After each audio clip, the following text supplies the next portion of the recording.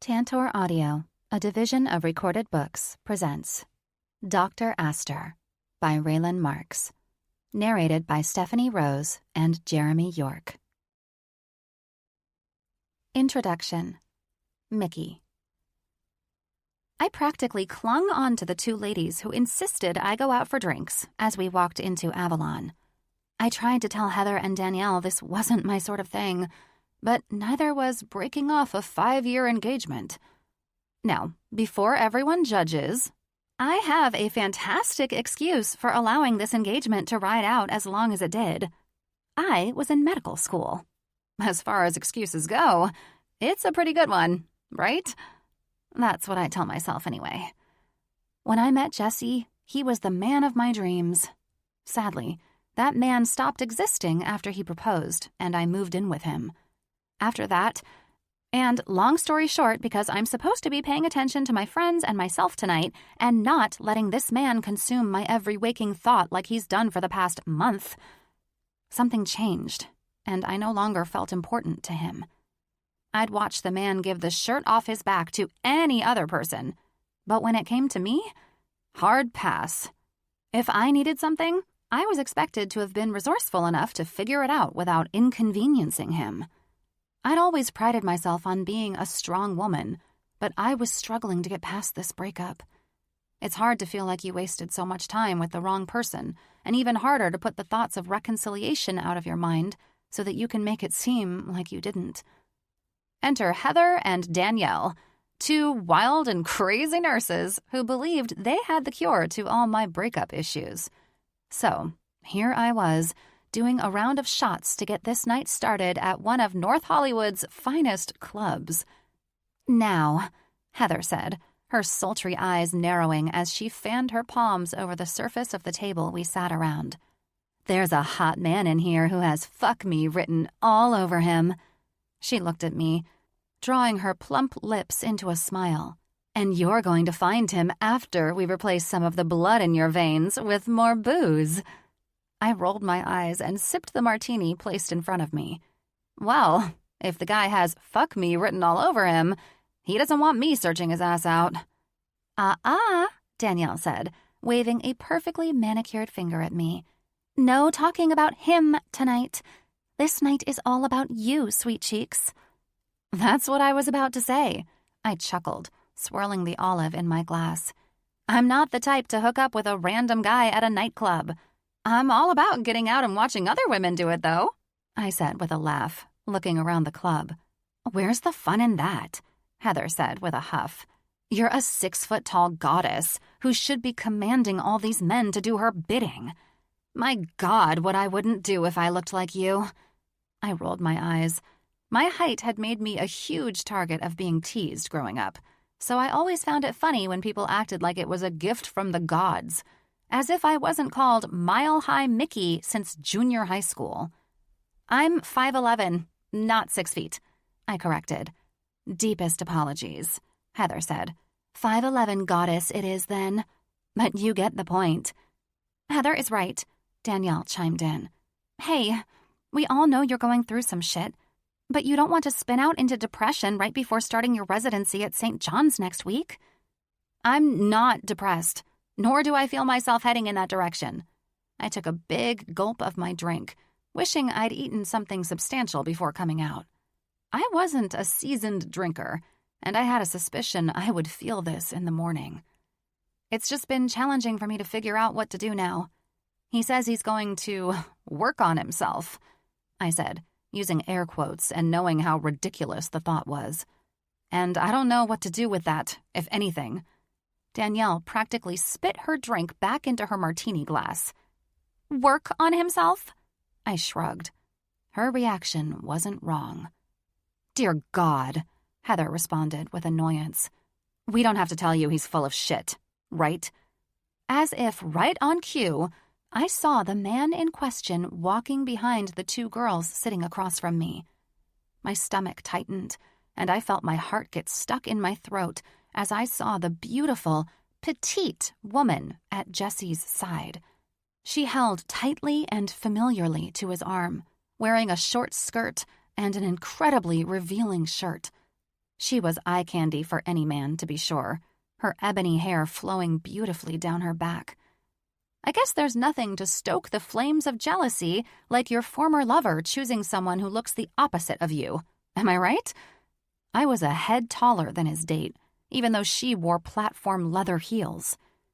As I was beginning to wonder if that was the type of woman he wanted all along, Heather interrupted my insecure thoughts. "What the fuck am I looking at?" she said, looking over her shoulder, not seeing that Jesse was here and walking with a woman at his side. I couldn't answer her. A fair amount of alcohol-induced rage replaced my fleeting insecurity, and I had the most inexplicable desire to make that little rat bastard suffer for having the nerve to act like he was going to work on himself. My friends became a blur as my eyes scanned the room and landed on a man so gorgeous, it was as if God himself shone a light from heaven to direct me to him so I could enact the revenge plot that was forming in my tipsy brain. I stood, told my friends to give me a minute, and walked over to the table to interrupt the group of well-dressed men minding their business. "Gentlemen," I said in a voice I did not know I possessed. "Ma'am," a deep, smooth voice said with humor. My eyes drifted to the man sitting to my right. He was a perfect 20 on a scale of 1 to 10. He was my guy, and he would go along with this. "What's your name?" I asked with a smile that I could see he certainly liked. He sat back in his seat and crossed his arms.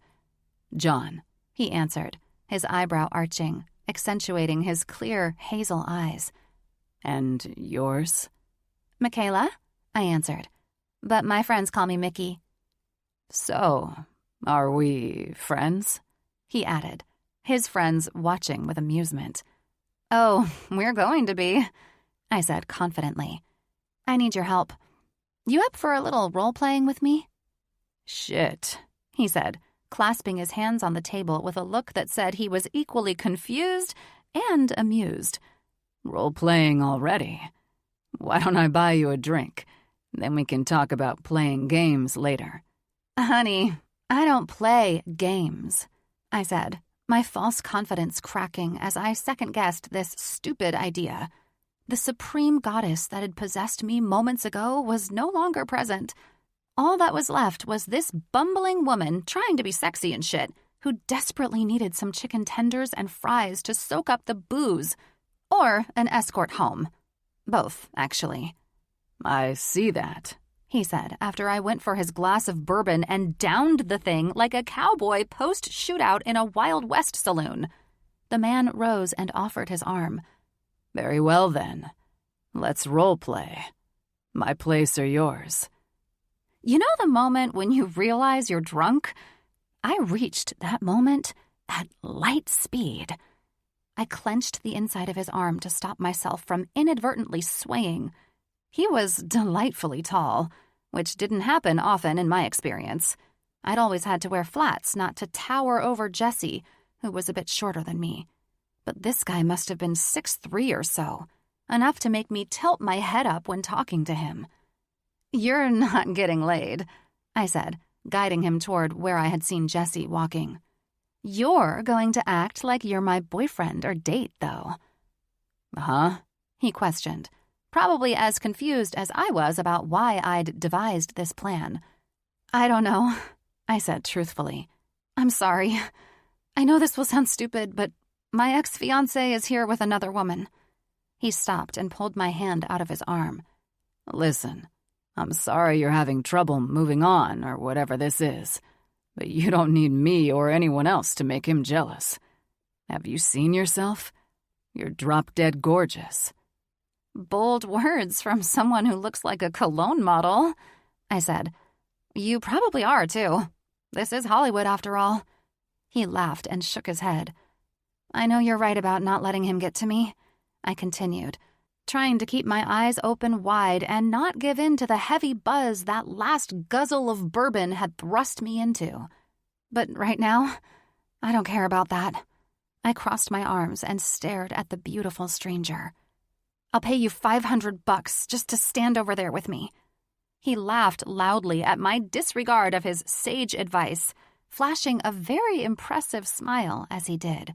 Stand there with you and get my ass kicked when this guy does realize he's lost his beautiful woman to a chump like me? You're hardly a chump. I rolled my eyes. Fine. You want to play hardball? I'll pay you $1,000. He smiled in what seemed to be disbelief. Now you're treating me like I'm some damn escort? What? You're paying me to offer fake relationship services. Male escorts are used for sex, I said, not truly knowing what exactly they were used for. It doesn't fucking matter. He chuckled. I could tell the guy was having fun with my unfortunate situation. I'm not going to be bought to do favors for a beautiful woman. Then do it for free. Listen, I'm desperate here. I sized the guy up. And don't worry, Jesse won't fight you. The man is all bark and no bite. Well, if there's one thing I can do, it's defend myself. So you'll do it? I think you should come home with me and give him something to really be jealous about. Not this fake shit of pretending I'm some pop-up boyfriend. Does that insult you? I teased. A bit, yeah. I don't think any woman has offered to pay me to be a stand-in boyfriend to make another jealous. In fact... He gave me a silly expression, making me realize I was enjoying this playful banter much more than the idea of revenge.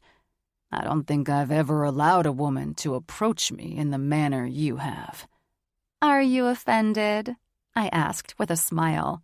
He had some kind of air of superiority that I found particularly attractive. I don't get offended, Mickey, he answered. Good. Neither do I. I was shocked that he remembered my name after all the nonsense that had transpired up to now. His face, handsome as ever, twisted up into the most attractive expression. Would it surprise you for me to admit that after all we've been through, I'm extremely confused?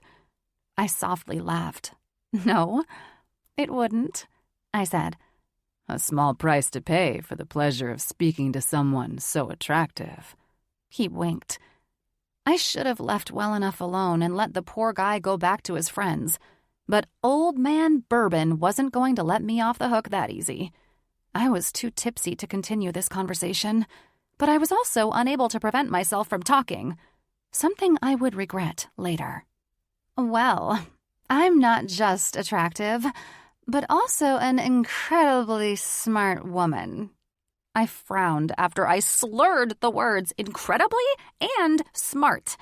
If there was ever a cringe that could be felt head to toe, it was mine right now. His lips tightened, holding back from justifiably laughing in my face. Incredibly smart, you say? The alcohol spurred me on, and despite me cursing my existence on the inside, I foolishly continued with the confidence of a warhorse. Yes, I do say. I was top of my class at Stanford, and I start a kick-ass residency at St. John's on Monday morning.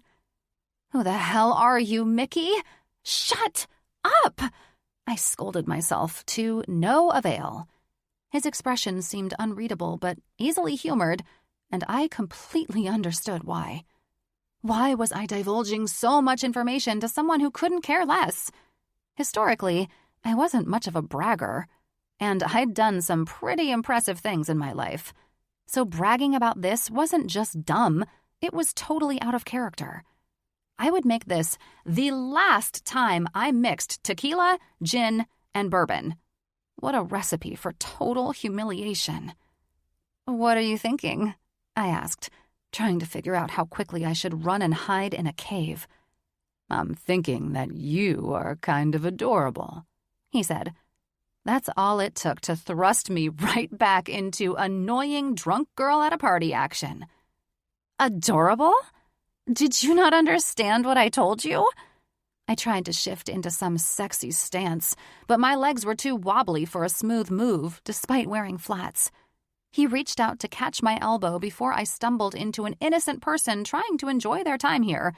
unlike me obnoxiously harassing this poor man who was compelled for some strange reason to humor my foolishness. "You basically said you were a nerd in school," he jabbed back. "Correct me if I'm wrong, but graduating at the top of med school just radiates nerd vibes." I narrowed my eyes at his cocky smile. "Did you just say nerd vibes?" I questioned the nerve of this guy. "Big-time nerd vibes," he confirmed in a low voice that was insanely sexy, even when reducing my years of hard work into 2 ridiculous, kind of funny if I'm honest, words. "Well, we'll see if I'm a nerd when I become the chief of St. John's obstetrics unit." His eyebrows shot up in humor, and he crossed his arms. "You're not one to fuck around, are you?" I shook my head, knowing that if I kept talking, I would just say more stupid things. "Dr. Mickey, then?"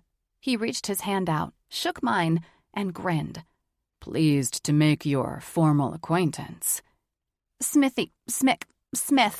I stumbled over my words like a baby deer because apparently I hadn't humiliated myself enough yet. Dr. Smith. "Ah, I see. Well." Before John could finish his sentence, I saw Jesse charge him from the side, shoving him so hard I thought he would fall. I'd almost forgotten Jesse was here. Now I watched as John spun around reflexively and effortlessly thrust his hand into a particular point on Jesse's abdomen that made him drop like a sack of potatoes, struggling to catch his breath. Security rushed the sections at Avalon and securing a permanent place to live that was closer to the hospital than the place I'd been renting in the valley. My Aunt Beverly made a small fortune as an actress, playing Vivian Winthrop on The Lighthouse, a soap opera that had been on the air forever. She finally retired after spending the past few decades portraying the glamorous heiress. She liked to joke about having been brought back from the dead 3 times more than Jesus, but the last time she died, it stuck. Aunt Beverly was much like Vivian in that she'd raked in millions from countless ex-husbands, but thankfully, she had no evil twins to speak of. Luckily for me, she asked me if I would house-sit for her for the next 12 to 18 months while she tried her hand at producing and acting in a movie that was set to film in Morocco. The thought of Aunt Bev filming in Marrakesh, the woman who wore silk nightgowns and fur stoles around the house, was almost funny enough to ask if I could come and be a witness. I only hoped there would be camels involved. She owned a stunning old Hollywood home in Los Feliz. You could feel the glitz and glamour driving through the hills to get to her house, and I'd be lying if I didn't admit that I always felt extremely fancy every time I stayed there. So, there were more perks than location to staying in this old mansion, and I was hoping to enjoy it, even though I knew my residency wouldn't leave much free time. Once I was dressed and headed to St. John's in the back of an Uber, my nerves started to take hold. When we approached the hospital and I got out, I was struck again by how beautiful the place was. It was state-of-the-art inside, and outside it looked like a grand museum. We went through the usual protocols of starting the residency program, and while I looked around and saw the other residents and interns looking like they could fall asleep, I enjoyed every second of it. Getting an offer to work at this place was like hitting the jackpot, and I wouldn't be squandering this opportunity. My competitiveness as a swimmer got me a spot on the goddamn Olympic team, so I knew what it took to dig deep. And if I hadn't gotten in that stupid accident, I might have a gold medal to show for it. I got to choose the department where I wanted to spend the following year, so the chief of obstetrics, Dr. Allen, started our tour on the 3rd floor, surrounded by windows with views of the East Gardens. "Dr. Smith, the first OB I'd like to introduce you to is Dr. Aster. We're headed to his office now," Dr. Allen said. "He is still quite young, but he is a remarkable doctor, and I think he will be a very valuable resource to you as you navigate this place." "That sounds great," I said as we rounded a corner and landed at an office door. Dr. Allen knocked on the open door, greeting the doctor we were there to see. I walked in to stand next to Dr. Allen, ready to meet the doctor who would be my lifeline for the coming months, only to have my happy little bubble popped instantly. Fucking John! What were the odds? I'll tell you what the odds were. They were 100% in Karma's favor. Bragging to John about being a doctor was the equivalent of a high school quarterback bragging to Jalen Hurts about being a football player. What an absolute tool you are, Mickey. My bad luck would have been almost laughable if I didn't want to fade into oblivion at that moment. Dr. Aster, Dr. Allen said politely. I'd like to introduce you to the new OB resident. His perfectly white teeth flashed like the Cheshire Cat when he rose and walked around his desk to shake my hand. Dr. Mickey, I believe. He questioned with a wink that was not helping the fact that he was hotter now than I remembered. Dr. Smith, I said, shoving my hand into his and hoping I wouldn't have to explain this to Dr. Allen. Dr. Mickey? Dr. Allen turned to me with a smile, his eyes questioning how the fuck Dr. Aster knew my name. Ah, yes, Dr. Smith, Dr. Aster said, while I could only focus on not having my mouth gape open like a trout. Mickey is short for Mikayla, I said, pulling my hand back from shaking Dr. Aster's and looking at Dr. Allen for help. With what? I had no clue. It seems my mouth was full of words not 2 nights ago with this clown, but now I was speechless. And you know Dr. Mickey, then? Dr. Allen said. It's not... No, I mean, yes, we've met. I prefer Dr. Smith, I said, stumbling over my words like a buffoon. We met at Avalon, Dr. Aster said, not ashamed to admit any prior contact with me.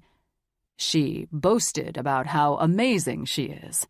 He finally peeled his eyes from mine and looked over at Dr. Allen. And she reassured me that we selected the best candidate for our department. Ah, I see, Dr. Allen said. Well, it's good to see a little confidence in our new hires, as it's not an easy gig to land. He grinned at me, then looked back at Dr. Aster. Reminds me a lot of you when you started your internship here, he said with a laugh. Fair enough, Dr. Aster said, looking at the chief with a mischievous grin. I had no idea what to expect from this point on, but this much I knew. As much as I desperately wanted to forget about the night I met John, Dr. Aster wouldn't let me. Chapter 1. John. After ensuring my new resident was as excited to begin working as she was the other night, I made my exit so Dr. Smith could relax after the shock of realizing I would be her superior. She was one of 5 people starting today, 4 of whom were interns straight out of med school, but she landed the coveted special residency that St. John's offered. Because she'd done double coursework at Stanford and had already done her internship at UC Irvine, she could come here and choose the specialty she was most interested in. I was among the first people to be awarded the special residency when I was starting out, so I knew firsthand that you had to be the top candidate in the country to receive it. She certainly wasn't lying when she bragged about how smart she was. You had to be running on all cylinders and very little sleep to pull off what she did, and I know because I did it myself. When we met, I probably should have told her that I worked at St. John's, but the way she was going on, trying to be impressive, was too irresistible. I knew I'd see her this morning, and I couldn't wait to see the look on her face when she realized who I was. Typically, new hires would be directed to their lockers, given their badges, and thrown into the thick of it, but I insisted Chief Allen bring our special resident to me straight away. I'm sure it didn't take him long to realize I had something up my sleeve. Anyone who knew me knew that doing something like this was to be expected. Not to brag, but our team was comprised of the happiest fucking doctors on the planet, and everyone knew that if they weren't on guard, I would prank them when they least expected it. I loved working at this place. I loved the environment, and I loved the staff. Everyone here was filled with life and awesome energy, and they were dedicated to providing the best possible reproductive health care. One truth about our job was that the highs were very high, and the lows could be catastrophically low. So it was crucial for us all to be understanding and empathetic, no matter the situation. I took a lot of shit from my frat brothers about choosing this specialty, but I'm glad I didn't let their bullshit dissuade me. This job was about more than dealing with the female anatomy. It was helping bring new life into the world and helping women choose the right path for their reproductive health. And I can tell you that nothing is more magical than watching a mother or father lay eyes on their baby for the first time. Nothing. That one gets me every damn time. I came from a family that didn't place much value on my hobby of becoming a physician. Not to complain, because I've lived a life of luxury that most people cannot fathom, but because I come from old money, I'm looked at like a three-headed monster in my family for choosing to work. Unlike my brothers, Sebastian and Mark, who are perfectly content to live off the Aster's generational wealth, I wanted more. I'm well aware that I have no need to work, now or ever, but I couldn't imagine a life hopping from yachts to galas to weekends in the Hamptons without purpose. Nevertheless, my career path was almost tantamount to all-out familial rebellion, and I had to be grateful that my parents allowed it at all. Maybe being the youngest in the family afforded me the luxury of not following the family rules, which were laid out before my great-grandfather was even born. I came from old money, as everyone in my family liked to remind me, and that means you're automatically supposed to think you're better than everyone else. God forbid you made your fortune recently. You'd be considered an upstart. New money is earned, while old money is handed down over generations. Even amongst the 1%ers, there are classes. Ridiculous, right? The thing about old money is that it isn't flashy. My mother's plain beige handbag costs more than 20 grand, but you'd never know it, unlike people with new money who tend to wear their brands from head to toe. It's also an unwritten rule to devote much of their time and money to charities as a way to give back to society. And that is how my parents have justified my career in medicine. They allow me to give back to society through a medical career as if I don't also get a salary to do so. I don't dare correct their delusions. I'm just happy to be able to do what I want. As long as I'm not expected to settle down with the perfect wife who has been raised properly and understands what it means to be an Aster, like my brothers, I have no complaints. I'd rather die a bachelor than ever deal with my mother organizing a wedding. My God, the thought made me shudder. Luckily, I had no hopes or dreams of starting a family. My own family was headache enough, and the last thing I'd ever want is to drag anyone else into it. Besides, I couldn't imagine ever marrying any woman my mother would deem acceptable anyway. My mother came from old money herself, so she knew exactly who she was looking for in a daughter-in-law, and she knew what it meant to become worthy of the name Aster. I probably wouldn't be thinking about any of this if I weren't expected in Martha's Vineyard next weekend for my niece's christening. Knowing I must endure the typical family function was enough to even take the fun out of surprising Dr. Mickey this morning. Speaking of the devil, as soon as I walked into the cafeteria, my eyes were drawn to the table where Mickey sat with two of the new interns. I might not have followed the rules in high society, but I did follow my personal rules for not dating colleagues at this hospital. And until today, I'd never been tempted to break it. Many beautiful women worked at St. John's, but none looked like the Amazonian goddess before me. She had big green eyes and long, shiny, light brown hair that looked like it had been streaked with blonde after many days in the sun. She was gloriously tall and tanned, and even though her scrubs were hiding her physique, when I saw her at Avalon, I couldn't help but notice how fit she was. She had the body of a natural athlete, muscular and toned, and I wouldn't have been surprised if she had a six-pack. Like a big, stupid magnet, I was drawn straight to Mickey and the three others just because it's not uncommon in our unit to get called into delivery 2 seconds after sitting down to eat. "I think my issue is nerves," Dr. Fletcher responded, twisting a napkin in her hand. "I shouldn't admit that to you, though, Doctor." "I'm happy you did," I answered with a smile. "Trust me, the nerves will go away soon enough. However, I can't have you collapsing during a delivery because you haven't eaten." "I'm just going to stuff a granola bar in my face and hope it does the trick," Dr. Ling said with a grin and a shrug as Mickey and Dr. Fletcher laughed. "Listen, things will be fun on our ward. We all take care of each other here. Dr. Allen is a kind and patient man, and we're all very supportive of one another. I know things can get competitive, but we want the best for our people," I said, feeling them locked on to every word I said. "The hours can take their toll on you, but that's only if you allow it. We like to have fun when possible because the not-so-fun times can be overwhelming. I want all of you to be comfortable to come to me with anything, okay?"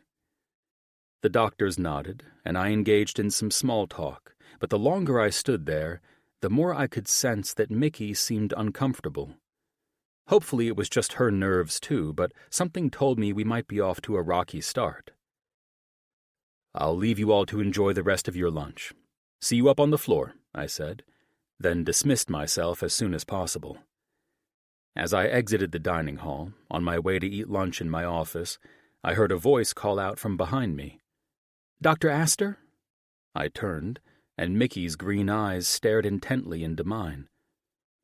"Dr. Smith," I said, my voice low and steady. "Why didn't you tell me you worked here the other night?" she asked. I smirked, and she frowned. Great. All I need is to piss off a newbie with no sense of humor. I swear she seemed so different the other night when she was begging my ass to be her stand-in boyfriend. "I believed you had bigger issues at hand," I said. "You know, like begging me to be your boyfriend to make that ex of yours jealous?" She crossed her arms. "I wasn't begging you to be my boyfriend." "Then what were you doing exactly, Doctor?" I teased, hoping she would chill the fuck out and have the personality I thought she had. Nothing made your job a fucking nightmare like working with an asshole, especially on 24-hour shifts. "Okay, fine," she said in a clipped tone, and I sighed in relief when I noted her nervousness. "That was what I was doing, but I was half drunk. And for the record, I don't do things like that. Ever." Huh, the ball is back in my court. She wants to make a great first impression. This is going to be fun. "I'm sure you don't," I said, trying to remain serious. "I really don't. A couple of nurses I know took me out to help me get over that bastard, and—" She covered her mouth and eyed the hallway we stood in. "I'm sorry. Is there somewhere we can go in private to speak about this?" Oh, I would love to ease your mind, but I won't. This is too much fun, I thought. I thrived off having a good time at other people's expense. Nothing like watching someone squirm. "I have some charts to go through, but don't worry. All is well, Dr. Smith." I turned to leave, and I could feel this woman's nerves blasting me with energy from behind. "Dr. Aster, you must know I'm mortified about everything. I'm going to have a difficult time working with you if you won't give me a chance to explain why I did what I did." For the first time in my life of giving people shit, which I always did, I actually felt bad for her. I may have been an egotistical asshole, but I had a heart, and it was evident that this woman was truly tormented. Of course, if she knew me and my personality, she wouldn't be ashamed in the slightest. In fact, if she were anything like the woman I met a few nights ago, she'd probably be trading jabs with me right now. "Listen, Dr. Smith," I said, facing her. "I understand why you're embarrassed, but allow me to ease your mind. I found it all very cute. Now, with that said, once you get to know me a bit better, and after hearing stories about me, you'll find that our run-in the other night was nothing to worry about. All I was doing was having a little fun with it, knowing you were coming to work here." "But we started off on the wrong foot," she said, still concerned. "I think we started off on the best foot," I answered truthfully. "When you get to know me, you'll agree." "No," she shook her head. "You already have no respect for me." I looked at her as if she had grown 2 heads. "What makes you think I have no respect for you? If I've offended you, Doctor, I am sorry. I only thought—" "No," she interrupted me. "You think I'm adorable and cute instead of seeing me as a professional colleague." First of all, being adorable and cute is a compliment. I held up my hand to stop her from saying anything. Secondly, I see your point. "You do?" "Indeed," I said. "You've worked hard to graduate at the top of your class, and getting this residency took a back-breaking amount of hard work. I can easily see why you stand proud, proclaiming you're not adorable or cute." She rolled her eyes and smeared a hand across her forehead. "You know, maybe it's best if we start over from here." "I was starting over from here," I played along. "You're the one who's insistent upon putting your actions under a microscope and claiming they were shameful, actions which nearly got my ass knocked out, by the way." "Sorry about that," she cringed. "It's fine," I patronized her. "Anyway, I just brought you in today in a fun way, hoping to ease any stress you may have had after learning I was your new lead doctor. Apparently that wasn't flying with you, so if you want nothing but professional from me—" "Thank you." She cut me off and practically hugged me. "I wasn't finished," I played back. God, I did hope this woman could handle my ass. "Oh, great," she said, giving me a brief glimpse again at the woman I met the other night. I smiled. "Yeah, so if you want professional behavior from me during our downtime, you're in for a disappointment. I'm a consummate professional when my patients are involved, but I'm not some old stiff stalking the halls of this place. I spend too much time here not to be happy and have fun, so you'd better be ready." "You're going to make my life hell here, aren't you?" "Depends on what level of hell you're talking about," I smirked. "Now go enjoy the last 5 minutes of your lunch. I'm not lying when I say it's usually so busy you can't get a bite of food down if you're on call. Enjoy the rare moments when they come."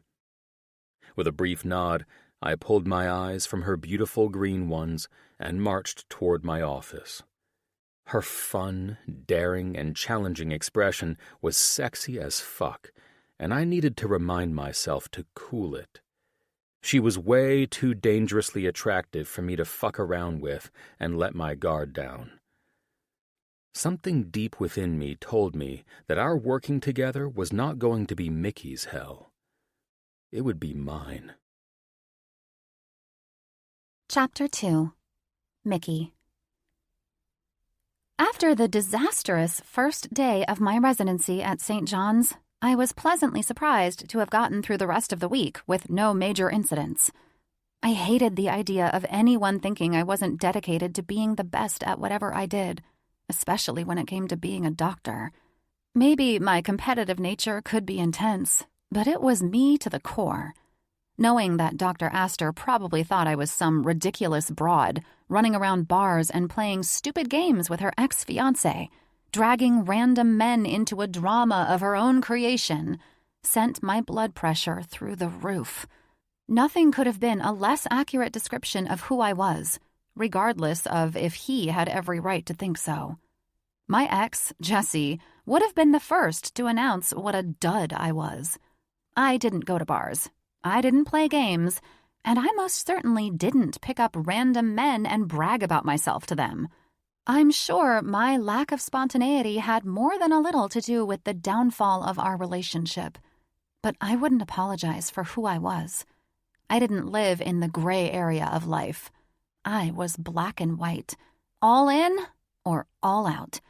Structure and discipline were how I almost made it to the Olympics and managed to get straight A's in every class I'd taken since the 7th grade. Jesse didn't exactly share my intensity, nor did he appreciate how often my pursuits took me away from him. The funny part was that he actually expected me to give up my career to stay home and be his dutiful wife. As if. I never understood how he could pretend to be so supportive of my medical career until it directly conflicted with the life he wanted. I suppose I should be grateful to have gotten out of the engagement sooner rather than later, if you consider 5 years to be sooner. But the breakdown of that relationship tripped me up more than I'd expected. I didn't want to choose between love and my career, and anyone who would ask me to do that wasn't someone I wanted to be with. It still sucks, though. Thankfully, Dr. Aster was right. The more I got to know him, the more I realized I didn't need to worry about the scene I'd caused the night we met. The guy was a funny and charismatic person. The fact that I thought he was a serious head doctor made me chuckle. I had a good deal of admiration for him. He was obviously a beautiful male specimen, tall and gorgeous, with a brilliant smile that sometimes took my breath away when it reached his hazel eyes. His looks weren't his best quality, though, which is saying a lot. It was his personality. The man was like a magnet, drawing everyone to him. He was joyful, energetic, flirty, and filled with life. The only drawback was that every woman wanted him, and he knew it. I wouldn't be shocked if he had a different woman in his bed every night. He was cocky enough to proclaim that he didn't do relationships because he didn't want to end up in my shoes, recruiting helpless, unsuspecting people at bars to be his date. I knew he would never let me live it down. But the upside was that it gave us something to bond over, no matter how stupid it made me look. Now, I just had to show him what I was really made of, and he needed to stop goofing around long enough to notice. "This was probably the longest on-call shift I've ever worked," Dan said, the nurse who'd been practically running from room to room with me all night, delivering babies. "I've only been here a week, and I'm convinced this isn't normal." I laughed. I swear, as soon as one sweet baby popped into the world, another was behind it, ready to join the party. "How many babies did we wind up delivering?" he asked. God, I don't even know. I sipped my coffee, leaning against the nurse's station. There are 60 minutes in an hour, right? 24-hour shift, Dan said with a laugh, stirring his mocha. 1,440 babies. I heard Dr. Aster's humored voice say. I glanced up at him, smiled, and shook my head. Yeah, right. It sure felt like it, Dan said, nudging me with his elbow, and I watched Dr. Aster's eyes fill with irritation. It was entirely unlike the man to have any expression other than a cheerful, friendly look on his face. "I know it feels like you've delivered a baby a minute over the night, but rest assured that you did not. The nursery is merely filled with 31 new infants." What the fuck is his problem? I thought, knowing this man couldn't possibly be jealous of 60-year-old Dan, the RN. I was too tired to ask or care. Aster was here to relieve my on-call ass for the day, so I could go home and move boxes to my aunt's house. His out-of-character, lousy mood was not my problem as of 14 minutes ago. "Merely 31, huh?" I said, rolling my eyes. "Let's go over charts, and then I'm going home to crash." "Ha," he smirked, taking the iPad from my hands and scanning through all the notes and charts of the patients I'd delivered all night and yesterday. "She's officially one of St. John's now." "She? If you're talking to me, I'm standing right here," I snapped, my exhaustion making me sound like a massive bitch. "I'm sorry. That came across much harsher than it was meant." I rubbed my forehead, ready for a justifiable reprimand. "Never apologize for being yourself." He glanced up from where he scanned the charts, winked at me, and then returned his attention to the iPad. "For being myself? You think I'm a bitch?" I said, wishing I could just shut my mouth around this man for once when I couldn't think straight. His eyes pulled up to meet mine as he hugged the iPad to his chest, and my tired eyes were instantly drawn to the V in his dark blue scrubs. My lips suddenly parched with the thought of pressing them into the center. "Stop. Fuck. Stop, Mickey," I ordered myself, knowing that after being awake for 24 hours straight, my brain operated at the equivalent of what it would if I were drunk. "I never said you were a bitch, Dr. Smith," he said, his eyes studying mine. "Though, I'll take your apology at Avalon tomorrow night." I grinned. "You've been asking me to go with you back to that place since my second day on the job. It's not going to happen." "It's not a date," he said. "I don't date my colleagues." "I never said it was a date, Dr. Aster." He grinned, and damn it, this one lit his eyes with humor, making it next to impossible to resist any request he might make. His long, dark eyelashes perfectly defined his hazel irises, making it difficult to focus. "I know. I'm just being upfront with you," he replied. "This way, when you do fall in love with me, you will have already been warned that I won't be returning those sentiments." This motherfucker. It's like he knew exactly what to say to challenge the athlete in me who never lost anything. Now, I wanted to fucking prove to him that I could spend time with him, at Avalon or anywhere, and not fall in love with his arrogant ass. Who could possibly fall in love with someone who was already so deeply in love with themselves? And you should know that I won't be returning those sentiments either. I was already warned in med school never to marry a doctor. His eyebrows knit together in humor. "Interesting. I didn't realize Stanford was offering relationship advice services." While my professor worked as an ER doctor, she married and divorced twice. 2 doctors. I guess you could say that her experience indicates that it is not a good idea for doctors to marry. He leaned back against the nurse's station, which was relatively quiet compared to the last 24 hours.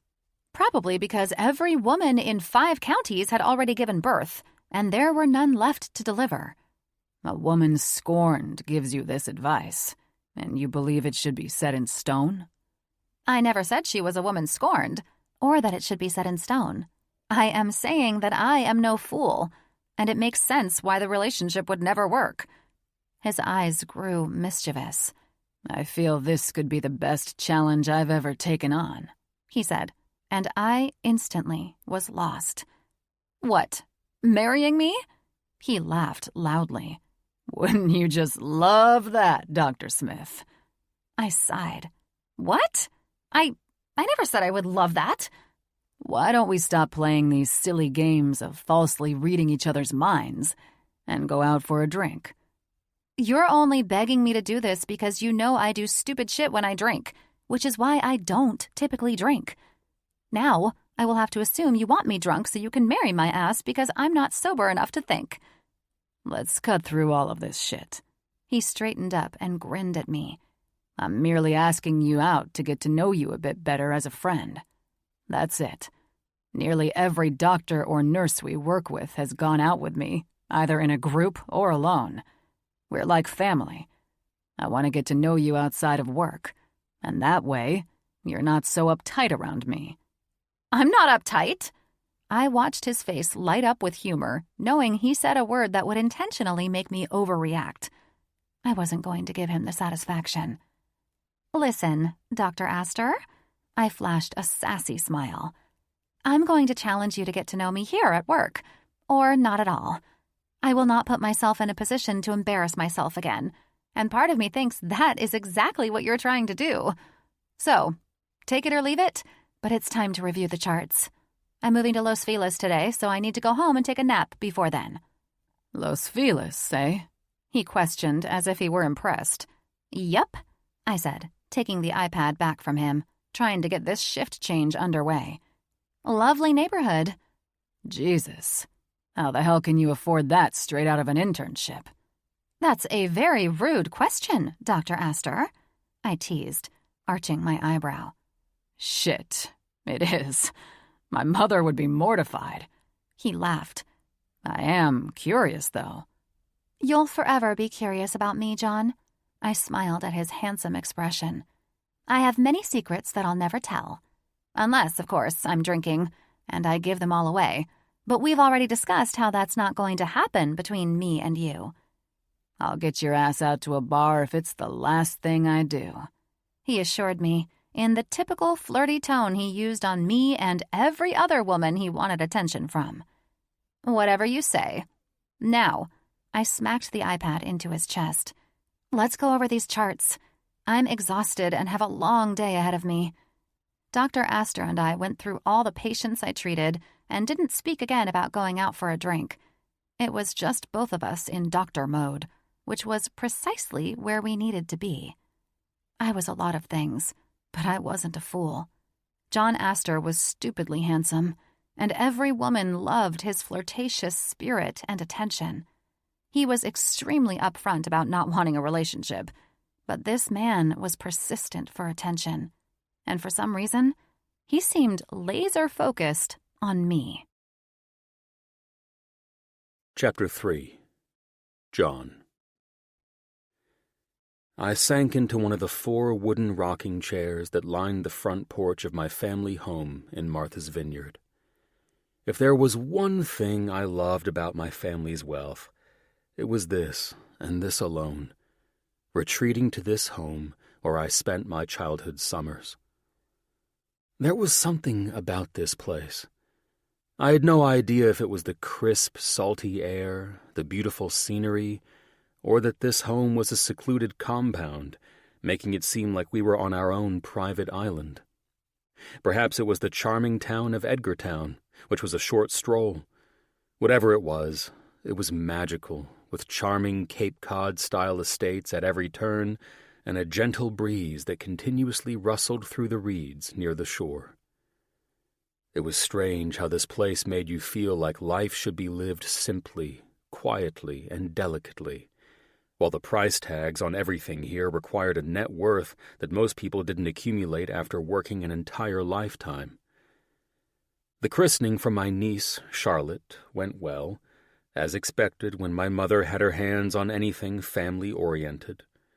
Charlotte was the daughter of my eldest brother, Sebastian, and his wife, Melissa. Charlotte was not only the first daughter of this highly esteemed and perfectly matched couple, but also the first granddaughter of our family. She was a doll, to be sure, but her life in this heavily governed and pristine family would be unlike any child I'd ever delivered. I was curious to see if she would ease perfectly into her role as the granddaughter of Sebastian IV and Margot Aster, or if she would buck against tradition. I grinned, imagining the 4-month-old infant rebelling against all this bullshit and following in the footsteps of her brave Uncle John. It probably wasn't cool to take pleasure in something that would surely send my mother to an early grave, but I always loved a good plot twist in the lives of us rich folk. I couldn't really wave my rebel flag, though, since I didn't exactly put up a fight when my mother insisted that I leave work for 2 days to attend the christening. Walking out on the porch and joining me, my brother Mark stated with his usual sarcasm, "Sipping a beer only an hour after we watched our precious niece's baptism?" "You know me," I confirmed with a soft laugh. "I also know our mother and sister-in-law, and both would make the next 2 days miserable for you if you're caught tarnishing this event in any way." I rolled my eyes and took another sip of my beer. Well, if they didn't want me drinking, they shouldn't have had the fridge stocked with beer. "You always have a great excuse for going off course." "I'm not anywhere near off course," I assured him. I pointed my beer bottle to the iced tea he held. "I may not be like you, engaged to mother's next choice for the perfect female specimen, but I'm most certainly not off course for drinking a fucking beer." "Now you're going to give me shit for asking Pollyanna to marry me?" I chuckled. Even her name is something Mom would have chosen if she'd had a daughter. "I'll kick your ass," he said with a laugh. I sighed, becoming somewhat serious. "Do you really love her, though?" He sighed, chuckled, and nodded his head. "I wouldn't have asked her to marry me if I didn't." I leaned forward, resting my elbows on my knees and looking over at him. I'm serious, Mark. Do you? Yes, jackass, he said, looking at me like I'd grown 2 heads. Why the hell would you even ask me that? I shrugged and sat back in my chair. Who knows? Maybe my beer is making me feel a little sentimental. Well, I'll be sure to ask if you're really happy when the day comes for you, baby brother. God. I took a larger drink with that statement. You can save your concerns for someone else because my ass is not settling down now or ever. Not even your sweet little niece can warm you up to the idea of at least dating? I looked at him and laughed.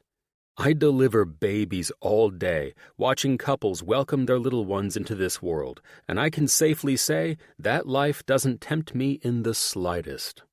I'm happy to be adventurous and carefree. Sure, Mark said mockingly. Trust me, you'll get sick of doing shit alone one day, and you'll want a woman you love to join you on your skydiving and rock climbing trips. I raised my eyebrows, surprised that my brother believed my happiness depended on a woman joining me in one of many things I loved doing in my downtime.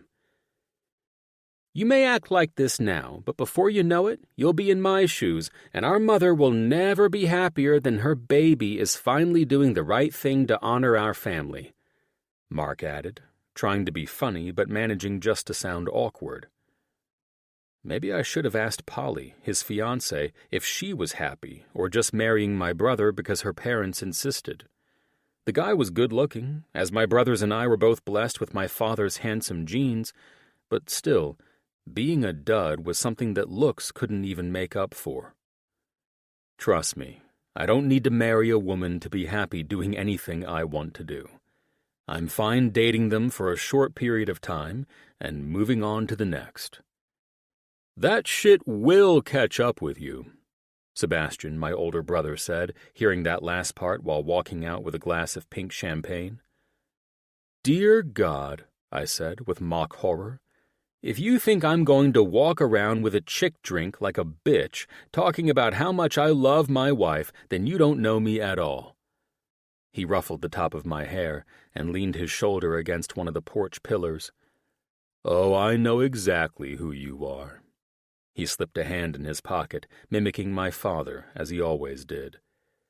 I know that once you get that lifestyle you chose out of your system, you'll be back in New York, or perhaps in France at one of our estates, helping Mark and me keep things running. One day, all of you might give me some credit for donating my genius mind to the medical field and appreciate that my calling is in my profession and not in producing enough wine to keep France in business. They both laughed, and I just stood my ground with a confident smile. Say what you will, Sebastian teased. You'll come crawling back home where you belong soon enough. That'll be the day, pal, I said. Try as I might to convince them otherwise, my family viewed my career as a meaningless distraction that they were waiting for me to get bored of. All right, Sebastian said. I was sent out here to retrieve you two. The guests who flew in for the celebration are arriving, and John needs to get out of his board shorts and put on some civilized clothes. He gripped my shoulder when I stood. I swear it looks like California chewed you up, digested you, and spit you back out. I laughed. Hey, California's doing some pretty amazing things for me. Maybe if I stay in these board shorts, little Miss Socialite, Rebecca, will steer clear of my ass while she's here with her family. Yeah, but Margaret won't, Sebastian said. God, she and her family better not be coming to this. She's your ex-girlfriend, for Christ's sake, Mark said. Well, she didn't land you or me, and there's one eligible bachelor left. You can both go fuck yourselves for even considering that. I'm going to go change, I said. I took off through the house and up the stairs, where I considered locking myself in my room to avoid this gathering until everyone left. I loved this fucking place. The charm, the privacy, the seclusion, and the escape. But I couldn't bear the bullshit I had to endure when I came here. If it wasn't my family harassing me about slumming it as a doctor, it was being forced to mingle with pretentious house guests. I did love my family, but I despised our social lifestyle, and I wished, sometimes, we had time together without entertaining anyone. That was why this life could never be enough for me. I would die happily single before I turned into what my brothers were. I'd spent most of the evening successfully avoiding any deep conversations with my father and the gentleman who practically sat at his feet, trying to gain knowledge about what's been going on in the family.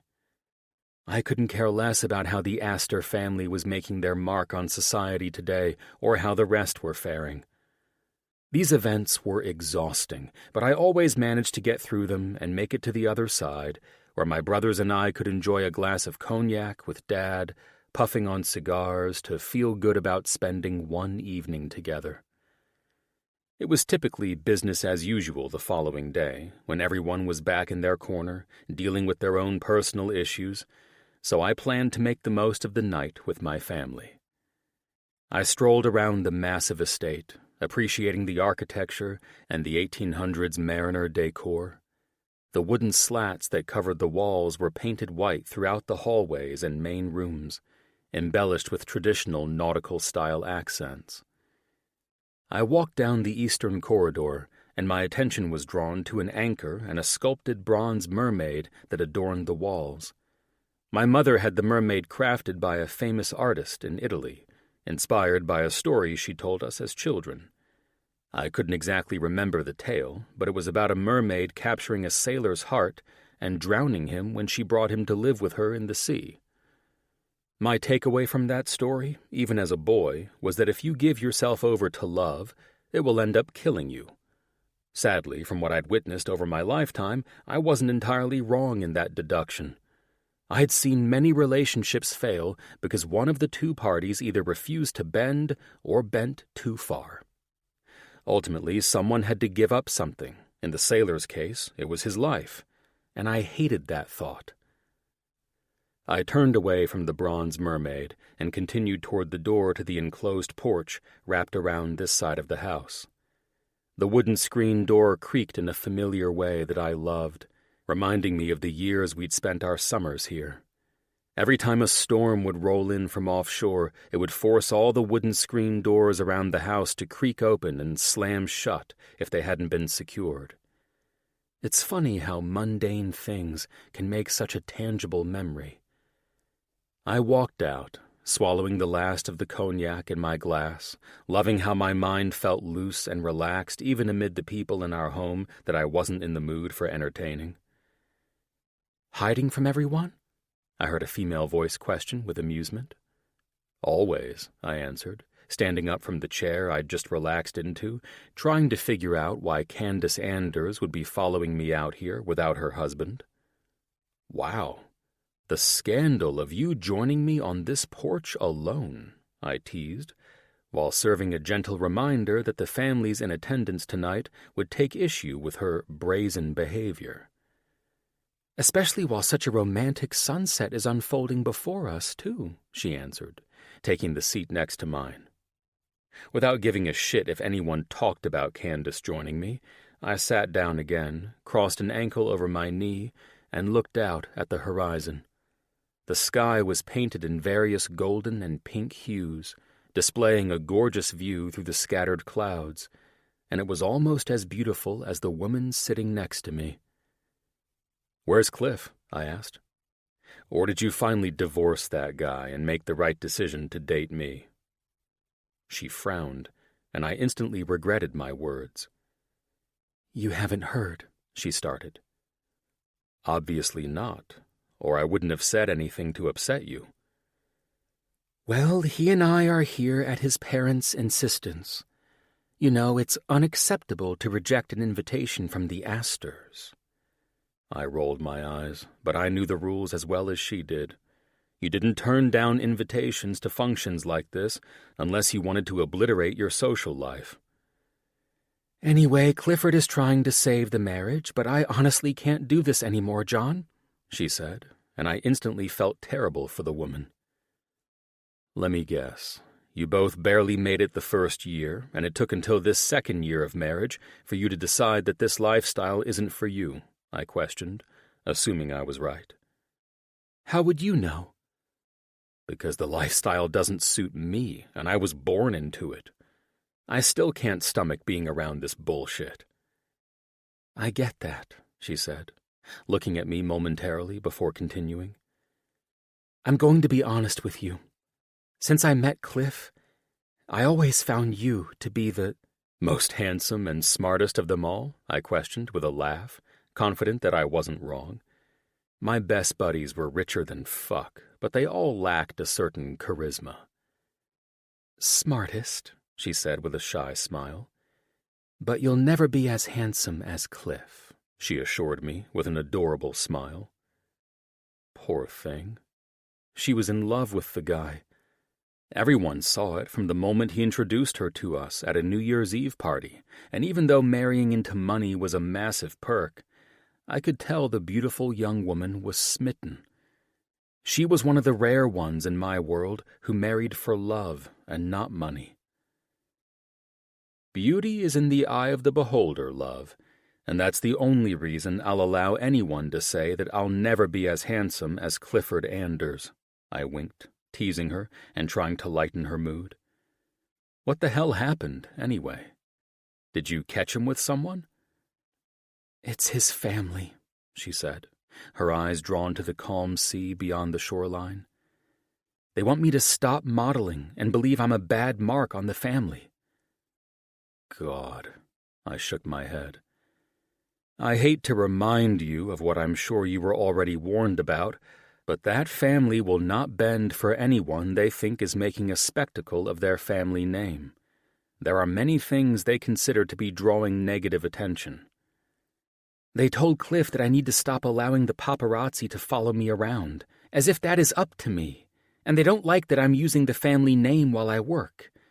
You know, I work for numerous designers, and they don't want that to ruin their reputation with all the others. They're concerned that it will show preferential treatment or some ridiculous nonsense. God forbid Laura Anders doesn't get dressed for the Met Gala by Christian Dior because of a job I did, right? I don't even know how to advise you on this, I said truthfully. This is most certainly not my wheelhouse. Isn't it, though? She questioned, as if I had the secret code to an upstart fitting in with a family that has protected its generational wealth for over a century. It's not.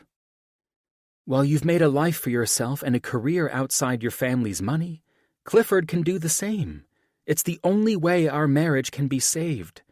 I can't be ordered to end my professional career because it's unsuitable for the family. You have to, Mark said sternly, coming out to join us. And hey, it's not a good look for you two to be out here alone, given what she and Cliff are going through right now. Mark shot me a warning look. I reclined against my chair. Good look or not, this poor thing, I pointed to Candace, is having a time from hell with old man Anders and that wife of his. She's just taking a breather. It's not appropriate, Mark insisted. And for a second I felt sorry for this bastard, too. I'm not fucking her on the porch, Mark, I said, having had enough of my brother treating me like I was 12 years old again. Everyone in there can shove their opinions up their asses, although they're so damn tight they probably couldn't squeeze in a mechanical pencil lead if they tried. That prompted a laugh from both Mark and Candace, and I shrugged. I honestly didn't give a fuck what the assholes in that house thought about how this looked. Jesus, if they are so fucking worried about Candace, why the hell are they putting her in a position to seek help from the black sheep of the family? I questioned. What's going on with you and Cliff? Mark questioned her. You haven't heard yet either? Unless something is official, Mark answered. We haven't heard anything. What's going on? I told you, she's having problems with his family. It's more than that. I'm filing for a divorce, she said softly. And if I were taking a drink of something, I'd have spewed it across the room at that statement. Divorce? Oh no. Big bad news. Now we shall have the greatest scandal to have hit in quite some time, I said. Is it really so bad that you're filing for divorce? I can't do all these rules. His parents control our lives, and he won't stand up to them. It's ruining everything. You see, I said, looking at Mark. This is the reason I'm not settling down. Huh? Mark questioned. It's this shit, I said. I was disturbed that this woman loved and adored her husband, but his fucking family was tearing their marriage apart, and it was taboo for him to stand up to them. Jesus, she can't even have a job without his family calling the shots. Relax, John, Mark said. You already get away with what Seb and I can't. You'll be just fine. He was right about that. I'd put boundaries on this bullshit years ago when I left and broke away from what was required of me. If I was ever guilt-tripped into believing that I still had rules to follow in any aspect of my life, I manipulated my role as the baby in the family and used it to my advantage. It sucked that Candace and Cliff were seeing their home destroyed from the inside out, but it was best to get out before she had a child. There was no way anyone on the outside would raise an heir of the Anders family. She'd probably never see that child again.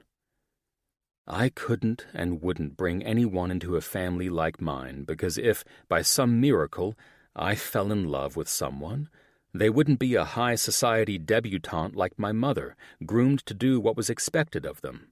They'd be an average person like Candace. Just another outsider for the rich and powerful to bend to their will.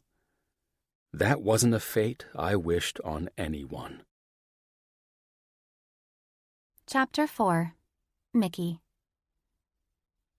After my 4th trip from my apartment, I walked into my aunt's apartment with my final box. I loved this place, and I was so thankful that she was letting me stay here while she was in Morocco. Here you come with the last of your things. And now, this dreamy home is yours for the next year or two, Aunt Beverly said with her sassy smile. I smiled as she greeted me in the oversized foyer of her home. It was decorated with 1940s fashionable charm, the peak of the golden age of Hollywood.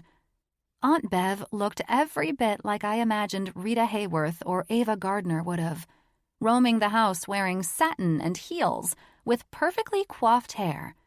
2 years, eh? I said, setting the box down.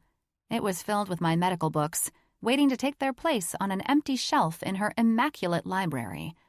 I might just take you up on that offer. If you know what's best for you, you will.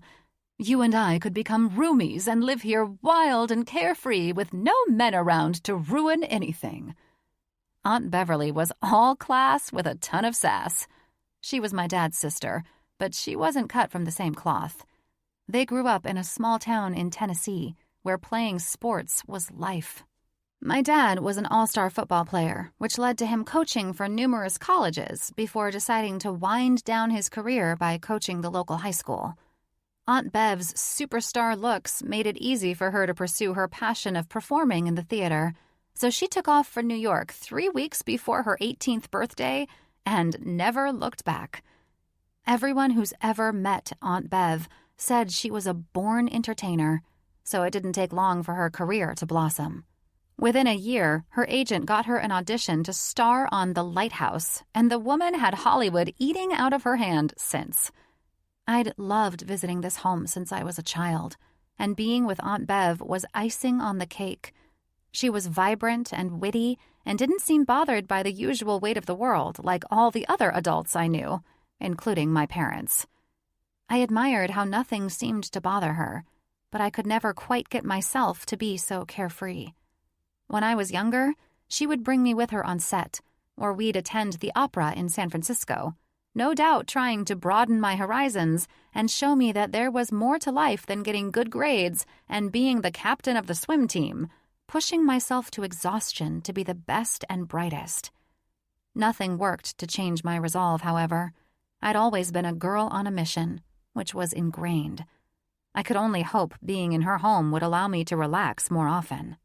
I was aware that being more flexible would only benefit me in my new career, and I needed to access that side of myself desperately, because if I weren't careful, I'd scare off John Aster with my bitchy personality and the rest of the hospital, too. So, Aunt Beverly said, her gold and pearl necklaces clanging together as they hung lavishly around her neck and over her silk dress. "Tell me all about your new job." I smiled and sipped the dirty martini she'd made for me. "It's great. The other day, I delivered over 30 babies within 24 hours. I finished with a laugh, seeing her eyes widen. "God in heaven," she said, covering her heart. "You had to stare at that many vaginas, child? I lived through the 70s, and that's still more than I've managed to see in a day." I shook my head with a laugh. "There were C-sections, too. Even if there weren't, Aunt Bev, it's wonderful to assist a mother in bringing a baby into the world. The whole process is beautiful." She smiled at me. "Well, I remember when I gave birth to your cousin, Anthony, and they asked if I wanted a mirror to see everything. Now," she held up one finger while sipping her martini, then returned to her conversation. "Don't get me wrong. My vagina is groomed and well cared for, and I'm sure most women would get plastic surgery for theirs to look half as good." "Of course," I nodded in humor as she took another drink. "But can you imagine? There was no way in hell I would watch a child burst forth from it." "That's just you," I said. "Some women treasure the moment." "How in God's name can you treasure your greatest asset being stretched from stem to stern?" "I can assure you that years in medical school and my internship have taught me that it is normal for the woman's vagina to stretch that much. It all goes back to normal." I laughed while she humored me, trying to be serious. "If it didn't return to normal size, then I would have demanded a C-section, as you well know." "Indeed. Now, let's move on to a different subject," I said. "Fair enough." She sat back on her rich velvet sofa, kicked off her heels, and curled her petite feet beneath her. "I heard you are officially done with that jackass Jesse." "A topic I don't wish to discuss even more than your vagina." "Well, you need to." She eyed me. "I can see the stress dragging down your beautiful face, dear, and I want you to get all this off your chest before I leave tomorrow morning." It's easy enough to say that he and I grew apart. I buried myself in medical school, and he traveled a lot for work. I'm just thankful I didn't have to go through the gut-wrenching process of a divorce, and we ended things sooner than later. "Agreed," she said. "Your mother told me he was with some woman at Avalon?" "God, you and Mom talk too much." "Your mother and I gossip, honey. We don't talk," she assured me. "I love your mom to death, of course, but you get all your uptight nonsense from her," she said, dramatically waving her hand in my direction. "Mom was always extremely strict, and I guess I'm pretty hard on myself, but I don't think it was all her," I answered with a smile. "Extremely strict is putting it mildly." She rolled her eyes. "That woman runs your father's show, and sometimes thinks she can run mine." "Her and Dad work, though. You know that," I said, not wanting to get into the fact that my mother was the world's biggest bitch when she wanted to be. I loved her to death, but there was a reason I was closer to my dad. She was a high school principal, one who would put Mr. Rooney from Ferris Bueller's Day Off to shame, and she didn't take shit from a single soul. Dad was softer and more forgiving. They were the supreme definition of opposites attracting. "Tell me about Jessie," she said, continuing to probe for more info. "Your mother may love to gossip and dig into drama to tell me how she would have handled things, but she never gets into the good details." I grinned and gave Aunt Bev all the dirty details about Jessie, but we spent more time talking about how I ended up embarrassing myself with Dr. Aster, only to find out he would be my superior. "Sounds to me like you have a keeper on your hands, and I don't say that lightly," she said. "While I appreciate your honesty, Aunt Bev, I will pass on that relationship advice. How many divorces have you had now?" "Touché. However, go with me on this." "Okay," I humored her, wanting to know her perspective. Well, first of all, he's quite humorous, and I know that without even having met him. The guy loves a good joke, and lately it seems I've made myself out to be the butt of all of them. I love that he was willing to rescue you while you played damsel in distress," she added. I guess she was going somewhere with all of this. "I wasn't playing the damsel in distress. I was half drunk and acting like an idiot." "That's beside the point. He played along to keep you around at the bar, and then kept your little moment going after Jessie tried to knock him out." She looked at me as if she had some ancient wisdom. "This boy will fall for you. Mark my words on that." "He's a complete player, Aunt Bev. He's dangerous, and I'm not bringing my heart anywhere near a man like him." "The players are the best ones, darling," she smiled, and I could see her eyes grow distant. "My first and only true love was a player." She laughed to herself. "He tried to bend, break, and shatter my heart. But I knew the game." Her eyes reconnected with mine. "And what's the game?" I asked. "Understanding how insecure these players are, of course." She smiled. "Michael was breathlessly handsome, a tall drink of water on a scorching hot day. His body was carved like a god, and he was only 22 years old." She flashed a shy smile at me. "All the women worshipped the ground he walked on as if he were Adonis himself. He adored the attention, and yet I was the one who saw through him." "How could someone like that be so insecure?" "Who knows, sweetheart? They're the only ones who can't see it," she continued. "Regardless, these people just want their egos stroked, and once their victim serves that purpose, they move on to another." "So how did you manage to play this little game?" "I didn't fuel his ego," she chuckled. "But oh, did he ever try to flatter me with words. It took a lot of me being unimpressed with him to make our relationship eventually work." She grew solemn as she looked down at her hands, absently twisting one of her rings. "So what happened to you two?" I questioned. She paused, lost in reflection with a look of sadness I'd never seen her wear. "He passed away in a tragic car accident," she finally said, before she stood. "I'm sorry, honey. Daytime martinis have a way of making me dredge up old heartaches." "Maybe one day you'll tell me more about him," I said, rising to meet her and hugging her. "He was my soulmate, sweetheart. My one true love.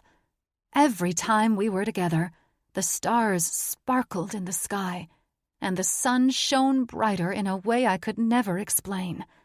My heart felt lighter, and we would get hopelessly lost in each other.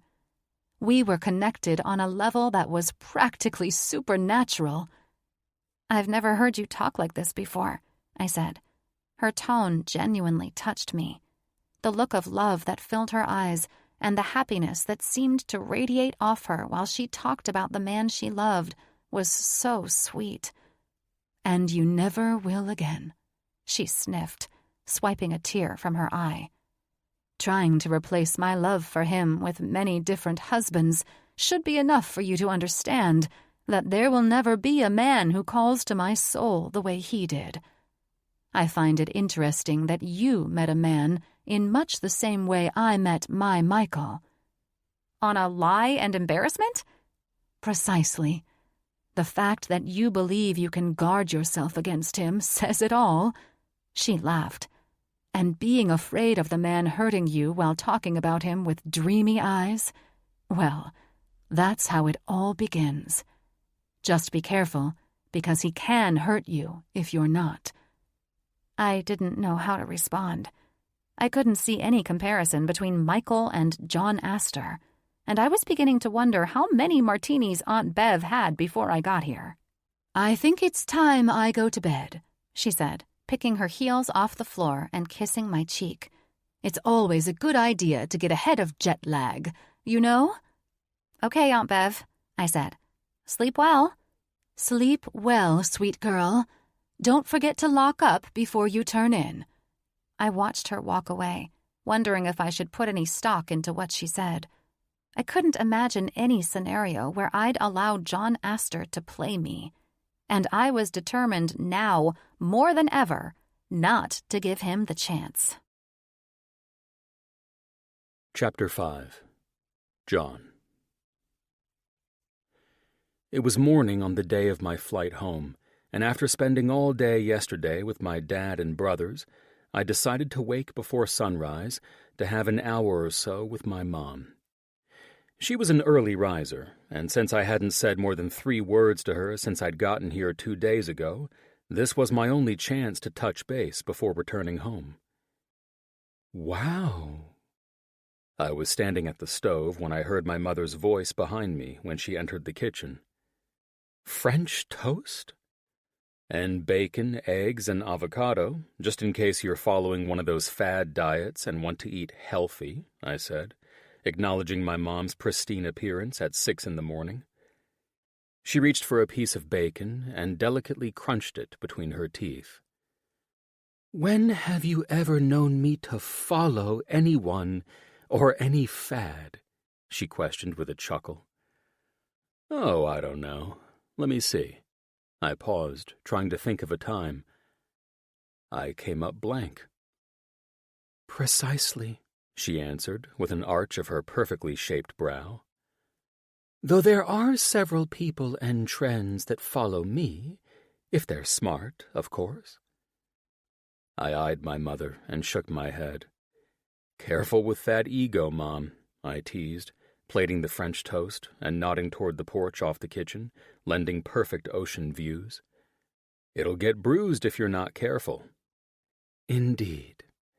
Well, this is all very lovely, she said, taking a seat at the table I'd had the staff set up for this quaint little breakfast. So what are we celebrating? My precious grandchild's christening, or have all my prayers been answered and my prodigal son is returning home where he belongs? Neither of those, I said, sitting across from her and placing a napkin on my lap. So it looks like you'll have to keep your prayer life going. I chuckled and sipped my espresso as she gave me a coy smile. I don't mean to insult you, sweetheart, she started, while carefully slicing through a powdered sugar-covered strawberry, taking the tiniest bite a human could manage. I'm not insulted, I said. I'm proud of myself, and after being around a house filled with wealthy socialites for an entire day, I'm confident that my opinions are the wisest of all. That's all that matters. Now I'm the one who feels insulted, she playfully bantered. Nah, I said, before chewing and swallowing a bite of my delicious French toast. You don't get insulted, you get even. It's as if they created that saying just for me, she laughed. Tell me something, she said, picking up her teacup and reclining in her chair, inhaling the aroma of her beloved lavender oolong tea before taking a sip. Evidently, the 5 bites she'd taken were enough to fill her up. Stop. I stabbed my fork into the 2 triangle slices of French toast she abandoned on her plate. How are you not devouring this delicious breakfast? I outdid myself this morning. It is quite delicious, she confirmed what I already knew. Perhaps you could open a little bakery on Park Avenue next to our home in Manhattan. You could make your billions there and be closer to home. You act like you just miss me, I said, knowing what my mother was trying to do, as if she would ever agree with me working and not filling my rightful role in this family. I do, she said earnestly. I miss our family being whole as it once was. Our family is whole, Mother, I said, picking up a glazed strawberry and popping it into my mouth. In fact, it's grown quite a bit since I've lived at home. You know I love my granddaughter, and Melissa and Pollyanna, of course. She said their names like she was reading a script, making sure not to leave anyone out.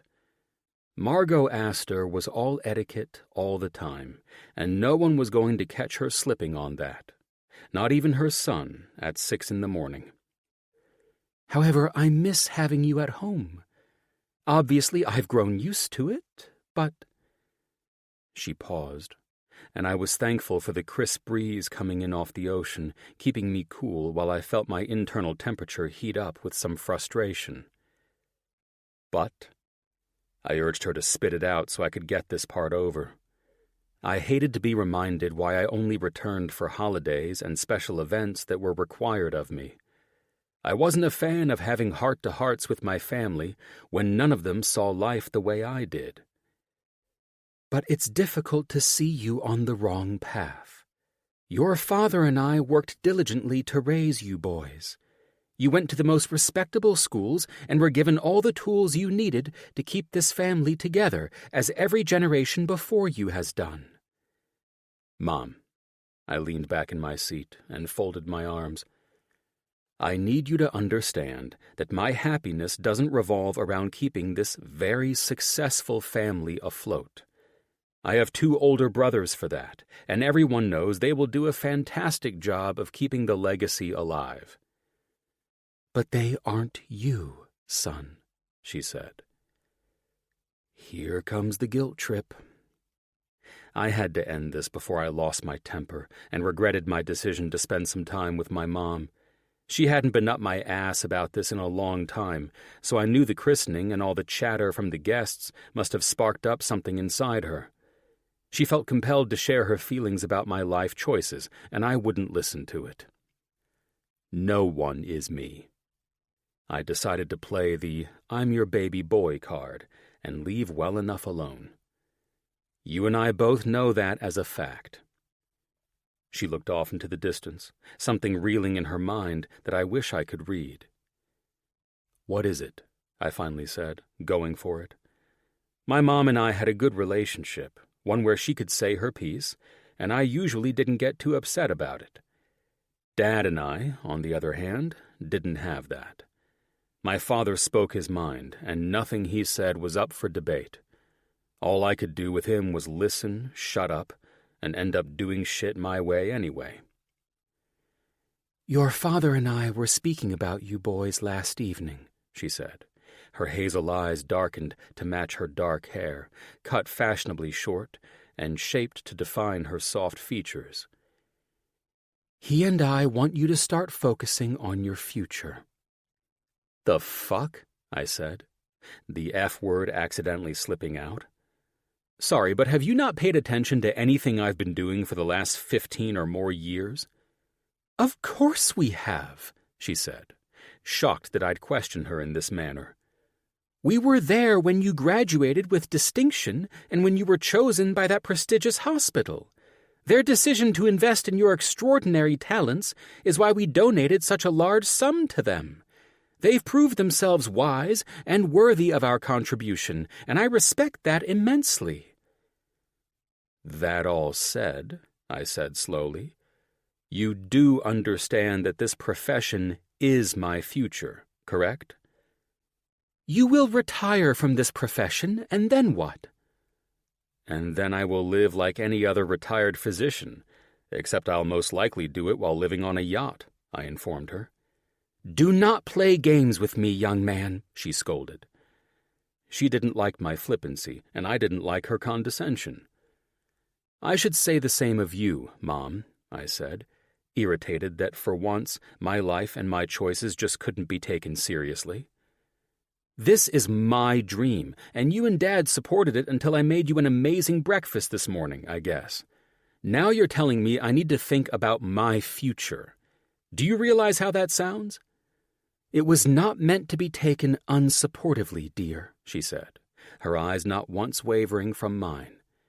"You've chosen the career of an ordinary man, but you are no ordinary man, and you do not come from an ordinary family." "Ordinary man?" Her words might have rendered me speechless if they came as a surprise. "Do you realize how preposterous that sounds, Mother? Do you think of what I do as ordinary, as if only the unremarkable can do it? Well, I can assure you that you are very wrong in your assumption." "You were meant for more," she said unflinchingly. "You were here this weekend. You saw the families and their esteem of your brothers, but they question your choices. Funny, I forgot to give a fuck about their opinions, I said. Please do not lower your intelligence by using such language in my presence. Nothing was more undignified to Margot Aster than the unnecessary usage of foul language. I had to get this conversation under control because it was going nowhere fast. I apologize, I said. I just don't understand where any of this is coming from.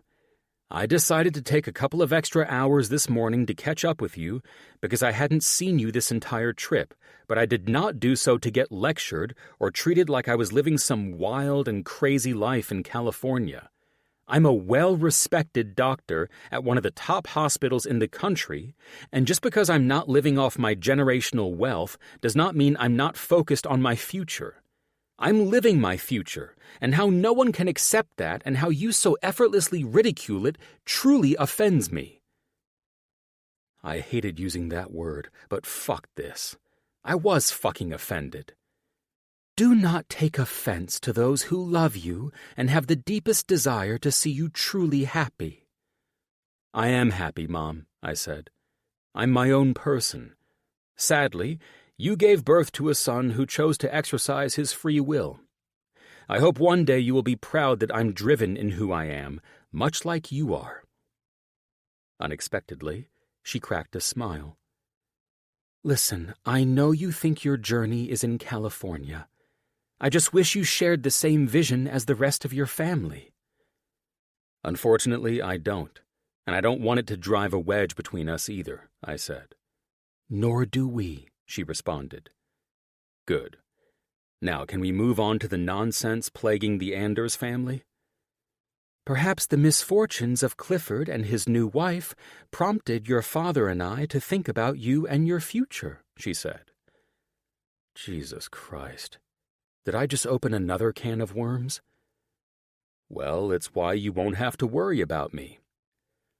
One day your heart will get the best of your mind, and then we shall see if you and Clifford Anders are in the same boat.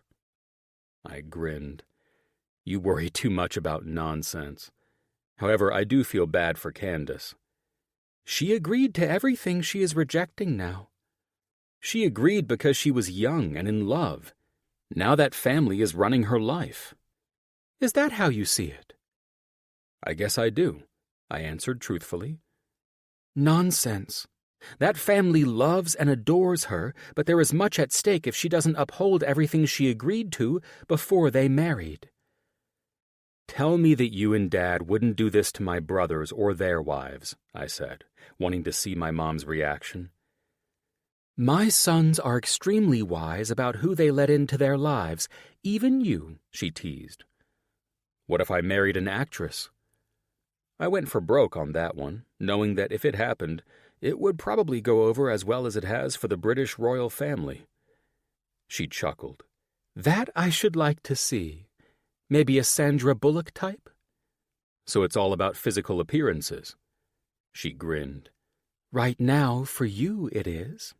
However, when you allow your heart and mind to agree on a partner, I trust we shall have nothing to worry about. You will use your sharp mind and loving heart to bring a beautiful soul into our family, and we will love her. My mom was being a tad too nice about this, but it was probably her way of smoothing things over before I left. She didn't want us to leave on bad terms. So she was playing nice, even though I knew she was entirely full of shit. If I brought home an actress, she'd have a stroke. I'm 1,000% confident we've just wasted these past minutes talking about something we won't need to worry about, but I appreciate you trusting me to decide relationships for myself. I never said I didn't, she said, rising. Come on. Let's take a quick walk on the beach and enjoy the last of our time together in peace. I took my mom's hand and gladly walked with her down to the shoreline. This conversation could have gone so many different ways. For my brothers, she wouldn't have bent at all. But because I was always able to get my way in this madness we called family, I was able to dodge the inevitable bullets. I was no fool, though. if I did fall for a woman one day, I would have to face my family's harsh judgment of her. Luckily, my years of convincing my parents to let me do what I wanted gave me the confidence to know that if the time came to bring someone home, I'd know exactly how to handle my family. Chapter 6. Mickey. It was official. I'd survived my first month at St. John's as a new resident. I loved everything about working at this hospital, including how John and I had settled into a fun friendship. The man certainly pranked all our asses every time we turned around, but when we worked the on-call shifts, it made for a lively night, especially when things were slow and our minds started to get tired. I was happier than I'd been in years. I'd finally settled down into exactly where I needed to be in life, and it was the most comfortable feeling in the world. Ring, ring. I picked up the phone while I stashed the last of my strawberries in a plastic baggie, adding them to the lunch I was taking to work. "Hey, Mom," I said, pinning my cell phone between my cheek and shoulder so I could finish packing the food into my lunch case. "Good morning, sweetheart," she chimed, no doubt cheerful because the first day of fall had finally arrived in the Smoky Mountains of Tennessee. My mother loved this time of year more than anyone I'd ever met, and my old hometown was never as beautiful as it was when the leaves changed color. "I haven't talked to you on the phone since the night you and Jesse—" "Mom," I interrupted her. "That was a month ago, and I don't want to talk about it. I'm sure you can think of better things to talk to Aunt Bev about behind my back." "I only discussed things with Beverly because she asked about your status when you were thinking about moving into her place." She defended her tendency to meddle. "But that's beside the point. I'm calling to make sure you're doing well and see how you like the new job. We haven't even talked about that yet." "Okay, I'm sorry. I've been super busy and I apologize that I haven't called you or Dad," I said. "I love the new job, but I can't talk now. My Uber just showed up, so I'm ready to head out." "Mikayla?" My mom said my name as if I were 10 years old and forgot to clean my room.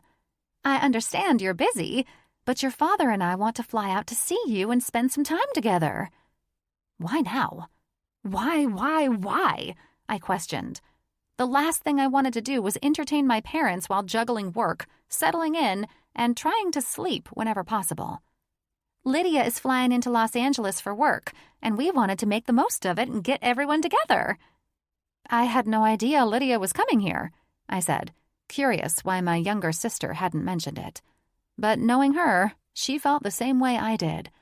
She was a fashion designer, constantly running all over the world, keeping up with her clients, so she knew what it meant to enjoy peace and quiet, something you didn't get with our parents. "It would be wonderful to see her."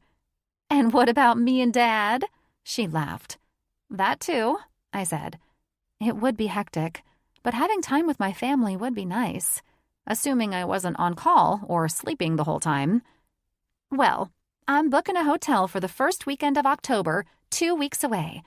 I hope we can all enjoy a nice dinner and maybe see how you're enjoying Aunt Beverly's home."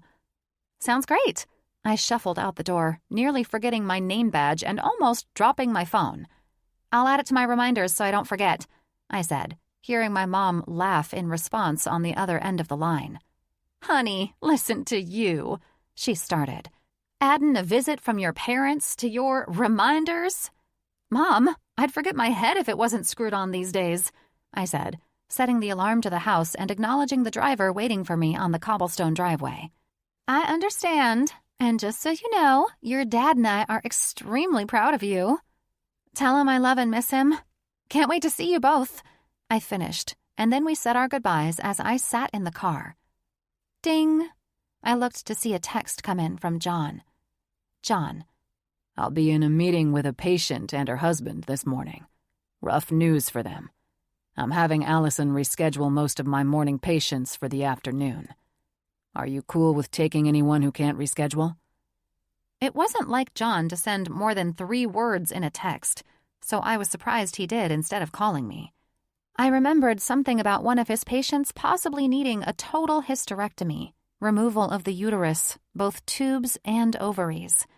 It was a life-altering surgery, and he was troubled not only because the patient was so young, only in her 20s, but she was also the wife of a friend.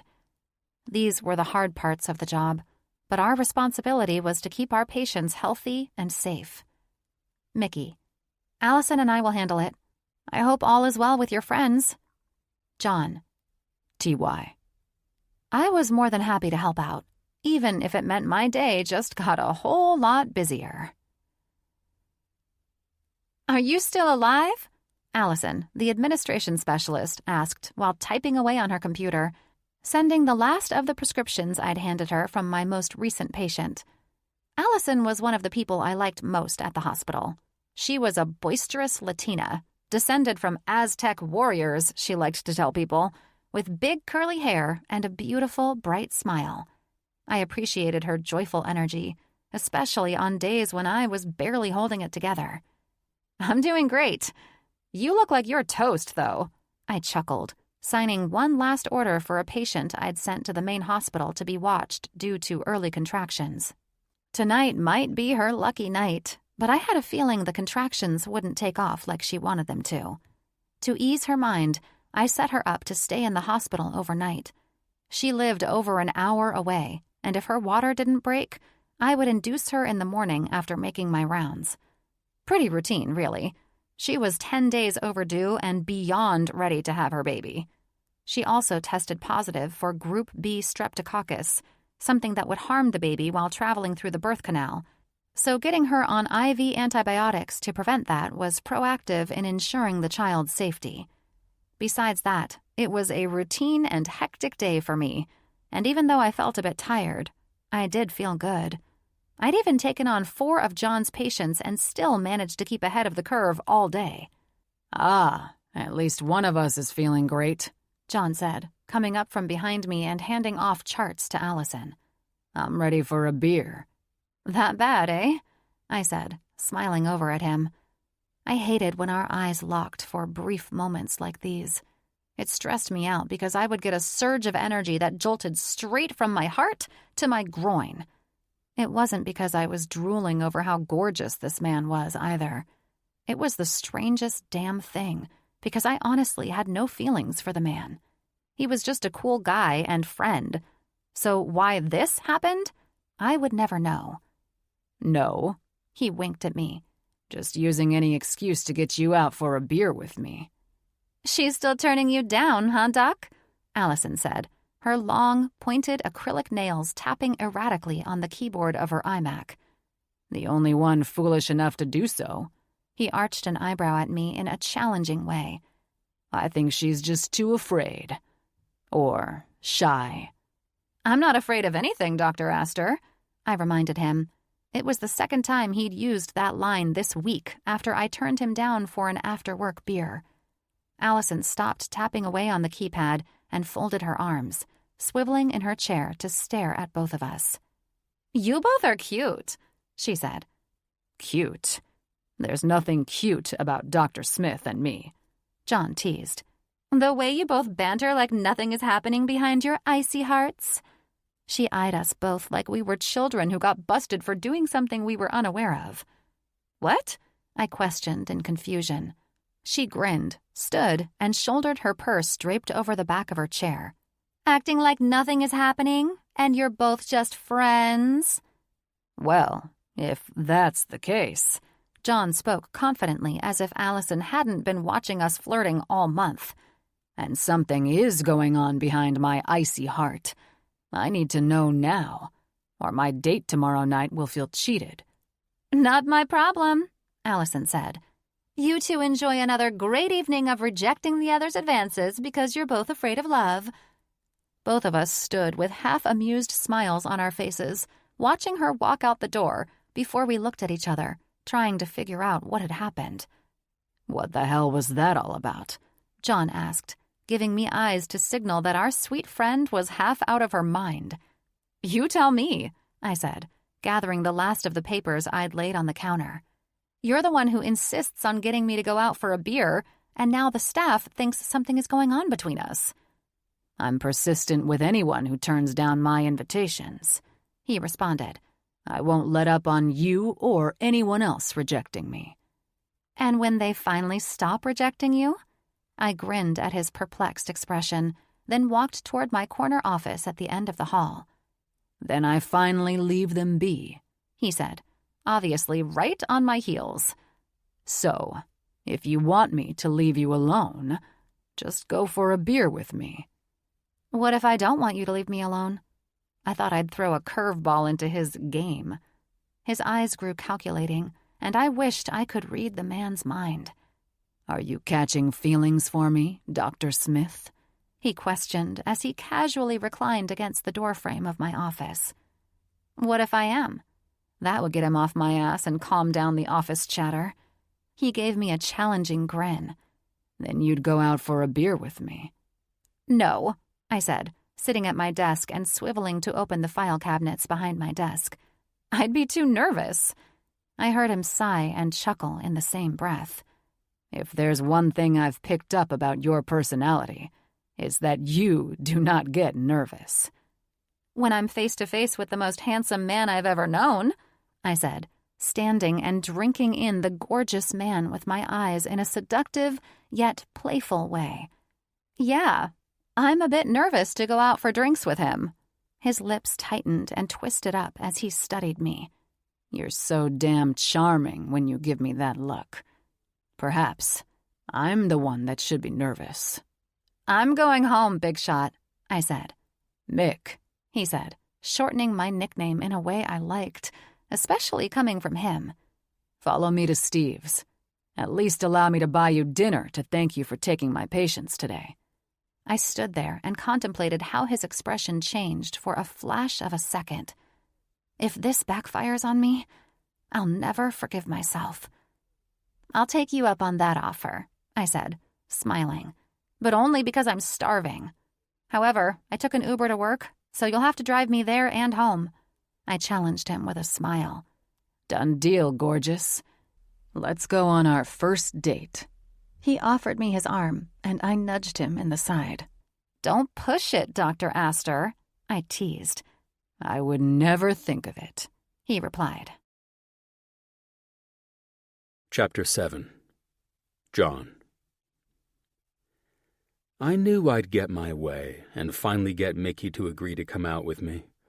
She was stubborn, but she was a challenge, and turned out to be a fun colleague to work with. Things took a definite turn for the better since her first day, when she was uptight as fuck. And though she could be a little too serious at times, Mickey was a great woman, and I was grateful to have a few hours alone with her outside of work.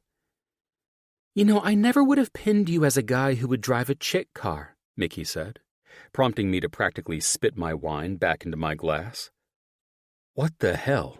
I answered in a lowered voice, since I took her to a 5-star restaurant to show her she had made the right decision by saying yes tonight. "That Ferrari is hardly a chick car. Chick magnet, yes, but a car that only chicks drive. No way." She grinned, her eyes drawn back to the menu. "Cherry red screams chick car," she said, her eyes glancing up to mine, then back down again. "Ferrari red is not cherry red," I said. "And now that we're done insulting my car, I'll say that you won't like anything on the right-hand side of that menu." "Oh?" she chuckled. "How would you know?" "Something tells me you're not the type that digs seafood or shellfish." "You're smarter than I gave you credit for." She folded her menu closed and crossed her arms over it. "I already know what I'm having." "A steak," I guessed. Pretty sure I was right. Her eyebrows went up, highlighting the beauty of her green irises. "What makes you think so? There are plenty of delicious pastas on that menu." "You're a steak gal," I said, eyeing her. She covered her laugh and reached for a slice of warm bread the waiter placed between us moments ago. She shook her head and laughed. "What makes me a steak gal? Because I'm from Tennessee?" "No," I said, genuinely believing that after a month of working together, I'd pretty much figured out Dr. Mikayla Smith. "Because you're driven, competitive, and love sports. A total carnivore." "That's why I'd pick the steak for my dinner." "Absolutely. You're nothing like these much softer ladies I've known. You're filled with determination, and you take no bullshit from anyone.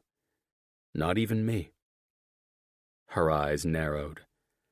"Lamb Wellington," she answered, with an arch of her brow. "Bullshit," I mouthed, knowing I was right. "Something tells me you've never had lamb a day in your life." Her head cocked to the side, and her eyes diverted past me while she chewed on her bottom lip. "Fine," she conceded. "You're too much sometimes." I nodded, knowing I hadn't lost my touch. I was good at shit like this. I had to be. I mean, look at my family. I'd be eaten alive if I didn't learn how to read a room or be able to size up a person at the drop of a hat. What I liked about being right with Mickey was that I found out that we had a lot in common, like our choice of profession, competitive nature, and sense of humor. She was just cool, and I liked being around her. We ordered our food, and after the waiter left, it got awkwardly silent at the table because I was suddenly taken by her appearance. She wore a creamy cashmere sweater that made her sun-kissed skin look like it glowed. Her collarbones tempted me, as I imagined my lips caressing and kissing them gently, working my way to the base of her neck, where her silky auburn hair would... "What the hell are you doing? You're not fucking anyone you work with. Ever." I internally scolded myself, knowing this would have to be the last time I risked taking Mickey out if I couldn't keep my hormones under control. "Do you want to know what I hate about dating?" she said. Her eyes finished roaming the room and landed on mine. "I sure hope it has nothing to do with something I'm not doing right now, because I'll remind you, we're not on a date, Dr. Smith," I teased, reminding myself of that very fact. "That's why I'm not saying that," she said, sipping her wine, then nodding toward a table to our right. "When you can discreetly look, there's a couple over there, and they look so uncomfortable." I immediately looked, only because I was asked to look discreetly, and the temptation was too strong. "They look adorable." I looked back at her, but her dress is quite revealing, and he's too damn stiff. "I'll bet you he ain't getting laid tonight," she chuckled. No bet needed. I glanced over to the candle-lit table again. She's forcing it, sipping on her wine uncomfortably but trying to be sexy. He's laughing too much at something that doesn't seem funny, while she keeps glancing down to make sure her boobs haven't sprung loose from her top. I chuckled and looked back at Mickey. "So you're a people watcher too, eh?" "Well, when the guy in front of me guesses my order correctly, then gets quiet, and his expression suddenly looks like he's trying to hold in a fart, yeah. I guess I've got to entertain myself," she said. "Holding in a fart?" I laughed abruptly, shocked at her deduction of my internal struggle of wanting to fuck her and walk away the following day. "That's what I looked like I was doing?" "I have no idea, but I can imagine that's how you would look if you were straining to take a shit or something." I damn near choked on my wine while hearing her out. "If only you knew what I was thinking about," I offered. "I'm just saying it seemed quite painful, is all," she answered. "Well, perhaps it was painful," I said, realizing that I would love to enjoy this woman's body in my home tonight, and it sucked that I couldn't. "Speaking of painful," she said, "how did things go with your friends today? The ones facing the hysterectomy?" My humor faded at that moment. I never took work home with me, but this was a hard one, especially since they were friends of mine. "I didn't have the chance to introduce you to them, but Dr. Mitchell is the chief cardiovascular surgeon at St. John's. He referred his wife, Ashley, to me after she'd been dealing with quite a bit of abdominal pain. Long story short, she has stage 1 ovarian cancer." I studied Mickey's expression and saw a look of surprise and sadness. Ovarian cancer was a silent killer, a disease that was one of the greatest enemies of our patients and us physicians. The patient could see a 70 to 90% survival rate for 5 years when caught in the early stages. However, I'd seen patients outlive even that survival rate when being aggressive with our treatment. It was devastating news to get, though, and one of the hardest to deliver. And it stung more having to pass it along to my friends, whom I'd grown to care about since I joined the St. John's team. "Oh my God," Mickey answered. "I'm so sorry to hear that news. How are they doing? How are you doing?" I liked talking about my feelings as much as the next emotionally suppressed wasp from Martha's Vineyard, but her empathy was comforting in a way that disarmed me. "They're doing as well as can be expected. Jake and Ash have this otherworldly love story, which will help them through this unfortunate prognosis together. They'll go through with the surgery and chemo treatments, and then Ashley will be another cancer survivor we will all praise. I believe that." "I know you deal with this all the time since your subspecialty is gynecological oncology, and you pretty much deliver babies for fun." She softened up a little, which I appreciated. "But how do you deal with it when it affects people you care about?" "The same as I would any other patient, of course," I advised her. "You know, I admire that in you," she offered. "Continuing your education to specialize in oncology is a decision that will save many lives." I smiled as our plates were placed in front of us. "So now you know why it's taken me so long to get where I am." "I considered going further myself," she said, mirroring me as we cut into our steaks. "Let me guess. Stanford Med's best student was itching so badly to get the next chief position at St. John's that she bypassed the future of saving women's lives by fighting the battle of reproductive cancers?" "No." After swallowing her first bite, she blotted the corners of her mouth with her napkin. "Well, maybe," she said cutely. "I thought about it, though, since there aren't many OBGYN oncologists, and so many women end up being treated by a regular oncologist who doesn't specialize in female reproduction." "Why didn't you go for it, then? I'd say you ran out of money because of student loans, but you live in a house in Los Feliz, so I know money wasn't the problem," I said, mainly because I was being nosy and wanted to know how she could afford to move there as a resident. "I know it was something. You're too driven not to chase another goal in this profession." "I guess I'm a big chicken," she finally offered, making me laugh in return. "A chicken? You?" "Nope, I'm not buying that. Cough it up, Mick," I said, cutting off another hunk of steak to savor as the sexy vixen across from me tried to remain proper, serious, and not challenged in the slightest. "Seriously?" she said thoughtfully. "I know as a physician my job is to save lives, and in our specialty we get to help families to bring their children into the world." "But," I said, digging for more and finding her highly attractive as she tried to piece together her thoughts carefully. "But," she tucked a loose strand of hair behind her ear, "I know there are sad moments, and I prefer to gravitate toward the more beautiful ones. I don't know if I have what it takes to work with cancer daily. I couldn't bear it." I noticed a shift in her demeanor when she mentioned the word cancer, as if she were frightened of it. "Cancer is a bastard," I started. "That's why I went on to pursue the specialty. I want to beat it, not just diagnose it." She shook her head. "That's where you have me beat, Dr. Aster." She smiled at me, but I didn't fail to see her grieved expression. "I don't think that's why you appear so upset now." I decided to dig a little deeper. "Who did you lose to the disease?" I was taking a risk by asking such a personal question, and for the first time, I felt nervous trying to get something out of someone.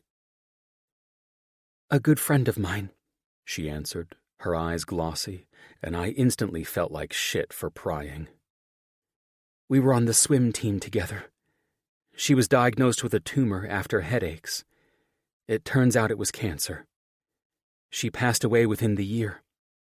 It was a late diagnosis, and no time to fight it. I sat back in my chair, seeing the look of defeat on the woman's face. From what I know about your personality, I'm surprised you didn't pursue the field just to beat it because it took someone from you. No, she said. I don't feel any drive to do that. Instead, I hate hearing about it or being around it. It's just not my thing. She shrugged, and I could tell the subject needed to change. I should have known that no good could come from asking such a question, and it would be rude of me to press for more information. I'm sorry for the loss of your friend, I said, killing the conversation as quickly as I tried to drag it on. She smiled while abandoning her dinner and opting for her wine instead. I'm truly sorry about your friend's diagnosis. Ash is a great girl, I said, wanting to bring light into this dark conversation. Well, after seeing you work your charm, I couldn't imagine her being in better hands. I found this softer side of her so appealing, and it made me even more curious about the mystery hidden behind her green eyes. There was much more behind her solid exterior, and I had an enormous desire to know more. Something was so different about her compared to other women I'd dated or even befriended, and I really couldn't judge what it was. Maybe it was just really fucking nice to be out with a beautiful woman and have a conversation where she wasn't flirting with me or acting like she'd be the one to fix me and turn me into the marrying type. I just loved that she was classy, casual, and capable of engaging in an interesting conversation. She wasn't flashing those bashful, "fuck me, Dr. Aster" eyes like all the other women did, and even though I ate that up, I wasn't attracted to it, as one would think. Funny. I never thought I could take a woman out and not grow bored of her if she wasn't totally into me. And yet here I was, enjoying every second of a normal conversation with a woman who couldn't care less about me. And I was damn near mesmerized. Chapter 8. Mickey. I had no idea how dinner with John would pan out, but it was better than I imagined. Our conversation was pretty casual once we got off the topic of why I didn't pursue an oncology specialty. What I was learning about this guy was that he was super fun to be around, and it seemed like we had a lot in common. In all my years of having guy friends, I never hit it off with someone so well and enjoyed their company as much as I did with him.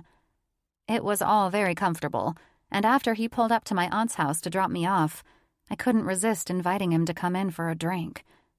You realize that if I join you in that incredible home, things can go sideways. And I'm not looking forward to you slapping me across the face because I grabbed your ass when I was half drunk. I smiled at him. I've been feeling you out all night, and the temptation won't even cross your mind. You think so, eh? I know so, I answered. Now, I opened my car door.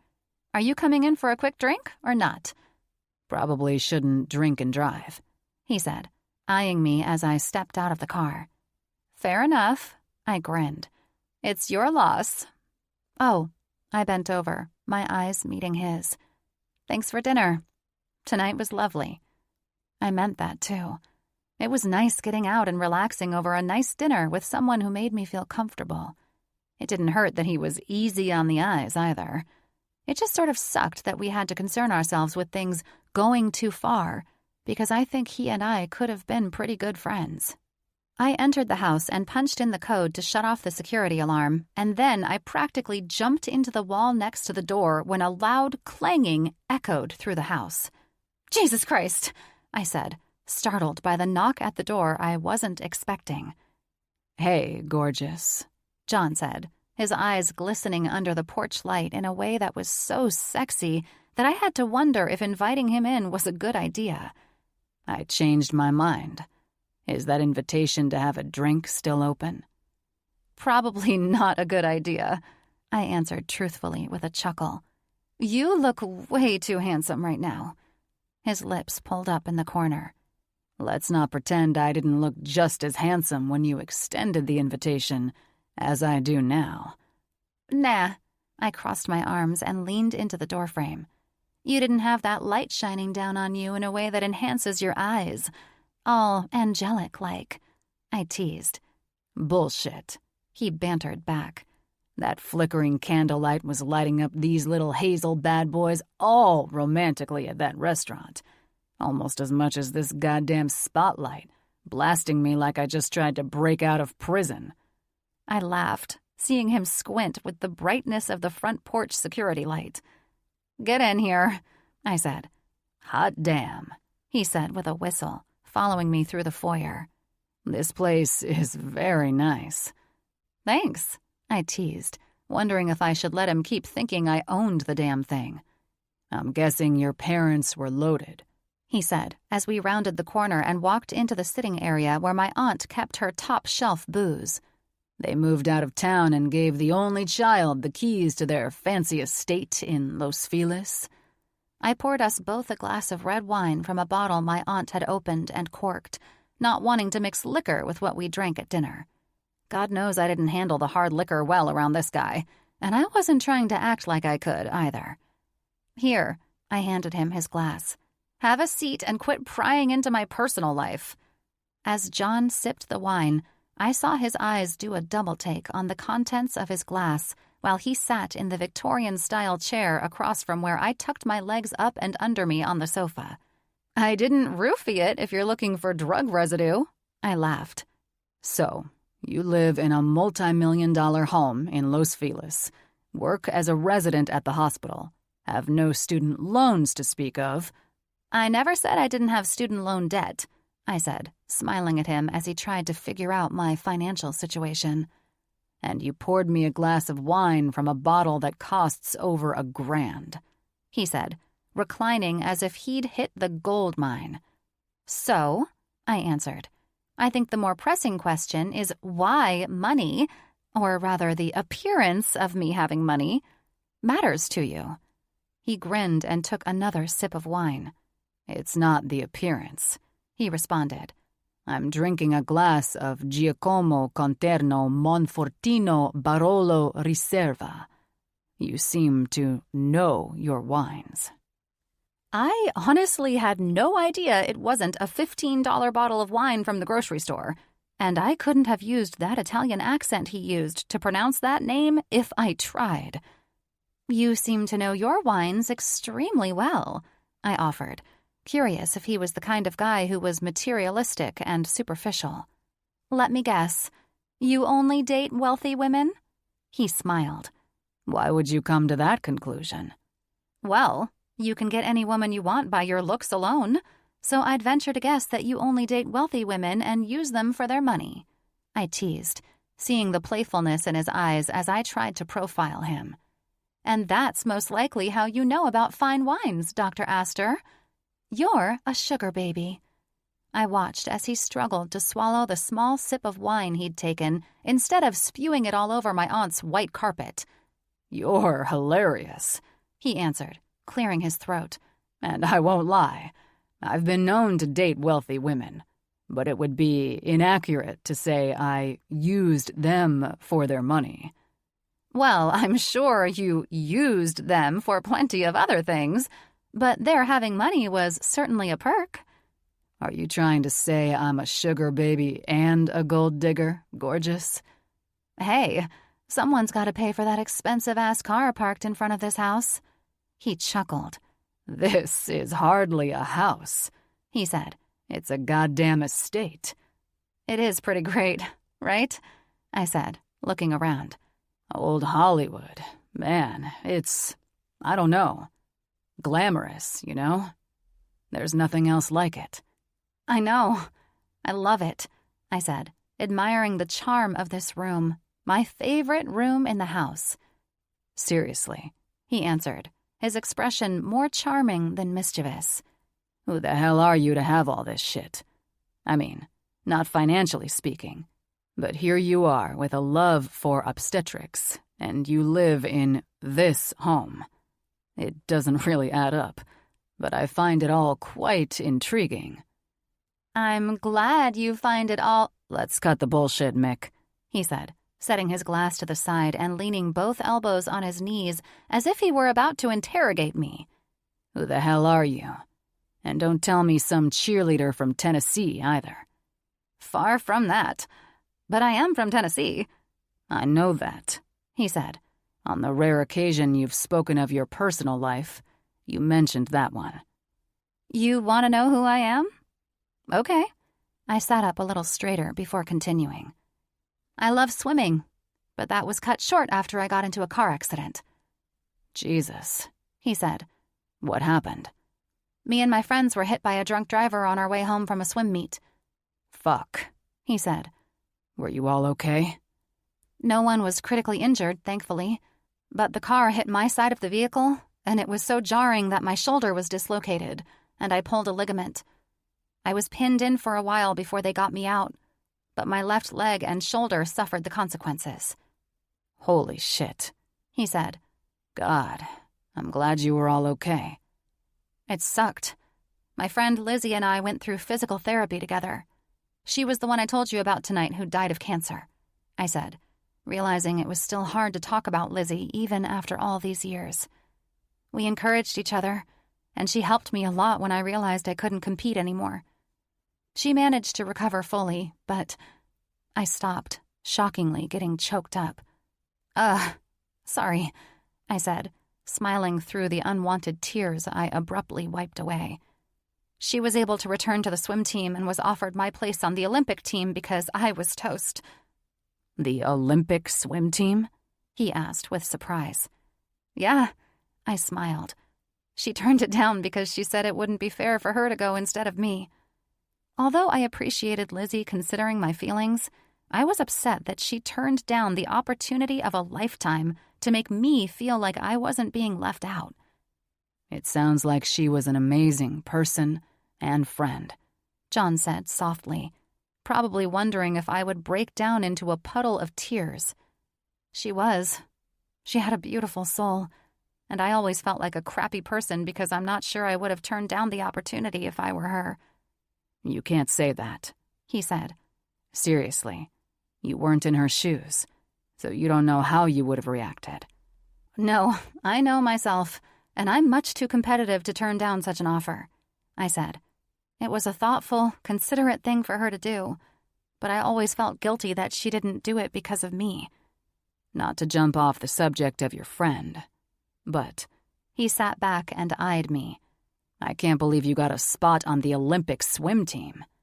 The mystery just keeps going deeper in your little world. Quite impressive, Dr. Smith."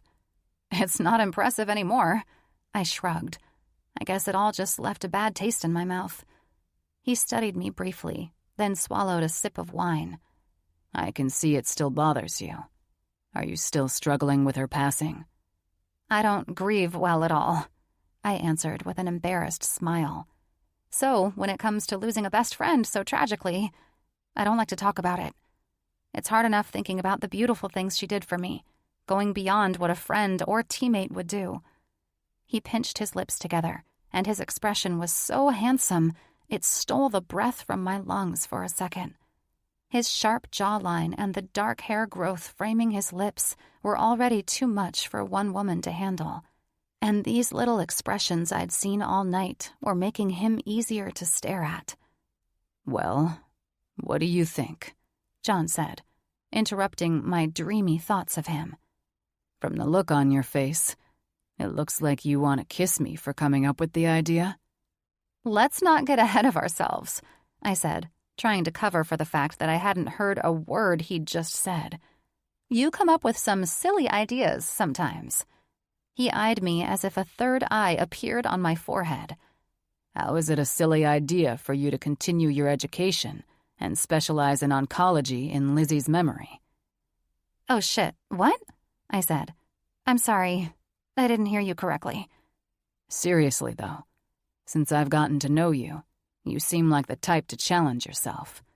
You have a beautiful way to honor your friend's memory, and most doctors pursue certain specialties because of a conviction to honor a dear friend or family member." I thought about that for a moment, and though it was a fantastic reason to pursue that field, I didn't know if I had the fortitude for a career in oncology. Meh, I played it down. I couldn't imagine going back to school while being a resident. "You're scared," he said. I narrowed my eyes at his insult. I'm not scared of anything, I lied. "I'm calling bullshit," he said. "You're frightened of that damn disease.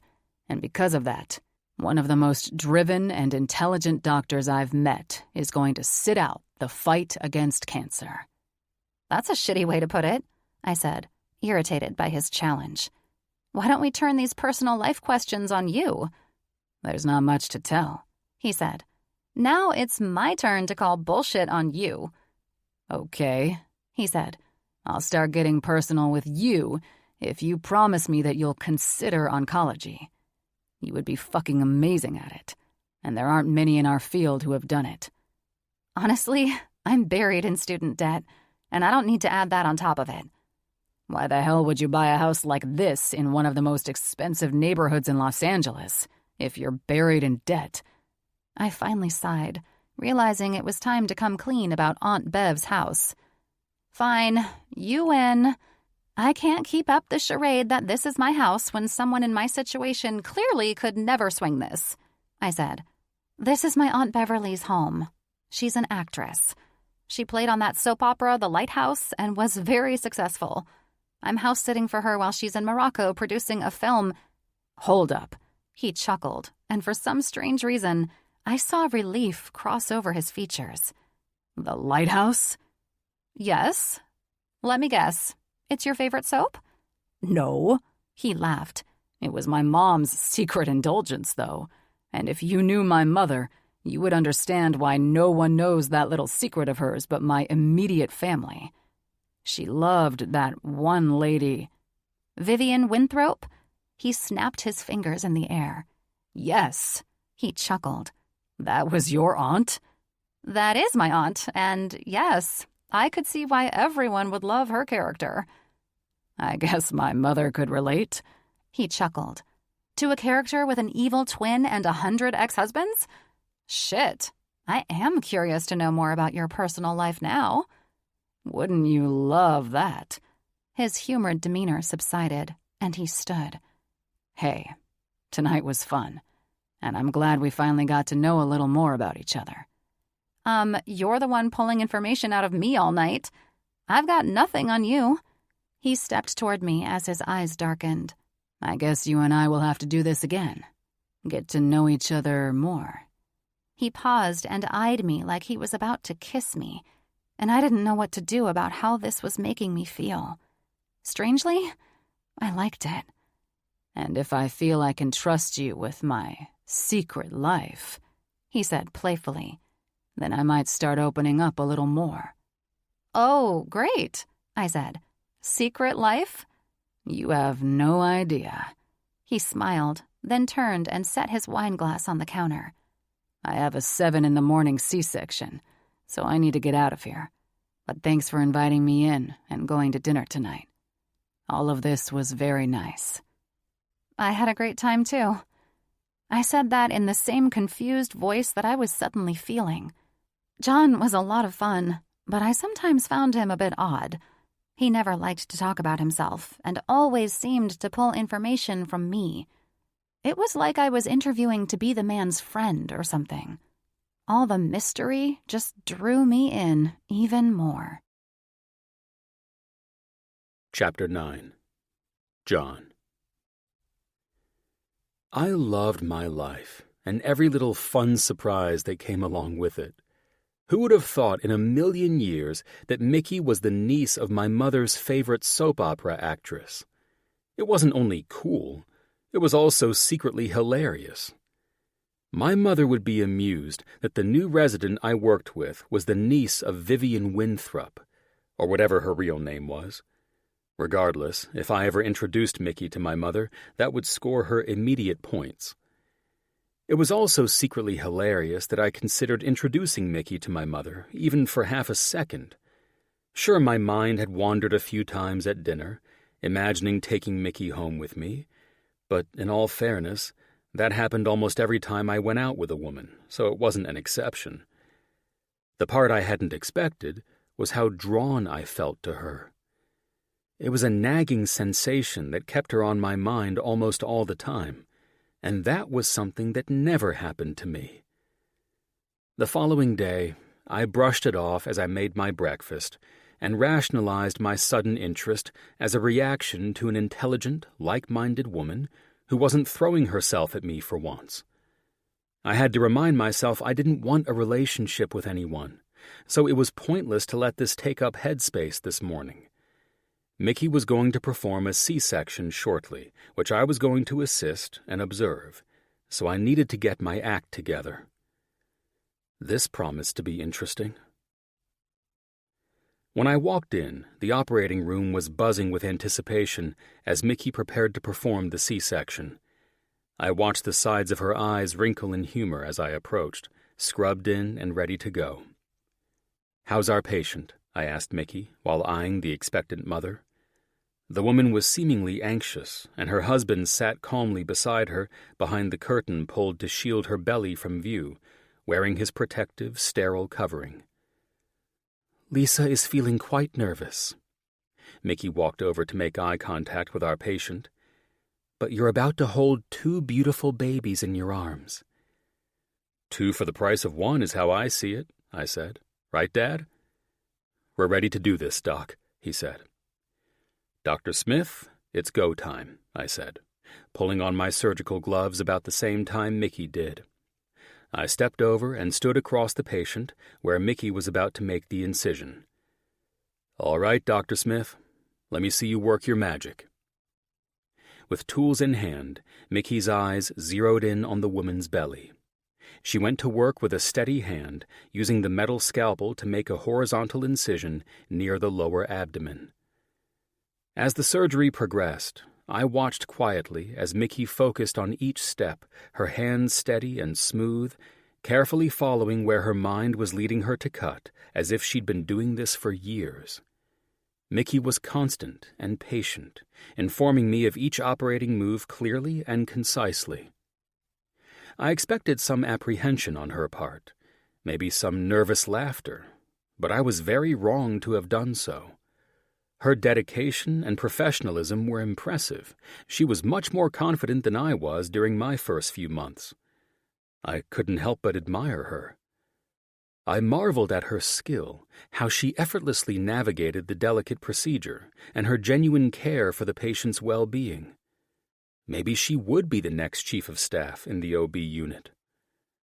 The excitement was palpable as the surgery reached its pivotal moment, the delivery of the twins. The entire room seemed to hold its breath as Mickey made the final incision and eased the first baby into the world. I instinctively moved closer to assist, my eyes locking with Mickey's briefly. The moment threatened to distract me completely, but thankfully, because I knew we had another baby waiting for us, I was able to keep charisma and lust out of the delivery room. I turned to the nurse who waited to take the little girl in my hands, and Mickey announced the birth of their daughter as she worked to ease out baby number 2 successfully. I watched in amusement as she locked eyes with the baby in her hands. "Welcome, little man," she said, and then offered me the baby to hand to the second nurse waiting on us. All hormones aside, I was blown away by Mickey's steadiness and beauty while she delivered the 2 infants without fault. I never imagined this could be a hugely attractive quality, but there was always a first time for everything. While I assisted Mickey in closing the woman's abdomen, my mind drifted to a peaceful place where a silent understanding passed between us. It was a shared love for the work we did, the patients we cared for, and the trust we were building. I'd never really been magnetically drawn to any other doctor like this before, and I'd assisted in many surgeries. Somehow this one knocked me off my feet, and I found it rather nice. I couldn't help but smile at Mickey, seeing a mixture of accomplishment and awe washing over her expression. When she looked at me, I saw the glimmer of excitement in her dazzling green eyes, and for a second my breath was stolen. I silently nodded, knowing my admiration for this woman grew stronger with each interaction. I didn't want to hide from the feeling. It was nice. It felt fucking real. And if I were completely honest, I'd never felt anything like it. I had no idea why I was drawn to every little detail about her, but I was, and I enjoyed it. We walked out of the room, and the iridescent hallway lighting that led us away from the OR highlighted the soft curls of her hair after she pulled her surgical cap off and freed her long auburn locks from its ponytail. "Well," she questioned, "did I pass?" "Dr. Allen was correct when he said this specialty was your calling," I said, removing my surgical cap as I walked beside her. "I'm happy he was impressed with my first C-section. I'm just glad I pulled this one off as well as the first." I stopped, prompting her to stop with me.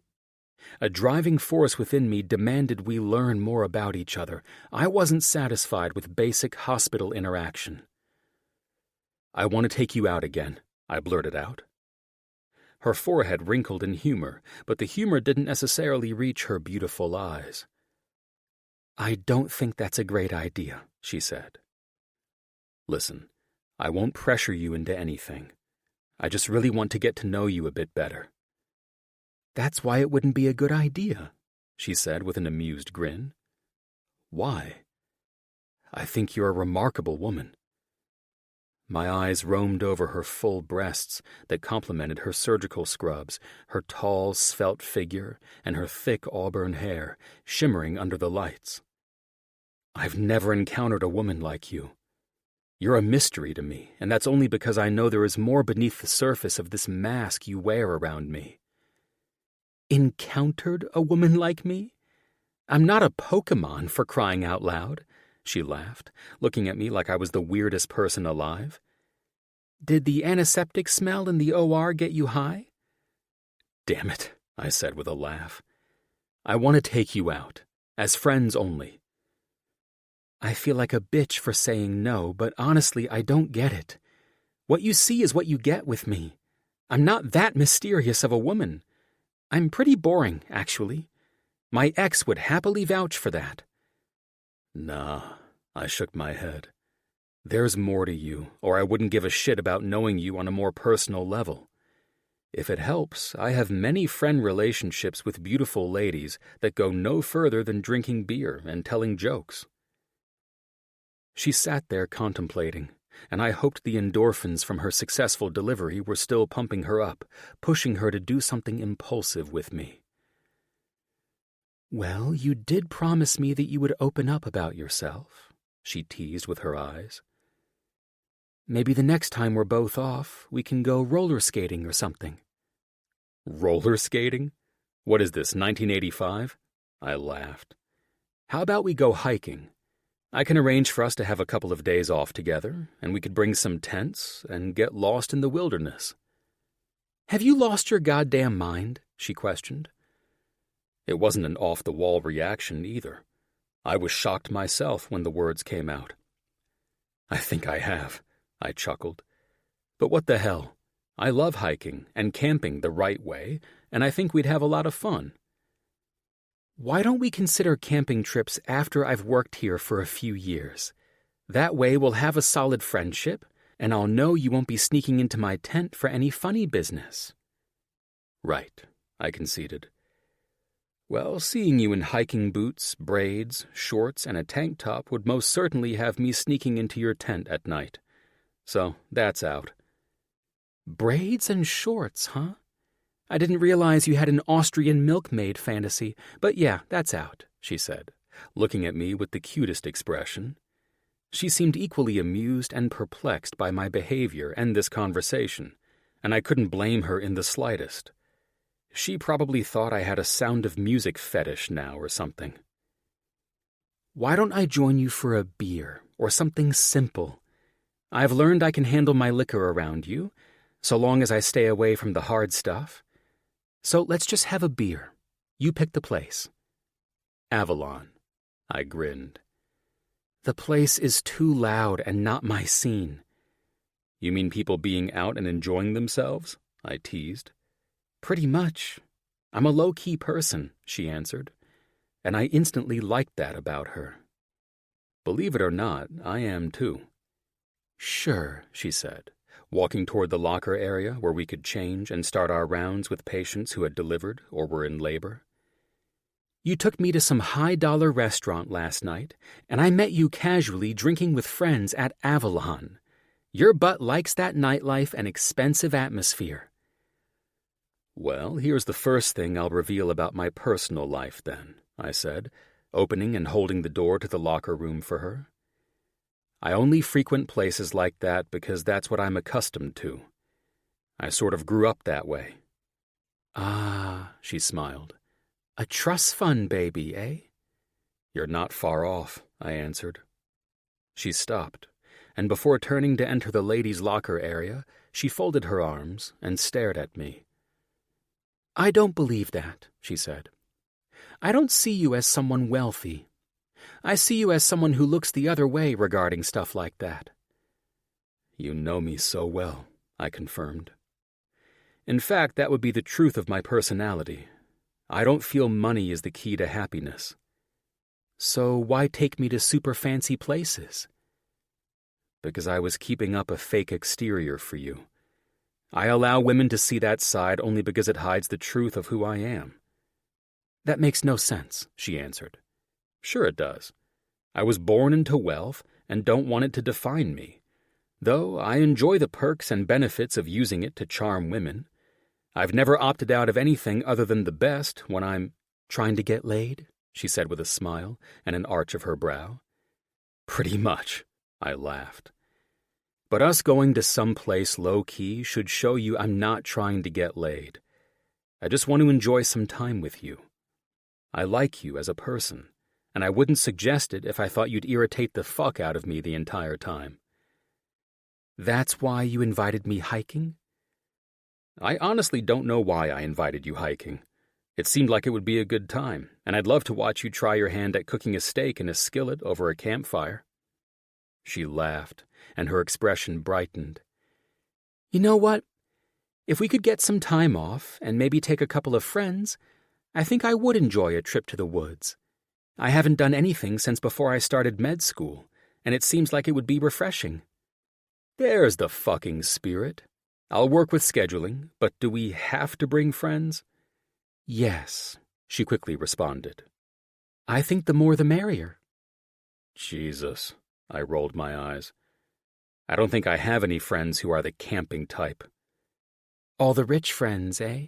You guys all stick together? Pretty much. I'll see who I can dig up on my side. You figure out your friend's situation too, since apparently we need supervision. We'll be a bunch of crazy city slickers camping in the fucking woods. See, it already sounds like a great time, she said.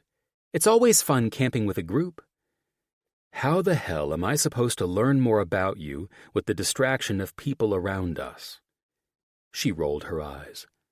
You'll figure it out, Dr. Aster, she said, disappearing into the locker room.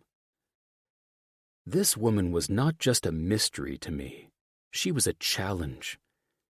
I always loved a good challenge, though, and Mickey, with her bold personality, was equal to the task.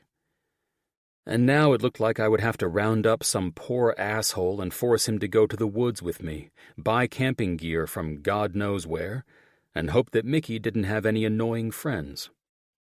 I had no idea what in the hell I was doing, or why I was doing it, but I loved the spark of energy I felt growing when I was around Mickey. Somehow, she made me feel lighter and ignited a different kind of energy within me, and I wasn't ready to let go of it. Chapter 10. Mickey.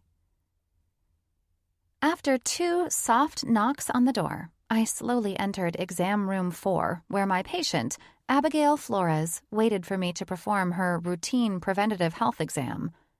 I was so happy to see younger teens considering their reproductive health care and ensuring all was well.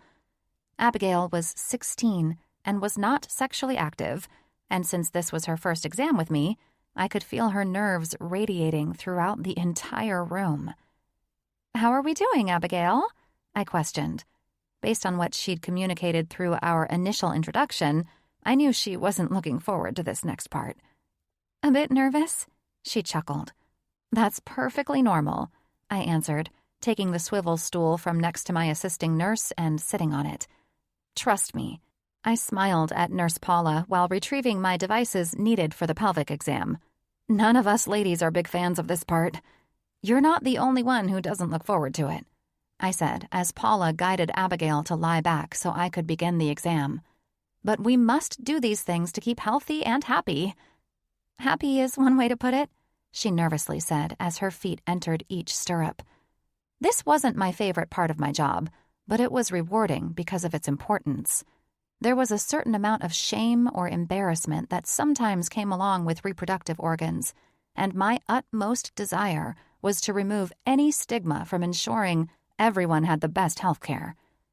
As I began the exam, the nurse assisted me, and everything went promptly and professionally.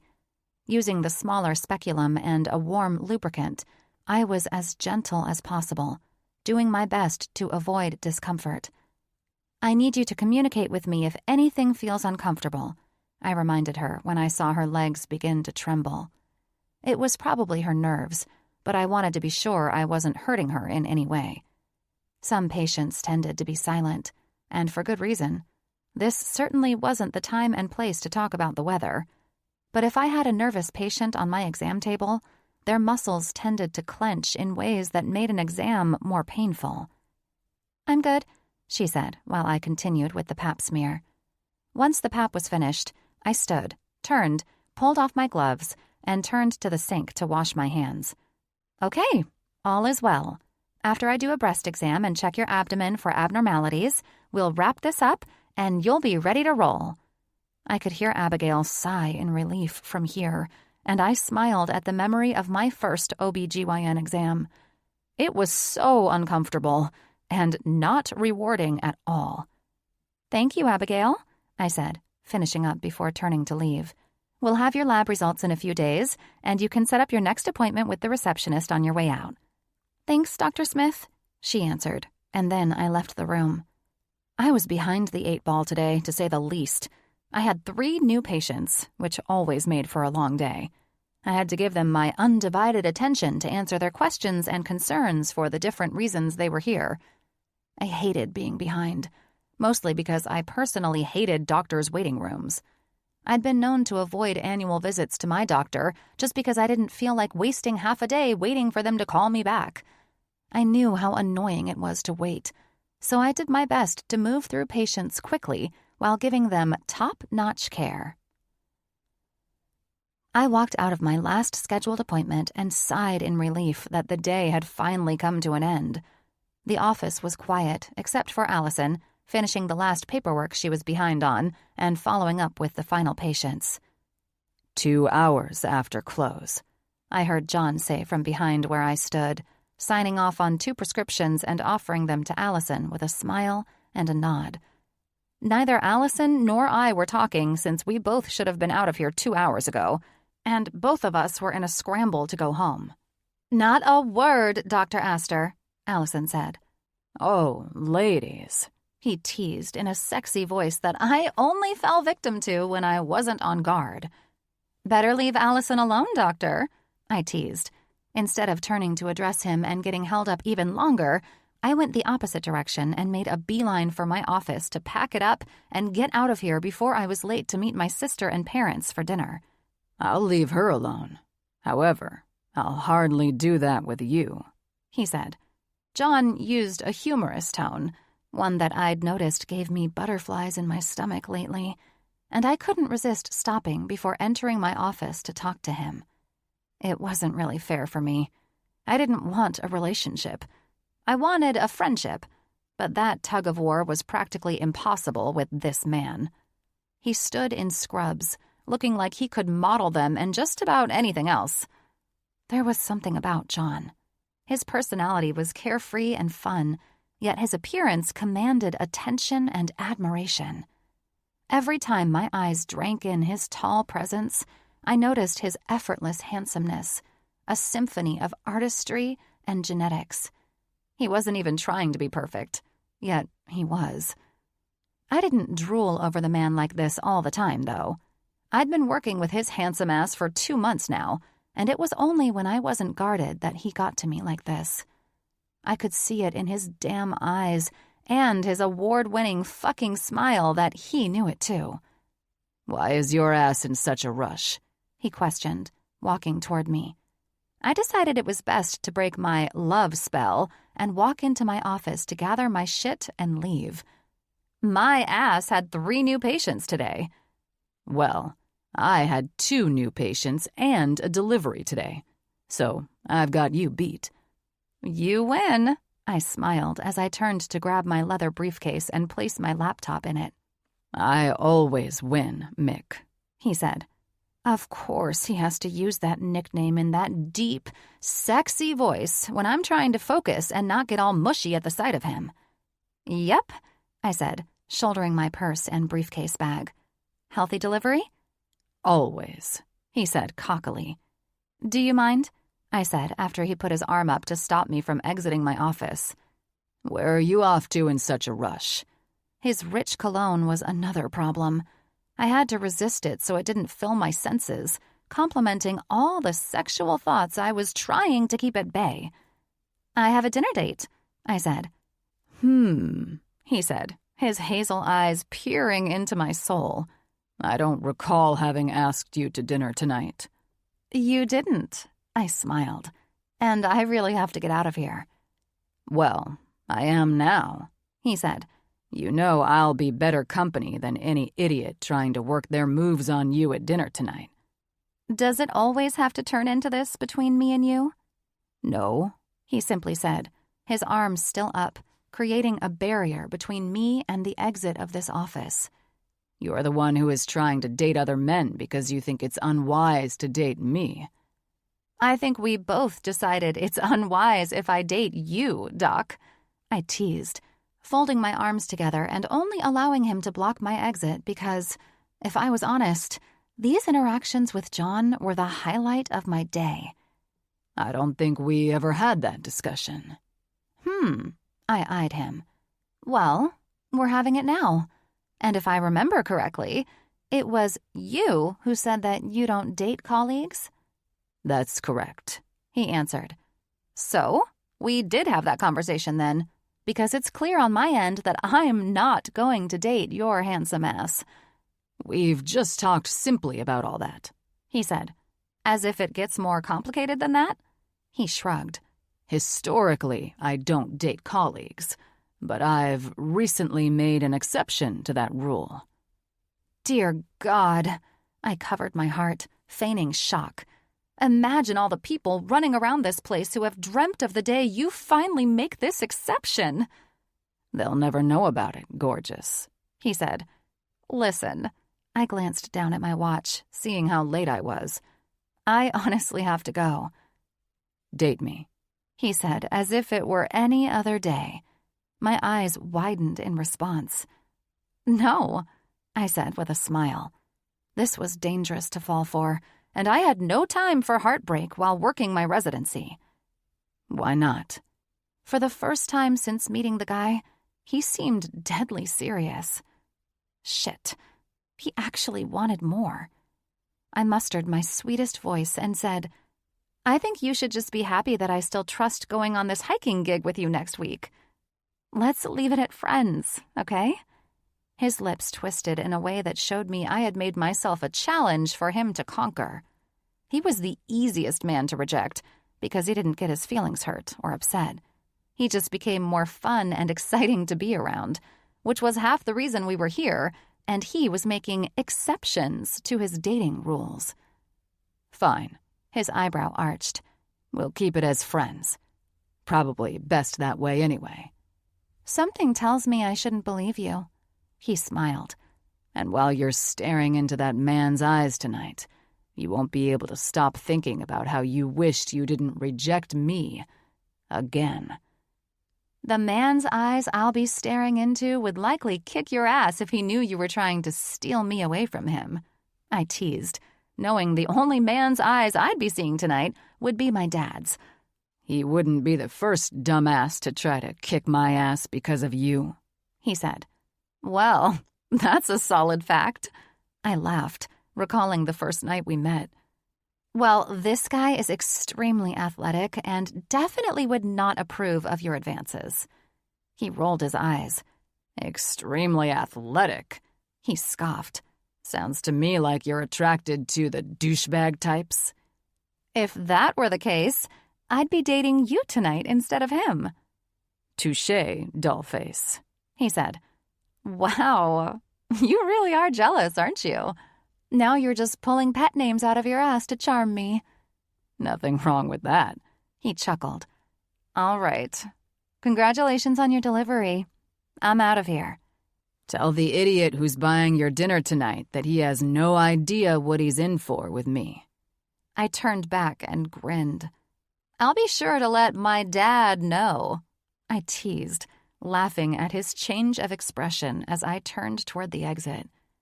I was excited to meet my parents for dinner tonight, and having this silly interaction with John right before I left lifted my spirits even more. It was always nice to receive flattery from men. And if they looked like John Aster, well, that was even better. Chapter 11. John. I didn't know why I was so persistent with Mickey. Was it because she couldn't seem to care less about me? Or because I really wanted to get to know her better but couldn't seem to make it happen? It had to be because she wasn't responding to me how most women did, and that was driving me goddamn crazy. I didn't think jealousy was in my emotional ballpark until it reared its ugly face at me, yet here I was, distracted as fuck, thinking about who she was having dinner with tonight. You ever feel like you've scared off a chick before? I asked the group of men I was sitting with at Chianti's, where most of us doctors met up after a long week at work. Colin, the chief neurosurgeon from St. John's, eyed me while slowly sipping his gin. I know you're not asking that question for yourself. I shrugged. Even the sexiest men can get taken down if we're not careful. Well, I don't feel sorry for you, Colin chuckled, his cocky smile hidden behind the next sip of gin he was about to take. I think it's about time your handsome ass got rejected. I didn't get rejected, Dick, I bantered back. She's just not responding to me like I expected. It's starting to drive me up the goddamn wall. That's called rejection, Sam said, one of the doctors who worked in the ER. And from the looks of it, you fucking suck at it. Well, it's sure as hell not something I want to be good at, I told Sam. For some strange reason, I wasn't in the mood for booze. I didn't even want to eat the steak I ordered a few seconds ago. Well, Colin said, after my eyes wandered away from the two men sitting across from me. Are you going to tell us about what's going on in your world, Johnny boy? Or are we going to have to guess? It's nothing. I don't want a relationship, that much I'm sure of, so it doesn't matter. Famous last words, the hotshot ER doc said. You're in a relationship? I said, eyeballing the man. He was who all the nurses called the true definition of tall, dark, and handsome. God, no. He practically batted off the word like a mosquito was buzzing him. I'm just saying once you start saying things like that, the next thing you know, you're either in one or wanting to be in one. Looks like he's wanting to be in one, Colin added. That's why you're sitting here tonight, ruining our dinner with some philosophical question about scaring off chicks. True. I acknowledge that fact. It just irritates the fuck out of me. Well, let me offer some wise words for your sorry ass. Get the fuck over yourself, Sam teased, prompting Colin to raise his glass. Actually, Colin said, I want to know who she is. Get in line, I said. I'd like to know who she is too, but she won't give me more than a medical conversation, and now she's trying to dig into my personal life. Medical conversation, Colin said, before Sam could. Oh, you're so fucked. You already know I won't go there with anyone that I work with, I said, hoping I could cover my slip-up. Seems you already have, Sam said. No, I answered, desperate to escape this conversation. I met her at a medical conference. When? Colin interrogated. 2 months ago, I lied. The one in Vegas? Sam asked. I watched both men's eyes shift to the other, then back to me. It doesn't matter when I met her. It's just irritating me that she's... I paused. I was heading down a rabbit hole of lies, which wasn't my style. I was confused enough that I felt this way about Mickey and her constant rejection of my advances, and I knew if I didn't shut my mouth, I would spin a web of bullshit that wouldn't make sense to even me. Yeah, if both of us were stupid fucks, we'd believe you met some doctor at a medical conference, Sam said. Sounds ridiculous, doesn't it? I said, trying to blow it off. The worst part is that I said anything because you two are the last fuckers on the planet I would go to for relationship advice. I'm wildly offended by that, Colin said. In fact, I'm more than offended. Why, because you're living your fairy tale romance? I teased. Yeah, he said, eyes wide, as if I'd finally gotten a point he was trying to make.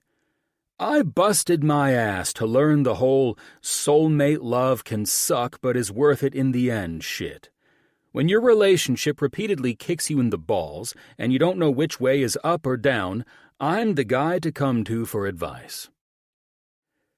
Before Colin married his wife, they went down a very bumpy road, so I knew he was being earnest. Elena was also a doctor, and they fell head over heels for each other, but she was in a terrible accident that took it all away in a blink, and it took a long time for them to come back together. If anyone knew how to overcome the trials and tribulations of relationships, it was Colin. Okay, you're right, I said, holding my hands up in surrender. I looked up and saw Jake Mitchell, chief of cardiology and my patient Ashley's husband, approaching our table. Jesus Christ, Colin said to his friend, as Jake sat beside him. I don't think I've ever seen you go out in public in your scrubs. You promised me that if you started falling off the edge with what's going on with Ash, I'd be the first person you'd come to, and we'd get you back on track. Jake subtly smiled, and I could tell he probably hadn't been making that gesture a lot lately. Fuck, he said, looking down at his clothes. I didn't even think to change after leaving the hospital. It was a long fucking day, and I was ready to leave. How is Ash? Colin asked Jake before he eyed me, knowing she was under my care and scheduled for surgery in 2 days. Scared, Jake said as he looked at me. Thank God for you, though, man. My brain switched gears after seeing the expression in his eyes. We're going to take care of her, and she'll be yet another success story. What am I missing? Sam asked, looking at us like we'd started speaking another language. Life in the ER doesn't allow you to stand around and gossip like it does for us on the fancy upper floors, eh? Jake teased.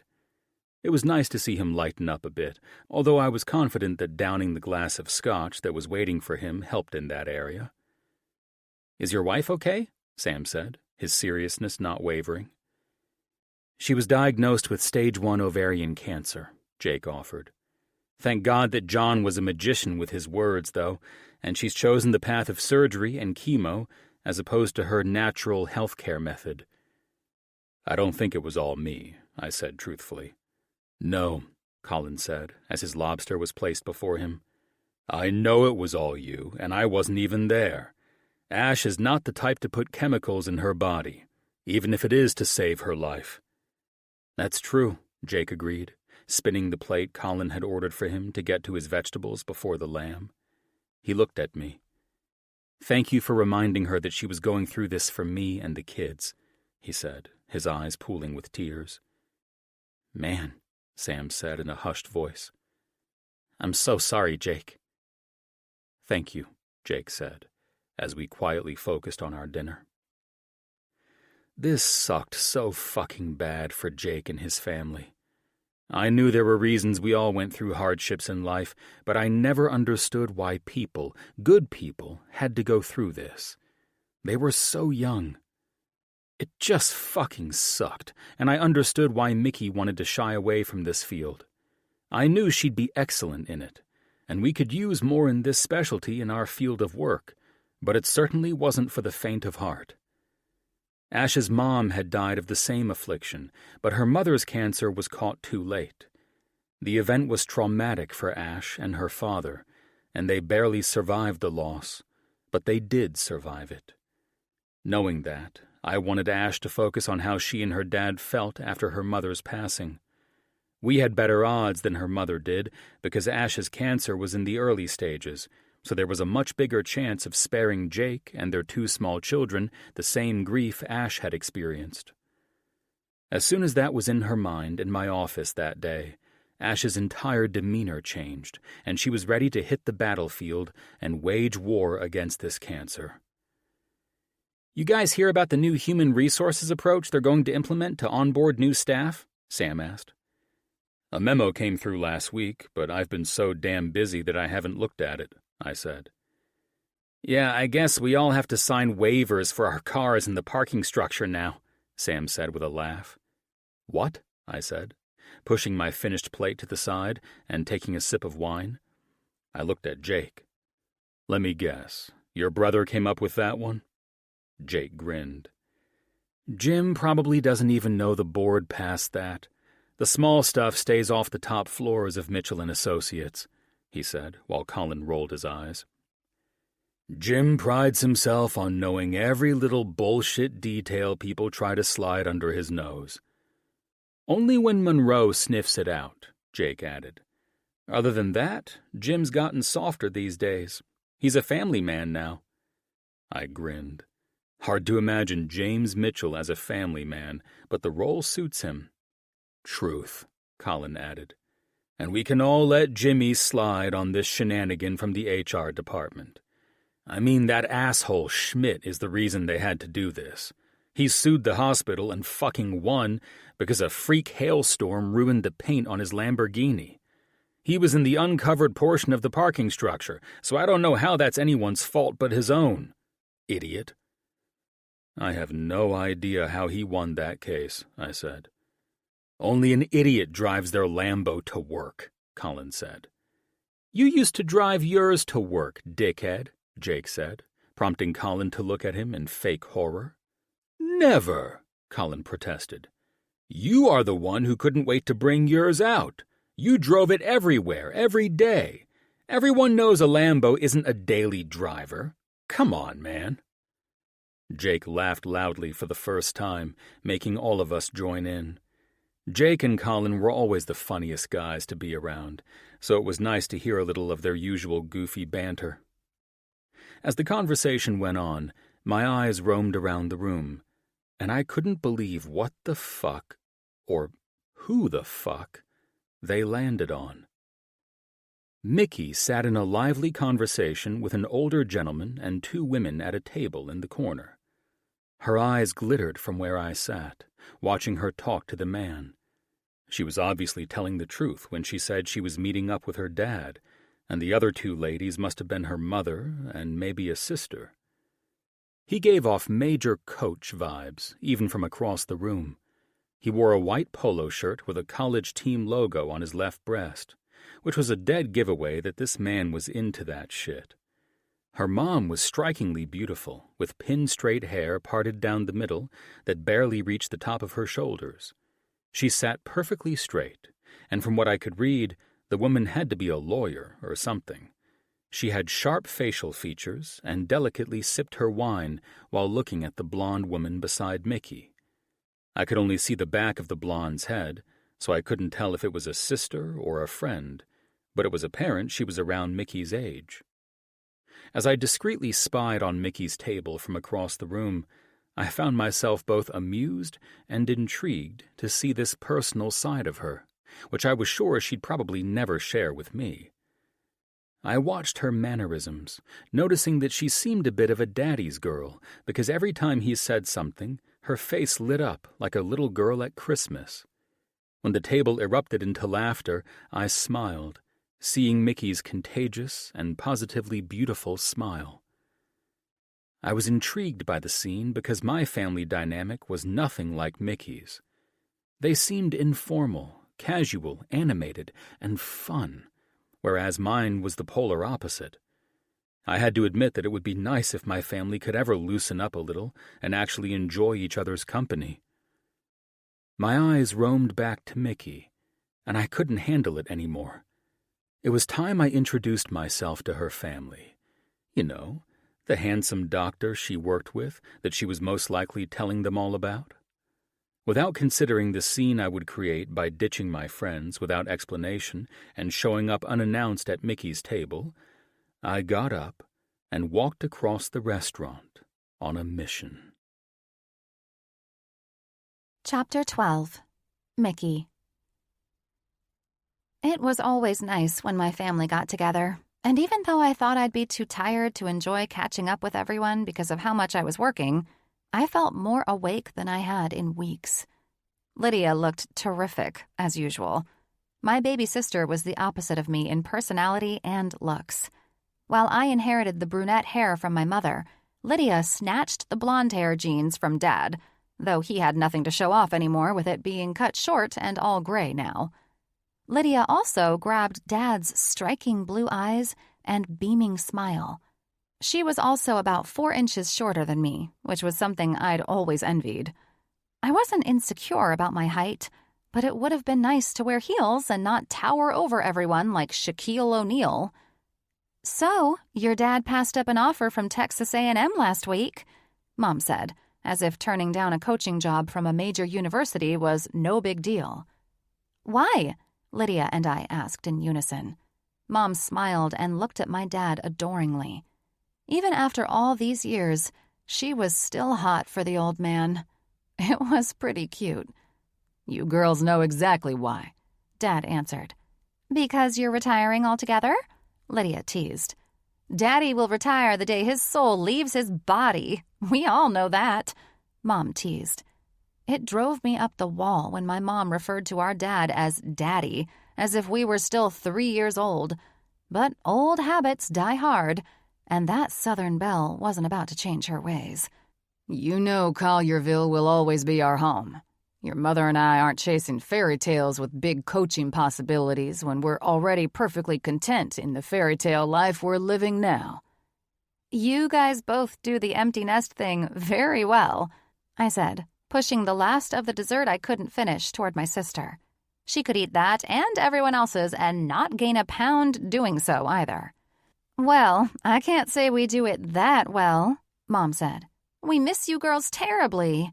"Sometimes your mom goes into your rooms and sings to the walls, praying that one day her girls will—" "Oh, please," Lydia interrupted. "Dad, you honestly need to come up with something new. That old chime ain't working on us anymore." "No?" My dad chuckled. "Well, at least get yourselves some boyfriends or get married so your mom has some grandchildren to visit." Both Lydia and I laughed that one off. Dad was trying to make a joke, but he must have forgotten that I was trying to get married a few months ago before my plans fell apart. "Tim," my mother scolded Dad, her eyes darting between him and me. "Easy on the jokes, honey. They could seem insensitive if you're not careful." Dad's eyes went straight to me, wide and showing some pity, and then his expression changed. "You know what, Peaches?" he said, using the nickname he gave me when I was a little girl. "I'm glad it didn't work out between you and Jesse." "Oh, yeah?" I said, my humored expression showing I was happy to hear him say that. "How so?" "I didn't like how he treated you. It always seemed to be about him." "It was," I answered. "I think that's why it fell apart. Once I stopped focusing on him and started putting a lot of effort into my career, the fights started happening and we both became miserable." "Relationships should be work, but not a chore," my mother responded. "Aren't those two the same thing?" Dad said. My mom always came in with these one-liners that made us all pause and wonder what she was talking about. "No," she looked at me and Lydia. "Work is something you get paid to do." She looked at my dad. Chores are things you do because you have to, and the only benefit you receive is that things are maintained. Sounds like the same thing, Alice, Dad said. Well, they aren't, she answered. I know you think our relationship has survived 49 years because you do your chores, but honey, you're greatly rewarded for them, and you know it. She teased him. Easy, sunshine, he played back, then looked at me. You're gonna give the girls ideas about what's happening in that fancy hotel room tonight. Good Lord, Dad, I said with a shocked laugh. No one wants any of those ideas. Sweet Jesus, Lydia said, shaking her head. I think that's enough analogies, Mom. No kidding, I said as my parents eyed each other playfully and laughed. Let's change the subject, shall we? Dad getting lucky tonight is a road I'm not staying on. Okay, then, my mother said, smiling. Who wants to go first and brag a little bit about their lives these days, since you both don't want to hear Daddy and me bragging about our happiness? She said with a sly smile.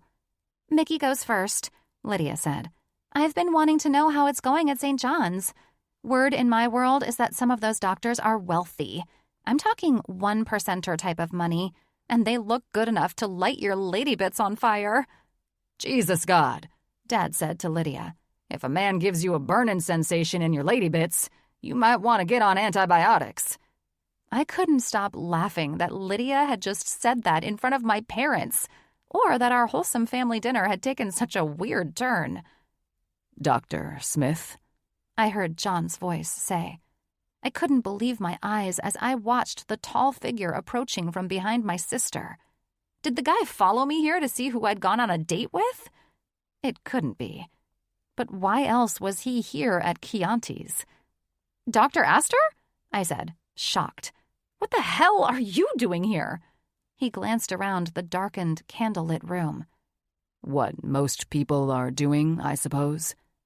Eating, Lydia said. I spied her cheeks as they flushed pink from the intimidation of the man's ridiculously handsome looks. He smiled at her. Well, yes, I was eating. In fact, I was enjoying a fine meal until I saw my favorite new resident sitting across the restaurant from me. Did you... I stopped myself. I wasn't going to be a bitch to him. There was no way he stalked me. He wasn't that desperate. Right? How? Why are you... I stopped myself again. He couldn't have followed me here. He's not that weird. Speechless, eh? He teased with his usual cheeky grin whenever I fumbled around with my words. He looked at my dad and casually extended his hand. I'm John Aster. You must be Mickey's father? I am, Dad answered as he stood to shake my senior doctor's hand. Call me Tim. He turned to my mom. And this is my wife, Alice. John kindly acknowledged my mom as she reached up to shake John's hand with a smile. Lovely to meet one of the doctors that our daughter has failed to mention anything about, she teased, and I covered my mouth when I watched John's face fall. You've told your family nothing about me? John teased, winking at my mom and making my heart skip a beat. He looked gorgeous in his black button-down shirt and dark gray slacks. Well, I'll admit, Lydia said while I sat there paralyzed, trying and failing miserably to assess what the fuck was happening. I feel cheated that she hasn't said anything about you. I'm Lydia, Mickey's sister. Unfortunately for us both, I'm seeing someone, so I'm unavailable. My sister held nothing back when it came to saying what was on her mind. She didn't give a shit about what people thought of her, and I always admired that quality. Until now. A shame. John teased her in his usual flirty way that had women coming undone around him. Truly, Lydia said. Any other time, I'd offer you a chance to take me out after I'm finished with dinner. For the first time since I'd met him, John seemed caught off guard and struggled to respond. She's quite forward, I said, and she's had a couple of drinks. My parents and I laughed, knowing that Lydia's lack of filter would sometimes render them speechless. Ah, John said, his eyes glistening under the lighting above our table. So, it appears that liquor fuels your delightful personality, and your sister's as well. Pretty much, I answered, not wanting the truth of how John and I first met ever to reach my parents' ears or minds. I looked at my mom and played it off with an eye roll. I had too many drinks one night and decided to fill in poor John on my breakup, I said, my eyes returning to John and pleading with him to let the subject die. John's eyes locked with mine, making it hard to concentrate. I was glad she did, John said, focusing on my parents. The last thing we need at the hospital is a depressed OB-GYN. And how do you like working with Mickey? Mom asked, keeping him here longer. I wasn't quite sure what she was doing. It was very unlike my mother to act this way. I guess my dad and she had been getting their money's worth from that fancy hotel room after all. She's a refreshing delight, John answered, then casually slid his hands into his pockets. I'm sure she'll fill all of you in. I won't take up any more of your time together. It was lovely to meet all of you. Mickey, it's always a pleasure to run into you when I least expect it. With that final nail in my coffin, knowing there would be a million questions to follow, John casually left our table as easily as he approached it. I watched as he walked directly to a group of men seated at a table and eased himself into his chair.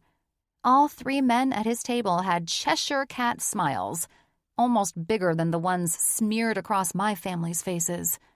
I had no idea who the other men were, but if Lydia's hormones were flaring up from John's good looks, she might go into cardiac arrest at the sight of the other male models at his table.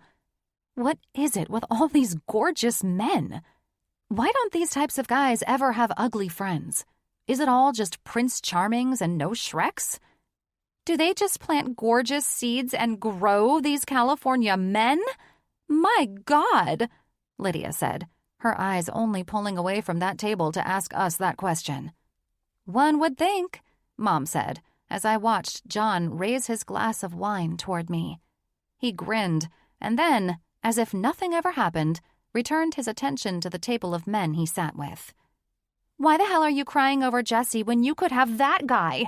He's clearly interested in you, Lydia said. First of all, I'm not crying over Jesse anymore. And secondly, that guy is not interested in me, I answered. He's interested in himself and all the women who appreciate him as much as he does. He seems like the playing type, Lydia smirked at me. And those boys are a lot of fun if you know how to play them. Now you sound like Aunt Bev, I chuckled, my nerves slowly unwinding. Really? Mom said, as Dad turned his attention to his cell phone. He was most likely checking scores on preseason football. This type of talk was something Dad avoided at all costs. So Aunt Beverly gets to hear all about... Mom, stop, I said. Seriously, there's nothing to hear. John loves attention from the ladies, but I will give him more credit than that. He's a damn good doctor, and I am fortunate to work with him. Now, Mom smiled, I can appreciate that statement, but he doesn't seem the type to warrant such a compliment. That's a bit rude, I said, irritated that she could sometimes be judgmental. Well, I'm being honest, sweetheart, she said. He just doesn't seem like he would have the type of class or character to be an excellent and well-composed doctor. She's kind of making a great point, Lydia said, and my sister was definitely one to judge harshly. Well, I'm glad that the man's great humor and rude manners barging in on our dinner has brought you both to this conclusion. But I can tell you that he's not only exciting to work with, making everyone's job more enjoyable, but he's also brilliant, and I appreciate his seriousness when the job calls for it. Quite defensive, Lydia said, beating my mother to the punch. Seems like you might like this man. I tossed my napkin on the table. I'm not doing this with all of you, I said. The guy is a good time. He's a great doctor, and that's the end of it. I have no desire to be in a relationship, especially with another doctor. It would be doomed before it started. My mother's playfulness left her face.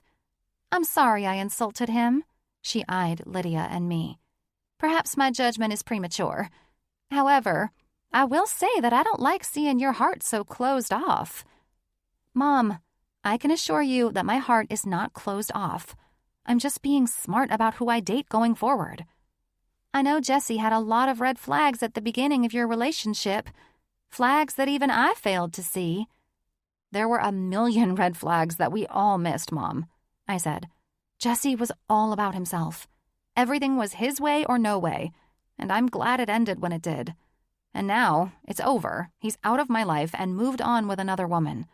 I'm happy and focused on my career, and I honestly don't want to ever think about him again.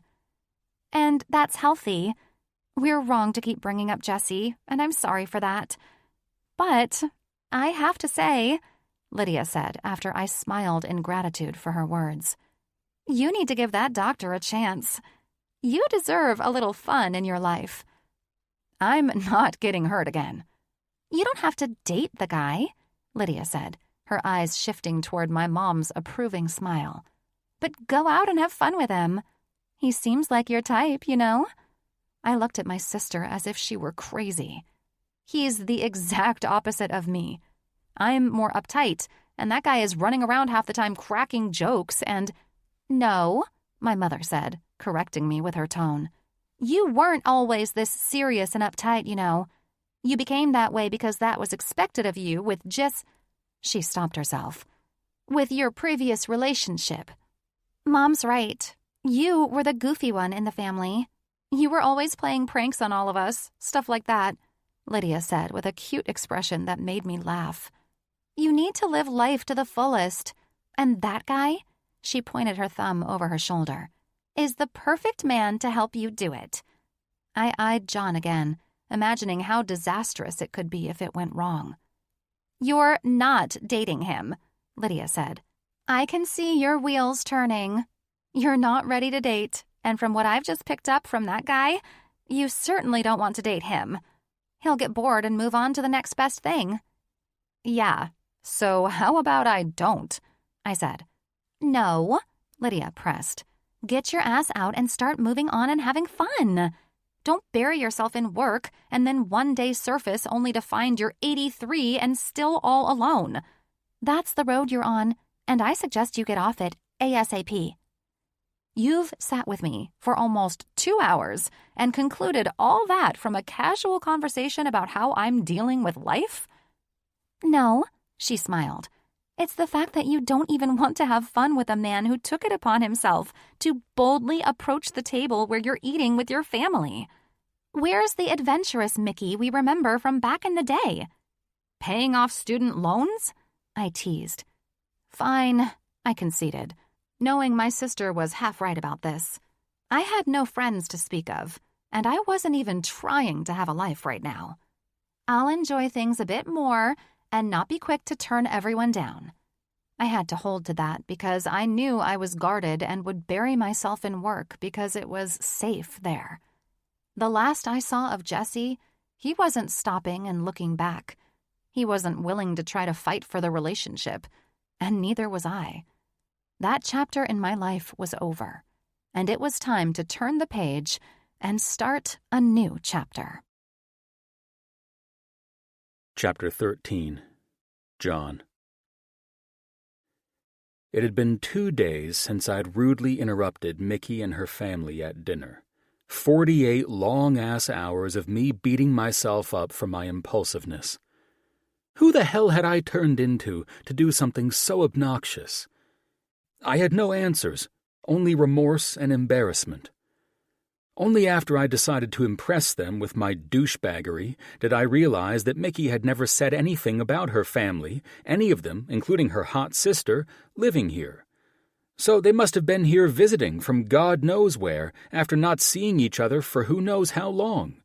But I just had to stroll over and interrupt what limited family time they probably had together, not to mention the hours Mickey had been pulling at the hospital.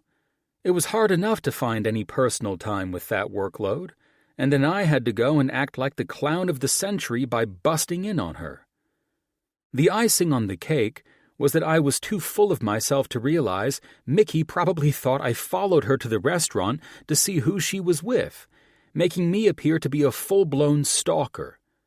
I couldn't have made myself look more foolish if I tried. Colin, Jake, and Sam all gave me hell about it, and even if I wanted to hide that the woman I was struggling with rejection from was Mickey, those bastards knew she was who I was whining about at dinner. The worst part was that I hadn't had the balls or time to apologize to her. I could have called or texted, but I was too chicken shit. I'd quickly realized that Mickey was my Everest, and I might have been in over my head. As expected, I did what I always did when situations overwhelmed me or stressed me out. I shut it down, looked in the other direction, and acted like nothing happened. If Mickey were pissed, she'd bring it up, right? That's what women did. They voiced their opinions when things didn't go their way, and that's why most husbands hated their marriages. Can we all see why John Aster doesn't do relationships now? God, I was so inside my head about this. Thankfully, I had Ashley Mitchell's total hysterectomy set up for today, and that would make me focus and think about things I could actually do correctly. I arrived at the hospital at 6 a.m, changed into my scrubs, and was scrubbed in and ready to operate within the hour. The sterile operating room was prepared down to every detail, ensuring patient safety throughout the procedure.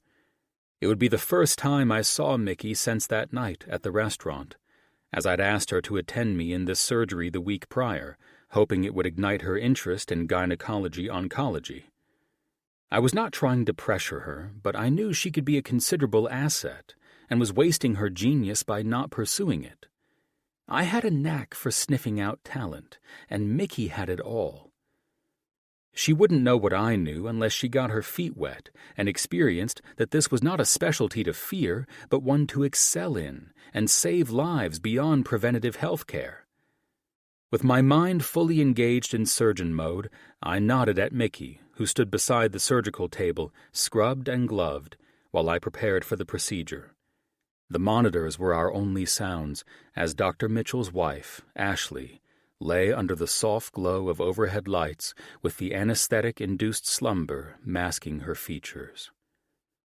I watched as Mickey glanced at the monitors displaying Mrs. Mitchell's vitals, and then her eyes met mine. She nodded, signaling our readiness to begin the surgery. I was in my element now, where I excelled at everything. I pushed away the last of my internal chatter, entering an almost meditative state as my medical skill took over. The room seemed to hum with a mixture of anticipation and focused determination from all the medical staff who were ready to help this brave woman. "Scalpel," I requested, holding out my hand. As the shiny instrument was placed into my palm, I made a small incision just below the navel, carefully navigating the layers of tissue. I remained supremely focused on where my scalpel was placed, while my gloved hands moved deftly, assisting with each precise cut. With the incision made, Mickey and I moved on to the next step, gently retracting the abdominal muscles and exposing the reproductive organs. Next, I guided a laparoscope into the incision, allowing us to view the internal structures on a nearby screen. "All right, let's begin by carefully isolating the ovaries," I directed, my voice calm and focused. Mickey and I worked together to separate the ovaries from surrounding tissues using delicate instruments, ensuring minimal disruption. As we progressed, I felt Mickey's eyes on my hands as they moved with precision. She was instant in assisting with each movement I made. As odd as it may seem, our synergy was a seamless partnership that one might think had been built on years of training and experience. It was only our third surgery together, and being able to work so flawlessly, as if we could read each other's minds, was extraordinarily convenient and totally unheard of. "Left ovary successfully isolated," I announced, my eyes fixed on the monitor to confirm. Mickey and I continued the process on the other side, meticulously working to remove the cancerous growths while preserving the integrity of the surrounding structures. Once the ovaries were removed, we moved on to the next stage of the procedure. I worked to manipulate the uterus gently, exposing the cervix and upper vaginal area.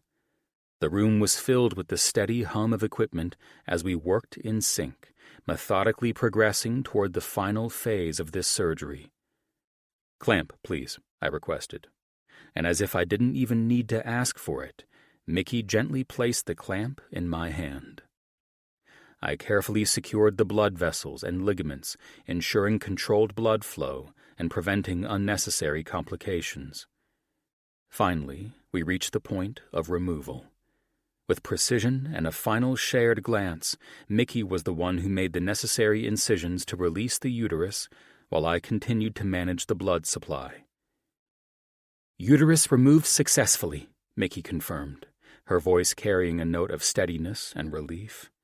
The malignant presence that had threatened Ashley's health was now eradicated.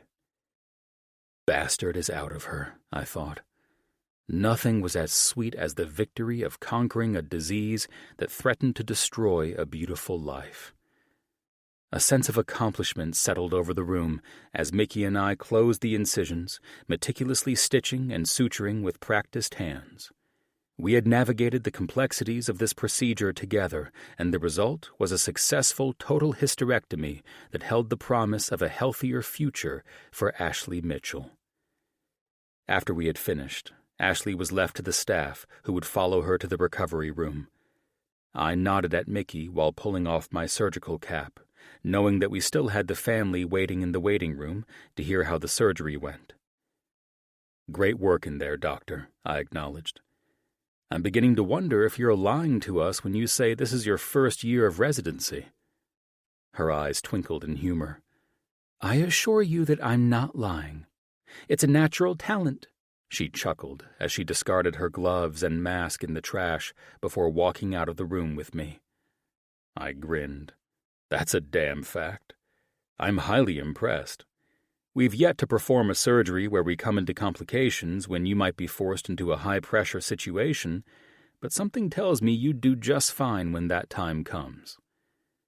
"Well, I do perform well under pressure," she said, with an arch of her eyebrow. "I'd expect nothing less of an Olympian," I teased. "That's about as high pressure as it gets." I couldn't get enough of these interactions and wanted more so badly I could almost taste it.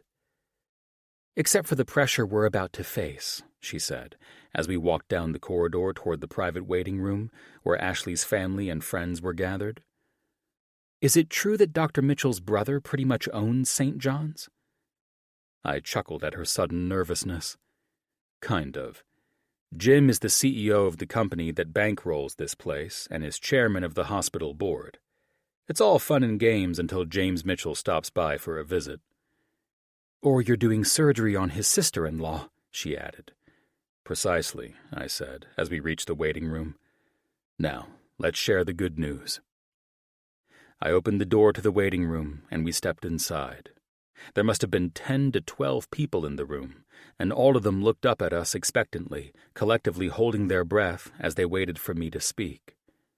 Jake stood from his seat, holding his and Ashley's little girl in his arms, while his son and clone, John, stared darkly and somberly at me from where he sat across the room on a beautiful black-haired woman's lap. I can't tell whose expression is more frightening, John's or Jim's. I chuckled and walked toward Jake, who reached out to shake my extended hand. Everything went perfectly. She did very well. All her vitals are excellent, and we were able to remove all cancerous cells. She's in recovery, and you know the drill on that. When she wakes up, your beautiful wife will be well on her way to recovery, Dr. Mitchell. Jake let out a sound that was a mixture of a sob and a sigh of relief as his posture instantly changed. It looked like someone had lifted a 50-pound weight from his shoulders. The feeling of relief from Ashley's family and friends was palpable. The tension was instantly dissipated, and everyone could breathe again. Ashley's father, I presumed, wrapped his arms around Jake as the man began to sob, and an older Latina woman took his daughter from Jake's arms as he returned the man's joyful embrace. The only thing sweeter than saving a life was watching these moments of pure love and joy from their family. "Thank you, Carmen," Jake said to the woman who held his daughter as he wiped his eyes. And thank you, John. He pulled me into a bear hug for nearly 10 seconds before pulling away. His tears of happiness and relief glistened on his cheeks as his brother, Jim, approached and wrapped his arm around Jake's shoulders. Thanks, Doc, Jim added, looking happier than I'd ever seen. I can't tell you how happy I am for you all, I said. Now we'll leave you to prepare for visitation. You can all rest easy now. Mickey and I walked out, leaving the family to celebrate their answered prayers together. I glanced over at Mickey and grinned when I noticed her glassy eyes. I'm telling you, girl, we could use another gifted doctor on our oncology team. She looked at me and offered me an adorable smile that damn near took my breath away. Do you see the wreck I am right now? She chuckled. I can barely give the family good news without tearing up. Can you imagine me giving them the unthinkable news? You were trained in how to deal with emotions, I'm sure, I said, not backing down. You must remove yourself from all emotions in situations like those, or you won't survive in any part of the medical field. How do you do it? She questioned. You just witnessed that, I answered. Jake's a great friend, but I have another surgery to focus on in a couple of hours. I can't be in there crying with the family right now. A doctor I worked with while interning said he always thought of the entire family holding in a fart or something silly like that to remove himself from emotions when delivering bad news. I looked at her as if she'd grown 2 heads. Where the hell did you intern? That's the stupidest thing I've ever heard. UCI, she answered, challenging me to insult one of the best hospitals in Orange County. UC Irvine, eh? Mm-hmm. Well, thank God you've come to St. John's. Why, so I could learn from a doctor who's so full of himself that he interrupts my family dinner? I stopped walking, knowing I needed to deal with the consequences of my actions. I've been meaning to apologize for that, I said. I wasn't thinking when I decided to jump up and barge into what was probably a nice family dinner. She eyed me, crossed her arms, and smiled, enjoying her upper hand a little too much. Our dinner was over. That's not the part you should apologize for. I was instantly confused.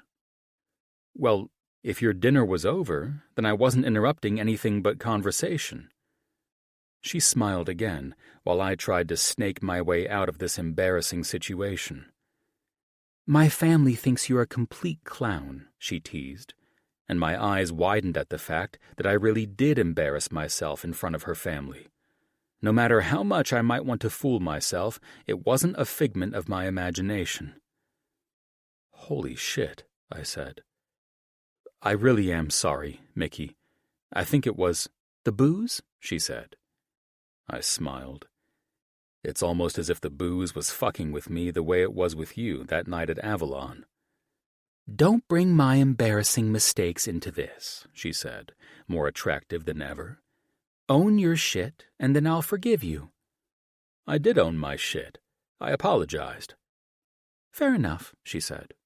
I suppose I just like seeing you all weak and vulnerable like this.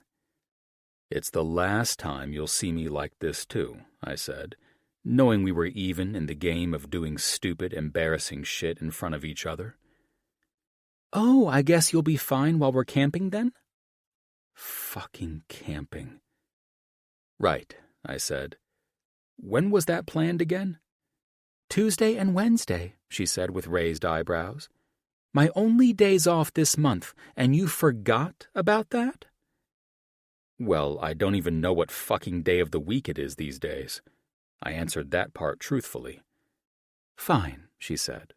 I've honestly got no one to bring camping with me anyway. Med school, a long-ass engagement, and all the bullshit that pulls one away from having a social life has me quite isolated these days. Well, we're perfect for each other. My only friends these days are the doctors I work with here. That commonality doesn't mean you and I need to date, she said, and I smiled. Glad to know that word was on her mind. The ball was back in my court and exactly where it needed to be for this to be exciting. How about we still take Tuesday and Wednesday and go camping together? We'll play it by ear. That could be a disaster, she answered. Yeah, well, something tells me that dancing around each other like this and not seeing where it goes would be the disaster. I'm not dating you, she confirmed again. I know, I answered with a smile. I'll be at your house on Tuesday morning and we'll hit the road and drive until something comes up. You're such a nut. Thank God you don't plan surgeries like this, she teased, but I could tell she was nervous. Strangely, I wasn't. My drive to spend more time with this woman was too strong to let me be nervous. I was excited and intrigued, and for the first time in a long time, I felt a spark of renewed energy ignite in me. I didn't know where it could all lead, but I wasn't afraid to find out. Chapter 14. Mickey. It was the first day of October, and though I loved the intensity of the season changes while transitioning from summer to the crisp mornings of fall, that never really happened in Southern California, where the weather seemed to range between the 70s and 90s for most of the year. I had no idea why I was feeling so sentimental that October was here, but I was, and it made me miss my home for the first time in a long time. In Tennessee, after the first cold snap hit, the leaves would start to change in various colors, and the air felt lighter and more exhilarating. Knock, knock, knock. Knock, knock, knock. I yanked the door open before John's SWAT team greeting disturbed the entire hillside and saw Mr. All Smiles standing before me wearing a tight white t-shirt and jeans. I turned away so as not to let the temperature heat up my insides and ruin our outing. Were you trying to make me think the house was being raided, or do you always announce your presence that way? I teased. And here I thought that pumping up your adrenaline in anticipation of our outing would score me some points. I smirked at him after he took my duffel bag and pillow into his arm. Don't worry about scoring points with me. We're hiking and enjoying camping in the woods for the night. I watched his bicep muscle pop and flex after he tucked my pillow under his arm and restrained myself from allowing my jaw to hit the floor after seeing how fit he was. Knowing how cocky he was, I wouldn't have been surprised if he worked out this morning to get his pump on to work me up into a frenzy tonight. So, speaking of not scoring points, he started after I turned to secure the lock on the front door, hearing the alarm beeping its countdown before it set. I see you have no friends joining us on our chaperoned mountain trip today. I wasn't lying when I said the last few years had been isolating, I said. I mean, I have acquaintances, like the girls I was out with the night we met, but that's about it. These days, if I wasn't working, I was sleeping. My lifestyle didn't leave much time for fostering friendships. Luckily, I was introverted enough not to care. Well, good, John answered, setting my bag in the back seat of his lifted and incredibly badass red Toyota 4Runner. Because I hardly have any friends here on the West Coast that would do shit like this for or with me. The doctors I usually spend my downtime with after hours would be the only ones I could ask along. So why didn't you? I questioned. I was a bit shocked that this gorgeous specimen of a man was in the same boat as I was, with no real friends to count. He grinned at me, eyes peering over the gold rims of the aviator sunglasses he'd just slid on. If I had invited any of my doctor buddies along, they would have laughed and treated me like a little bitch for needing a wingman.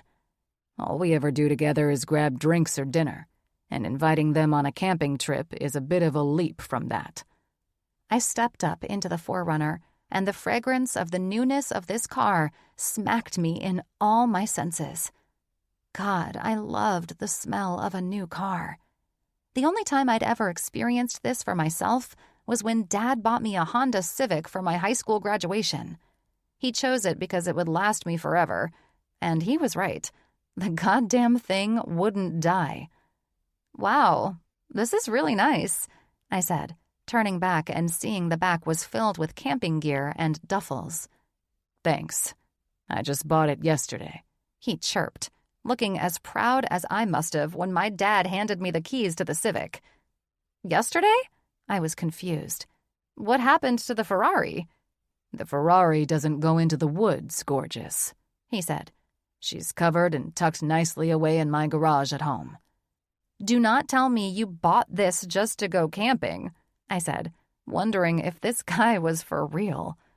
Okay, I won't, he answered, glancing over his shoulder as he backed up, turning from my aunt's driveway and heading down the long, winding road. No, I said. Seriously, did you borrow this from a friend? Because that would be more reasonable and something that happens in real life, I thought, when we made it to the bottom of the hill, and he was focused on getting over to the left lane of the street to make a U-turn toward the freeway. So, here's the situation, he said, looking over at me while we waited at a red light. I've been in the market to get another vehicle anyway, so before you judge, hear that part first. I'm not judging. I'm just curious. Rightfully so, he said as the light turned green and he looked back at the road. Anyway, well, I was buying shit for our camping trip so that your cute little ass could sleep comfortably in your own personal tent. He paused and glanced over, feigning reproach with his arched eyebrow. I would have bought my own, I answered truthfully. Right, little miss student loan debt. And I would have been such a gentleman for insisting we overnight camp so long as you bought and brought your own tent. Thank you for the tent, I said with a laugh as he sped up to merge with traffic on the freeway. My pleasure, he teased. So, back to why you bought a brand new 4Runner? Ah, he said, settling into his leather seat and kicking on the cruise control. Well, I had to have something to haul all this gear, and my buddies insisted that the new 4Runner TRD Premium Edition was the way to go. He glanced at me for a reaction, and I don't think I had an expression to offer him after that. So I bought all this shit at REI and dropped the Ferrari off at home.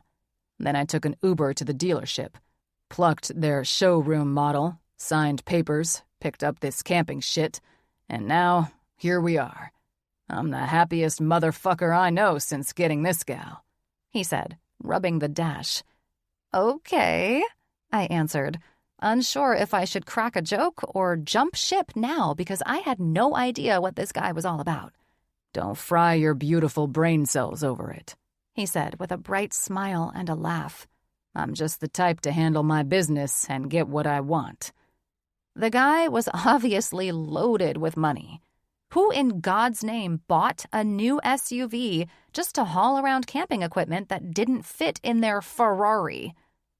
Who the hell are you? A long-lost Kardashian? Hardly. He grinned at me. Those ladies order their vehicles customized. I just ran down to the dealership, snatched up the most badass-looking 4Runner I could, and... How much was this thing? I questioned, wondering how wealthy this man could be. $83,000, he said, as if he'd just told me how much he'd paid for a pair of jeans. You're insane, I said how I truly felt. But it is pretty cute to see you looking like a high school kid who just got handed the keys to his dad's new truck. Ha, he said, flipping on his blinker and darting across 4 lanes to get to the connecting freeway that would bring us out of the city.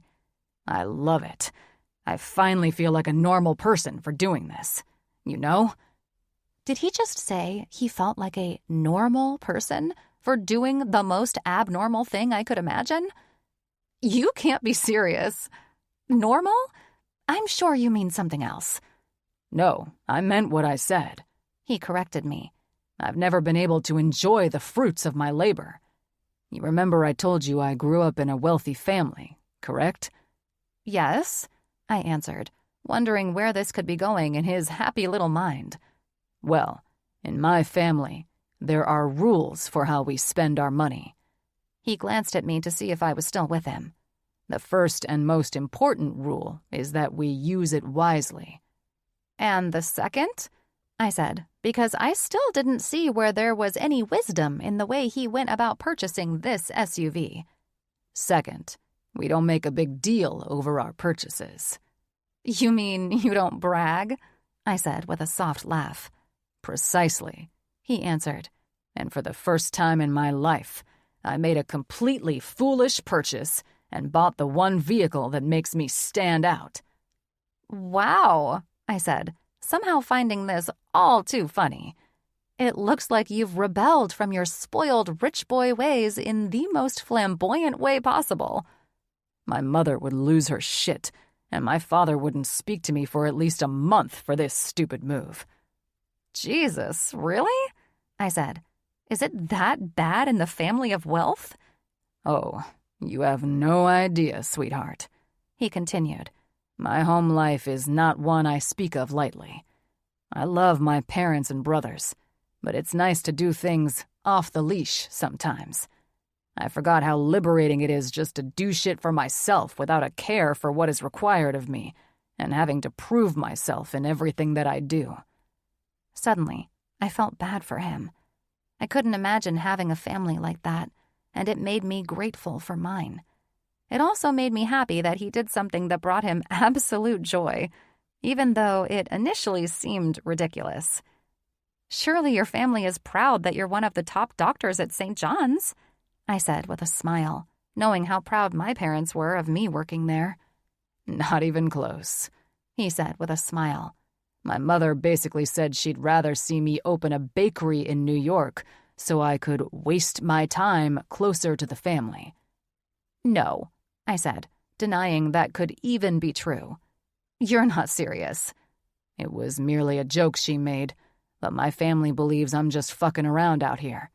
They're waiting for me to get bored of this life and rush back home to fulfill my obligation to the family legacy. Everyone must play his part. Who the hell is your family? I questioned. Are you a member of the royal family or something? Who is my family? He said, almost to himself, before looking at me. My family is just my family, and I'm nothing like any of them. You're the black sheep, huh? I teased him. Aren't all babies of the family? He chuckled. Listen, let's get off that subject. I don't want to get all stressed out while driving and leave behind bad vibes in this baby. Sounds like a good idea, I said. I was more curious than ever about who John Aster was outside of work. I could see that he came from money, but the idea that he'd seemingly betrayed his family or had any issues with them that he was working out by buying random vehicles was something I didn't see coming. I was happy we were taking this camping trip together because I wanted to know more about this beautiful man who, for some strange reason, didn't have the support of his family to do the job he did so well, and with such natural talent. Chapter 15. John. I know how stupid it must have sounded, feeling so triumphant for buying a new car, but I didn't care. This Forerunner was the kick in the ass I needed to stay on my course, not the one my parents had chosen for me. For once in my life, I was making decisions without the input of my family. And while it might have been something that every other adult in the world freely did, it was new to me and felt incredible. No one would understand it, not even this beauty next to me, who'd nodded off in the passenger seat an hour ago. She had to think I was insane to act like a spoiled little rich boy, which was exactly how I acted when purchasing all the necessities to go on this trip and enjoy some time in a higher elevation with crisp, clean mountain air. "Wake up, darling," I said, as I gently rubbed her shoulder to rouse her as we pulled into the campground at June Lake. "Oh, shit," Mickey said, in a sleepy and very sexy voice. "Where are we?" "Inyo National Forest," I said, as if I were Clark Griswold, announcing our destination to Ellen and the kids. "Wow," she said, her eyes drawn to the tall pines that lined the single-lane road we were on. "I can't believe I fell asleep on you." Yeah, remind me not to take any long road trips where I might get tired and need you to take over driving. I now know you're not one to depend on. I glanced over at the general store of the Pine Cliff Resort area I'd seen online while scouring the coolest places to hike and camp. I'd probably pushed it by driving 300 miles away from the city to score on some mountain, but the beauty of the eastern Sierras called to me. I wanted something unique and neat, and all the lakes here looked like they belonged in another country with their crystal-clear waters, still surrounded by snow, and all the things that one leaves the big city in hopes of finding. I read online that they have flushing toilets and bear containers here. It seemed to be the best of the camping spots, so I thought it would work well, I stated, putting the truck in park and smiling over at her. Care to come in with me to figure out where we'll be, and then grab some grub for you to cook over the campfire? She was still trying to get her bearings. From the looks of it, she'd fallen asleep pretty hard, and was disoriented that we were pulling into an old Western-like frontier general store. "It's like we're in the Old West," she chuckled.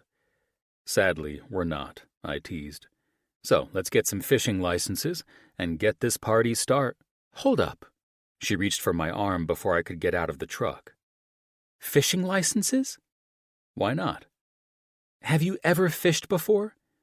"No, but I read online that people catch their limit in 30 minutes or less around here." "That's what people who know how to fish say." She looked at me as if I'd turned into an alien. "So, are you afraid you won't catch anything?"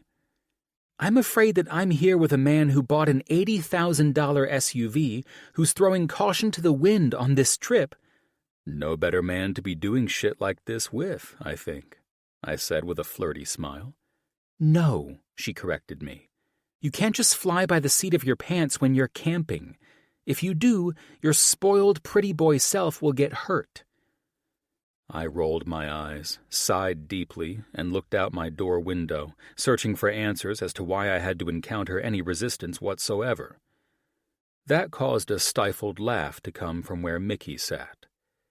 "Are you pissed off at me?" she said in a humorous voice, rubbing my arm. The gesture felt amazing. "Yes," I said. I wasn't really pissed. I was more annoyed than anything. "Well, you're going to have to get over it, because I'm not going to pull a hook out of your ass when you try to cast your fishing line the way you saw someone do it on YouTube." I slowly looked over at her. "How would you know that I watched any fishing videos to try and—" "That's the thing, I'm not sure," she said. "But everything on this trip so far seems like the work of some rich boy who ran away from home and is trying to be normal and do things he's never done before." "So," I said, currently acting like the exact idiot she described. She laughed again. "Well, I'm just trying to figure all this out." She looked at me with a cute, sympathetic gaze and an adorable smile. "Nothing to figure out, Mick. We're going camping." I reached over and softly pointed my index finger into her chest. "Just you and me," I finished, and turned to step out of the vehicle. I handled the campsite check-ins and everything that went along with finding our tent site, while I left Mickey quick to deal with the food shopping and anything extra we may need for the night. When I walked over to the general store, a little saloon-like building that was the only gig in this one-horse town, I was turned on the moment I saw her again, even though she was laughing and joking with the young man behind the counter. Luckily, I was confident enough to brush away the little green jealousy monster trying to plant seeds of doubt. It was far too perfect of a day for silly insecurities, and as long as she didn't have a fantasy about being with a ginger who looked like he belonged in Duck Dynasty, I didn't need to worry. "What's the deal?" I asked, approaching Mickey from the side. "A couple of things," the dude behind the counter said from behind his chest-length beard. "First, if you want to fish, you're going to need to purchase some licenses, and second, I'm fresh out of bait." "Fresh out of bait?" I mocked the guy playfully. As I did, Mickey's eyes widened, and she stared at me as if I were embarrassing myself. "I mean, I looked at Mickey, frustrated and confused, wondering if she was trying to give me shit because she was digging this guy, and I sounded like a dick. What? I tried not to snap, but I was pretty sure I failed. She folded her arms and turned to the guy behind the counter. "You know what, Matthew," she said. "It seems we won't be fishing this trip. It turns out my partner is in too shitty of a mood to work up the patience for it, much less wait for a couple of fishing licenses." "He's out of bait," I said, looking at him. "You said that, right?" "Fresh out," he repeated the ridiculous line that had gotten me busted with Mickey for reacting and mocking it. "Fresh out, honey," I said, feigning a fight. "Bummer," she eyed me. "I specifically told you that if I didn't get to fish on this trip, you weren't getting laid." My eyes matched Matthew's from the other side of the register, as wide as fuck. "Your sweet ass never said that to me," I said. "Better go scrounge up some worms out by the lake, pal," Matthew said. "Scrounge?" I responded. I swear this kid was throwing me curveballs with his lingo. "Hey," he held his hands up. "I'm just trying to help." "Well, he's way past help now," Mickey answered. "Let's get whatever food we need for the campsite." She turned to Matthew. "Where do you keep the steaks?" "Steaks? Yeah, no, we're not a full-service grocery store like that," Matthew said. "We got some wieners in the cold case." Yeah, and wieners working behind the cash register, too, I thought. Honestly, the dude was only annoying me because this interaction had spun quickly out of control, and he was managing to dash every expectation I had, one by one. "This isn't going to work," I told him, as if he could call up a truck from hundreds of miles away to deliver raw steaks. "It'll be fine, John," Mickey said. "No, sweetheart." I smiled at her, chilling out a bit before looking back at Mountain Man Matthew. "If I'm not getting laid because your ass can't keep bait stocked and the lady can't fish, I sure as hell am not shoving a goddamn wiener down my gullet for my trouble." If this doofus makes a "that's what she said" joke, I don't know if I'll laugh or punch his throat. "That sounds like your problem," Matthew said, smiling as he spat that truth back at me. "That is what's pissing me off about you right now, Matt," I said. "I'm having a shit-ton more problems than you are suddenly." "I don't think you have more problems than me," Matthew said. "The brand-new 4Runner and your preppy little shirt and jeans tell me you probably don't have any problems at all." "The 4Runner and these preppy clothes were working to get me laid tonight, and your ass and this damn store ensured it was all done in vain." "Oh, no," Mickey finally cut in. She gently touched her finger into my chest, arched an eyebrow, and smiled. "You are the reason you're not getting laid, not poor Matthew." She stopped and looked at the guy on the other side of the register and grinned. "Where are the hot dogs?" "In the back next to the White Claws. I'll get them." "Thank you." She smiled at Matthew, then looked at me. "You need to relax. Hot dogs will be just fine. It's more of a staple food for camping anyway." "I am relaxed," I answered her, acting innocent. "I just don't want to eat a goddamn hot dog. I hate that chopped up shit.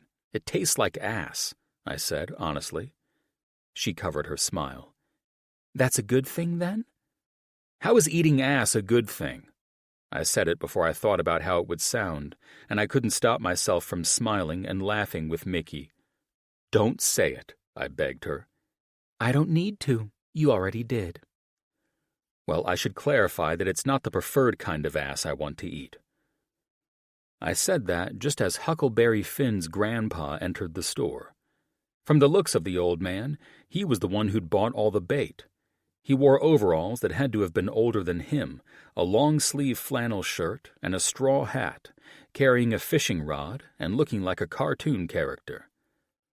"Excuse me, son," he said to me. I half expected him to reprimand me for speaking like a disgusting pig in front of a lady, but he was merely trying to get by with his fishing pole.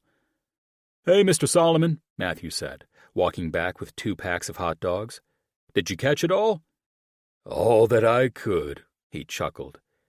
"You know that lake likes to play stubborn with me sometimes." "Let me take care of these folks, then I'll get your refund on the bait you didn't use," he said. "We don't need 2 packs of hot dogs," I said, obviously not letting go of my issues with Matthew. "From the sounds of it, 2 packs of wieners might not even be enough for the 2 of you tonight," he said. "Right. Mickey," I said as I turned to her, "we should probably get whatever food goes with hot dogs and check out our campsite. Building the tents should be as exciting as dealing with this place." "You'll be surprised at finding shit you don't need in this store, as opposed to what you think you need," the old man said. Somehow, I think he was trying to throw in some wisdom. "I'm sorry," I said nicely, wanting to understand what he was trying to say. He turned and smiled at me, his snowy white beard igniting his powdery blue irises. "I see you're a frustrated young man. You're up from the city, yes?" "Correct," I said, as Mickey took off down the aisle to avoid what I believe would be scolding from this man for being a dick. "It's usually how it always is with new folk up in these parts," he smiled at me. "Listen, all I'm trying to say is you seem frustrated that you're not finding what you want here." "Yes," I answered. "Well, don't be. Life isn't always about getting what we want. Instead, it's about getting what we need." "Huh?" "I think you know what I mean. True happiness only comes from having what you need, not what you think you want." "I just wanted some steak on a fire tonight," I chuckled. "But did you need that?" "No," I laughed again. "I guess not." "Then just be happy with what you have. The rest always works itself out." The man might have been a bit senile, but he sprinkled in some sound wisdom. He was right. I needed to stop expecting everything to go my way. I had everything I needed right in front of me. Matthew and his wieners, Huckleberry Joe and his wisdom, and a beautiful woman who just watched me make a fool out of myself in front of both. Chapter 16. Mickey. I'd love to say that John and I looked like a couple of dumbasses while putting up the tents, but it was quite the opposite. I mean, what did I expect? The guy had a method to his madness with everything he acquired for this overnight camping trip. So, naturally, I should have expected it when he whipped out a tent that could be thrown out like a damn frisbee, and the thing just set itself up. I couldn't believe all the other neat odds and ends I was fortunate to have the luxury of camping with on this trip. He'd bought a solar-powered generator with an inverter that helped us blow up the mattresses, and that's where we plugged in the small refrigerator unit that was nestled in between the station where John had his propane camping grill and coffee maker. "I thought we would cook the hot dogs over the campfire," I questioned. Ever since we started on this trip, I was getting more tiny glimpses of John's personality and mannerisms, which made giving him a hard time even more fun than before. John glanced over his shoulder at me from where he stood in front of the grill, ass looking tight and right in his jeans. "Nah," he waved his hand in the air. "You just relax in your comfy camping chair and let me take care of you." "What's the point of the fire, then?" I decided to tease just so I could hear what he had to say. "To keep warm, of course," he said. "So what happened to me cooking steaks on a skillet?" "Ask Wiener Boy Matt from the store," he said with a laugh. "Well," I laughed, "I've never had a pan-fried hot dog before, so this should be promising." "It will be promising, gorgeous.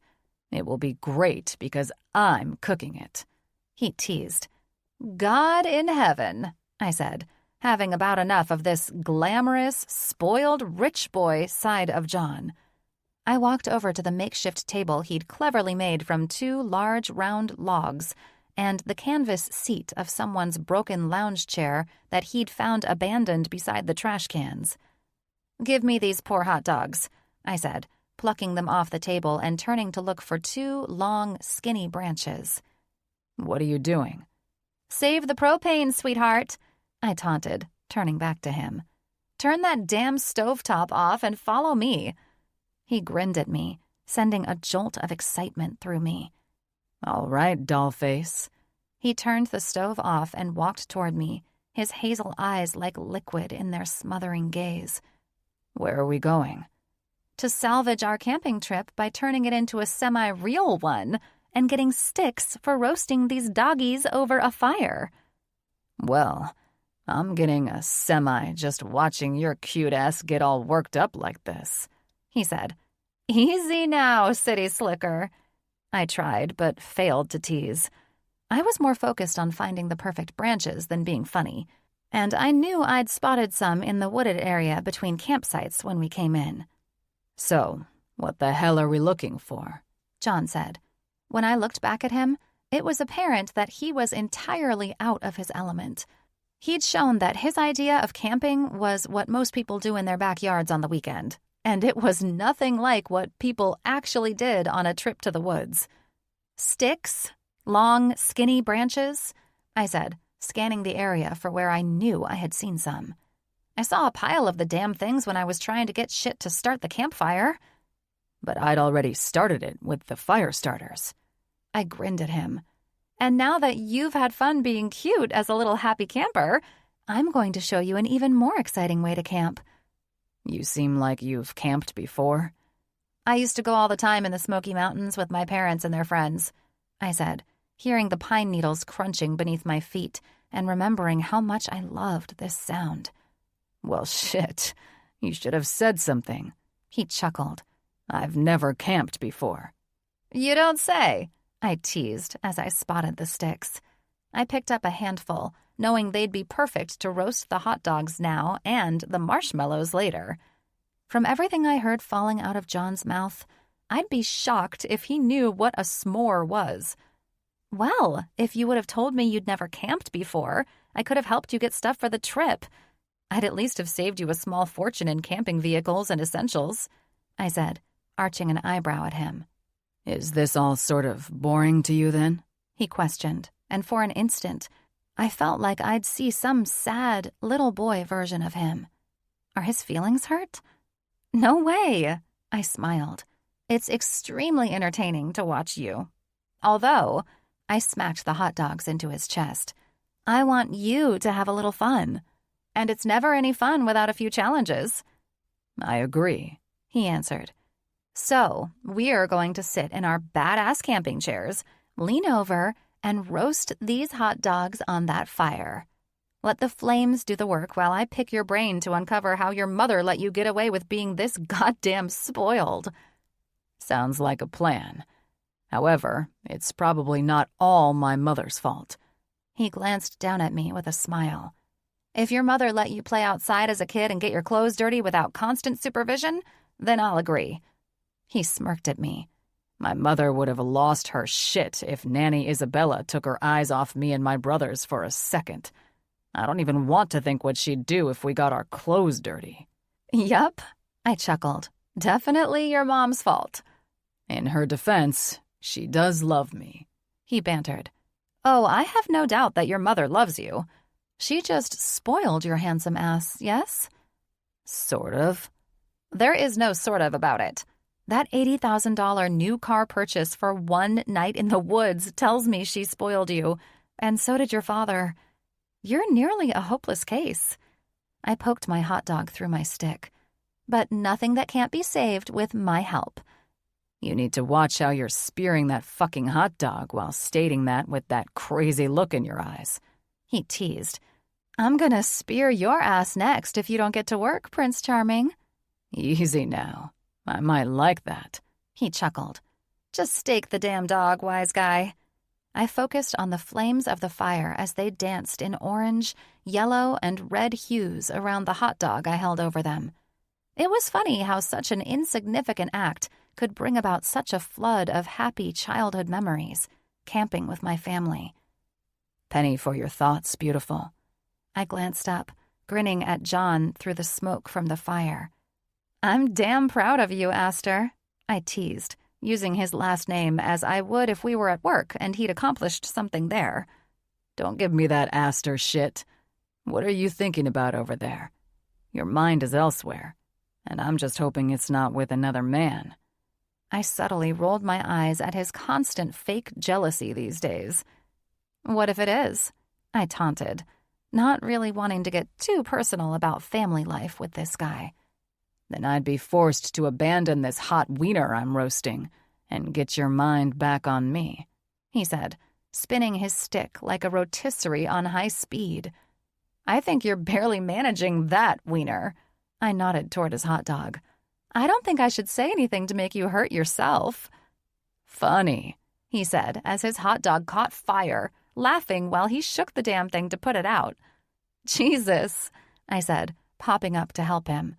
You know, I always wondered how these mega fires started out here. I never thought it had anything to do with dipshits like you trying to get a day in for camping.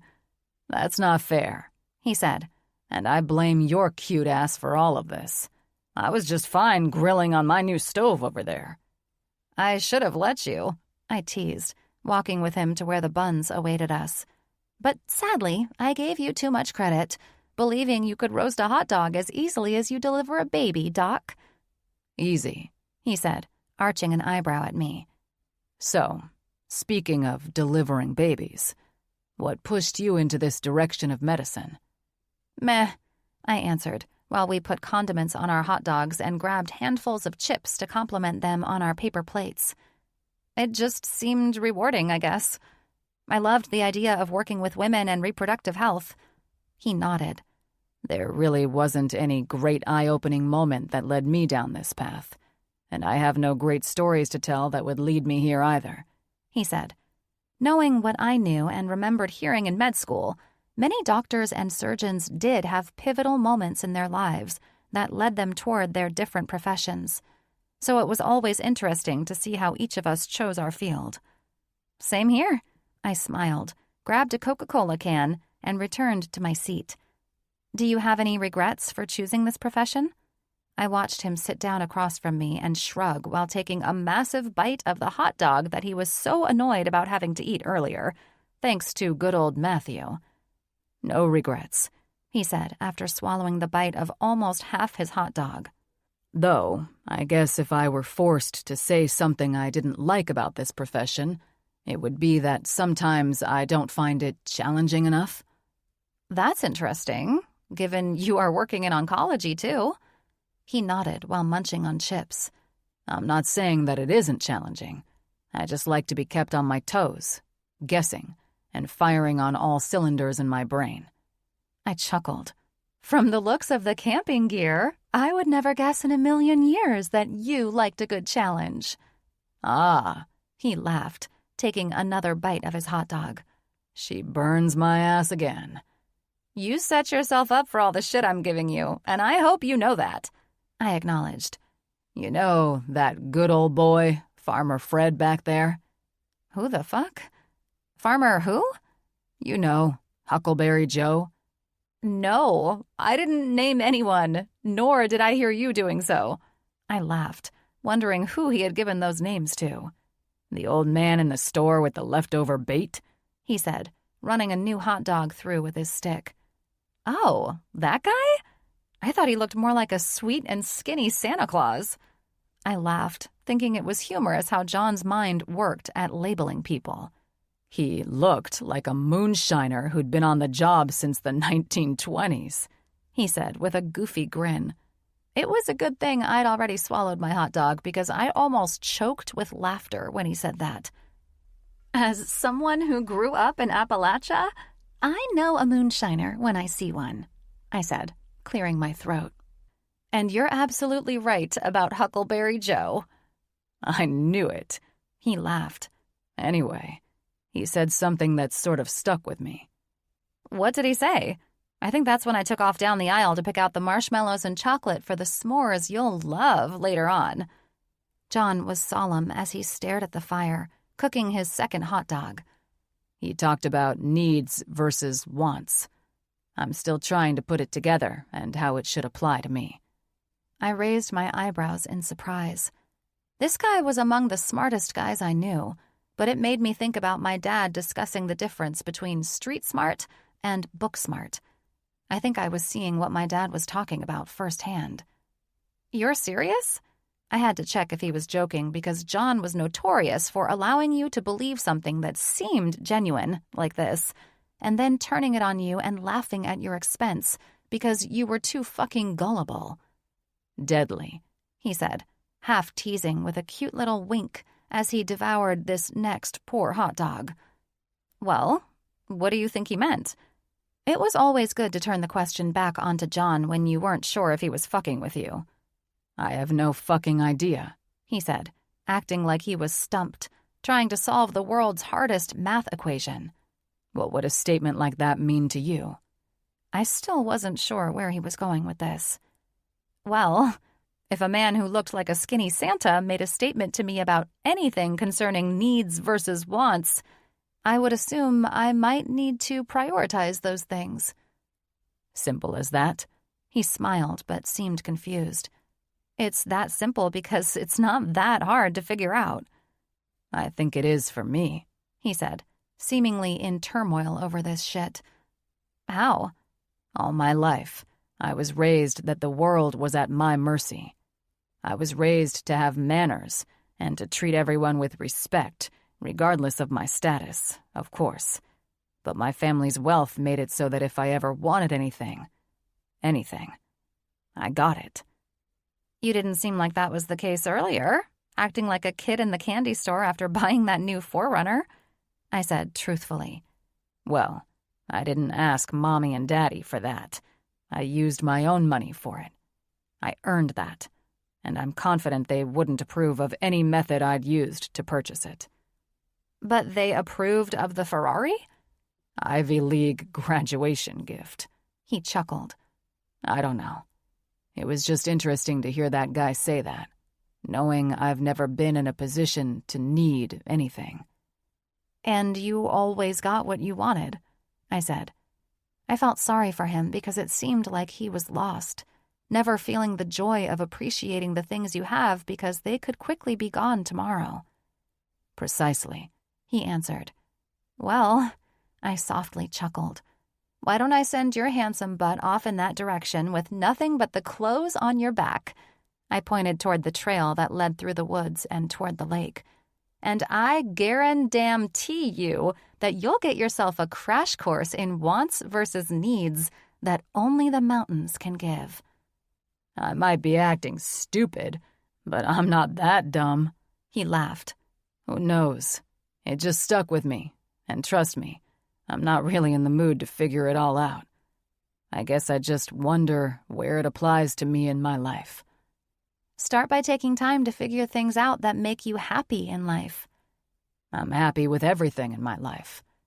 "I'm sure there's something that, if you lost it abruptly and without warning, you would be distraught or upset for a while." "Nope." He shook his head. "I learned a long time ago to save myself the heartache of allowing my happiness to depend on things I can lose." "Seems to me that you've got it all figured out, and perhaps Huckleberry Joe didn't need to offer any wise words to you today." "That's just the thing," he said. "Something tells me he did, and the fact that I can't figure out why this is sitting with me is what scares me the most."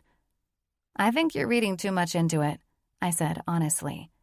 "Perhaps I am, but after bouncing out on my family to be a doctor like I did, well, you'd have to know my family to understand why I feel his words may be haunting me down the road."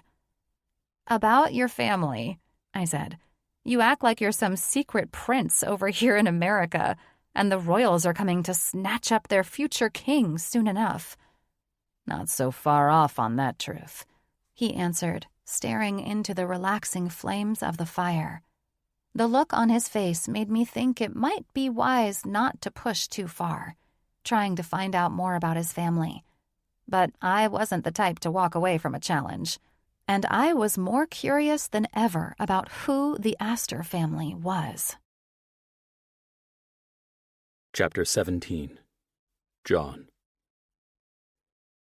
I had no idea what had prompted me to mention my internal conflict over the world's most basic expression, needs versus wants.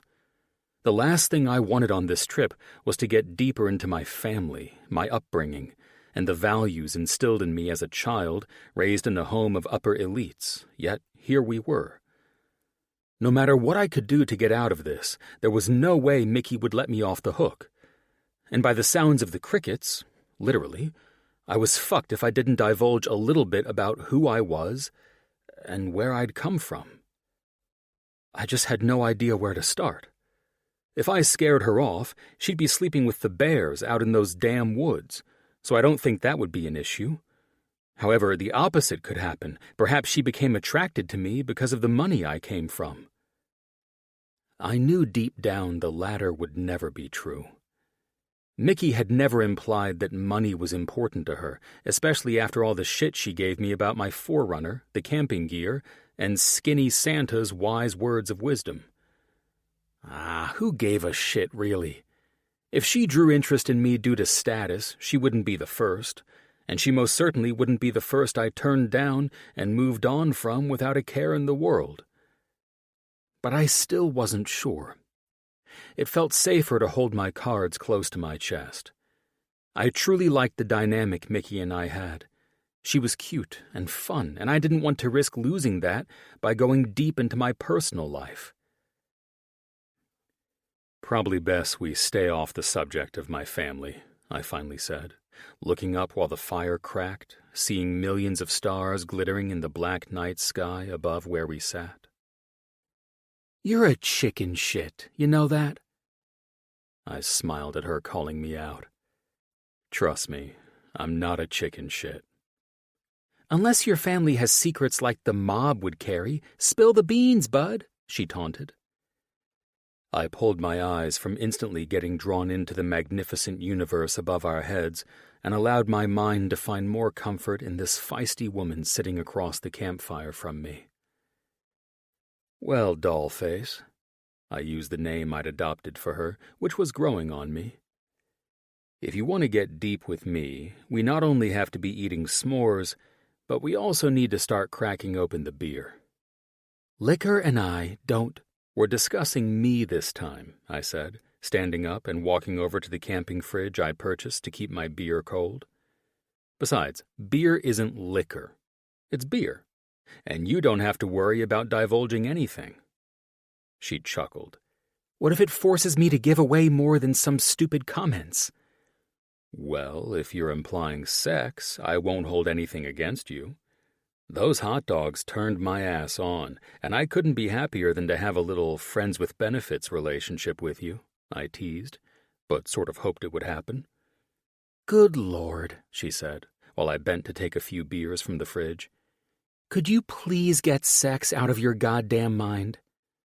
I turned and grinned at her. If I didn't eat a fucking wiener for dinner, then I probably wouldn't have it on my mind. This begs the unanswered question, she started after I twisted the cap of the bottle of beer and handed it to her. Why must men, or anyone really, compare anything sexual to a hot dog? I blame Freud, I shrugged. Ultimately, that's a question that you won't get a straight answer from me, so you probably shouldn't ask that. Indeed. Perhaps we can stick to the cold, hard truth about who John Aster is and where he comes from, she taunted, while I pulled my chair closer to hers. There's no solid mystery or creepy campfire story to be told regarding my family or upbringing, I started. However, my family is obscenely wealthy, and my parents have very interesting standards for their sons. That's not so bad, she answered. I think every family does, although I'm sure your parents are different from others. I don't know. You just seem to be hung up on what the gentleman at the store told you. I like calling him Huckleberry Joe, I said, knowing I would probably never forget the old man. You're too much, she chuckled. taking a healthy sip of beer and proving that she was unwinding and enjoying herself like I'd hoped she would. "Tell your creepy family story, and I'll tell you if I'll be scared or not to sleep alone in my tent tonight." "Don't tempt me, because I'll head down the road of family issues that have been known to send therapists into therapy just to ensure I can sleep in your tent tonight." "After watching you make that queen-sized air mattress bed, topped with a memory foam mattress pad, brand new Egyptian cotton sheets, and 2 delightful goose-down comforters, inviting anyone into my dreamy little abode will take some Amityville horror house-type Aster family stories." I felt more at ease to see Mickey so relaxed and chill, her sweet smile lighting up her face, and her eyes glittering with the reflection of the fire flicking in them. Perhaps I would unpack a little Aster family drama and see how it set the stage for a little romance session in Mickey's tent later. I eyed her. "I didn't think this entire trip through," I said before starting in on my personal life. "I swear I could not stop second-guessing whether this was a smart thing to do. I'd never told anyone about my family life like this, especially a woman, and definitely not a colleague." "Oh, no," she chuckled. "I assure you, you thought everything through when it came to packing and planning for this trip." "No," I smirked. "If I were fucking smart, I would have forgotten the linens for your bed, so you'd be forced to sleep in my arms." "Can we actually talk about something more than having a night together that I'm quite confident we'd both regret in the morning?" "I don't know," I said honestly. "My family is a hard case to crack open, even for me. I don't even allow myself to stay in my head about it much, or I'd go crazy. It's hard to expect someone else to comprehend it all." "Try me?" "As you wish," I said, gulping beer before diving in. "My father comes from an extremely wealthy family who settled in a lovely city near the coast of Normandy in France." Her eyes widened. "That's highly impressive." "It is," I answered, taking pride in this part of my family heritage. "We still own many vineyards there and have recently updated the winery estate, which is famous for its red wines native to the area." "Shit, I really am impressed. It also explains how you knew about the wine I offered you at my aunt's house and how you managed to pronounce it without sounding like an idiot." "I'm sort of bred to know that shit, but it's not something I practice daily. In fact, I just knew of the wine because my mother secretly loves it, something we never dare tell my father," I chuckled. "Yet another little secret your mother holds," she said, relaxing further into her chair. "You seem to know all her little hidden secrets. Is that where this story turns frightening?" "Very funny, and no," I eyed her. "I'm not a mama's boy, if that's what you're insinuating." "I wasn't thinking that, but now that I see you're defensive about it, I'm going to assume you are." "Not in a way that I think most mama's boys can be," I conceded slightly to her remark. "I'm the baby, and I've come to learn how to get what I want from the world's most strict mother." "You've not met my mother." "Oh, I have, remember? When I rudely introduced myself to your family?" "No, you met the sweet Southern Belle version of her. You have no idea how strict my mother can be, and brutal if the situation calls for it." "So you haven't learned to manipulate your mother as I have mine, then?" I joked. "You mentioned you're the baby of your family. Well, I'm the oldest, and I think everyone knows that the oldest will forever try to prove their worth while the baby is born with it. They can commit murder and still find favor with the harshest of all parents." I grinned. "You sound like my oldest brother, Sebastian." "Like I said," she sipped her beer. "Oldest sibling problems." "Either way," I smiled, loving that it seemed we could talk about anything, and it always went in a fun direction. "So, my mother is extremely strict." I stopped myself. Wait, what the fuck was I talking about? I didn't start this conversation by talking about my mother. I never had difficulty staying on track talking about anything, but I was tonight. "Your family's vineyard and estate in Normandy," she said. At least one of us was paying attention. "Right, so the estate. Antoinette Vineyards.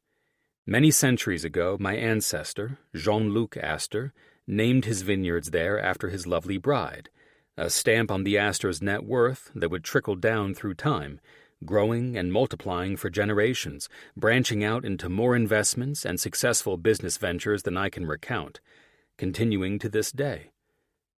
"A story of hard work, wealth, and love," she said cutely. I arched an eyebrow. While there was hard work, wealth, and love between Antoinette and Jean-Luc, it was the foundation my family built on. Their hard work was a catalyst for familial greatness, one which every family member was and is expected to revere and contribute to, never sullying the reputation or impeding growth. "Shit," she said, gulping this last drink of beer she took a sip from. "That's quite a family history lesson." "That's not even bullet points, and it's only on my father's side," I chuckled, opening another beer for her and me. I could go on. "I'm intrigued," she answered, taking the beer I offered her. "I've never heard of anything like this before, much less met someone part of such a legacy." A far cry from having a dad as a coach in Tennessee, right? Fuck. I didn't realize how that would sound until after that arrogant insult came out. Jesus. I outwardly reprimanded myself. I did not mean it like that. She laughed in response. "Definitely not the average Smith family legacy, where two girls were raised in a small Tennessee town that proudly offered us all 4 seasons, a mother as the high school principal, and their dad an amazing coach." "Fuck," I said again. "You see?" I lowered my voice to match how stupid I felt. "This is why I despise discussing my personal shit with anyone." "Why?" She seemed perplexed by my embarrassment. "Because it makes me sound like a pretentious, spoiled rich boy, which I can assure you I am not." "Oh, you're a spoiled rich boy for sure, John Aster, but that doesn't define who I believe you are," she playfully yet masterfully said. "And who do you believe I am?" Here we go again, with me chasing rabbits while in conversation. "I haven't quite figured that out yet," she answered, "but I'm working on it." Time to talk about Mom, I thought. Well, giving you the family history on my mom will help you conclude that. "We shall see," she chuckled, most likely seeing my sudden discomfort. "So if your dad's family built the Aster fortune from France, I'm going to guess your mother comes from the American family that owned—" She paused. I could tell she was enjoying this little game of family charades. "A cattle ranching business in Montana?" "Huh?" I laughed at that wild guess, knowing that my maternal and paternal family did not come from America, and most definitely not from the cattle industry. "Where the hell did you come up with that one?" "Wild guess," she chuckled. "My ex was hooked on that Yellowstone show. He forced me to watch some episodes with him, and I liked it." "That's a great show," I said. "My dad is much like John Dalton, if we're comparing." "And your mom is like his daughter, Beth?" she chuckled. "Well, I guess my mother can be vicious like her when it comes to keeping to the family legacy, but she's certainly not as blunt as her." "Meaning?" "Beth makes it very clear she's going to cut your throat if you try and fuck with her family. My mother, much to the contrary, would never let you know she was cutting your throat while doing it." "Ah, sharp knife and you won't feel a thing," Mickey said. "Exactly," I laughed. "Remind me never to meet your mother," she laughed. "She sounds terrifying." "Not terrifying enough for me to sleep in that tent with you, though?" "No." She arched an eyebrow at me. "So, give me the scoop on your mom's side?" We were both on our 3rd beer, and the conversation was flowing so much easier than I expected to because of it. Mom's family comes from Neuilly-sur-Seine, before it was annexed by Paris, of course. My mother's family money is so old no one even knows where it came from anymore. It's just always been, for many, many centuries, I said. Luckily, she didn't seem confused, so I continued. The Pascal family fortune and name were strong enough to make her an acceptable choice of wife for my father, Sebastian Aster IV. It was a marriage that mutually benefited both families, doubling their esteem, so to speak. Well, shit. Your family is pretty much comparable to a royal family, then. Pretty much, I rolled my eyes. Not even the booze could help keep that irritating fact away from me. Both of my brothers are doing well by following my parents' orders. Sebastian is married to a proper socialite, and Mark is engaged to one. And you seem upset right now because I'm guessing they won't be proud of you until you are too. I have no plans to ever be married, and it's most likely because of that shit. Well, it seems like you're the one who scared yourself with your family story tonight. I half smiled at her. Oh, I'm not scared.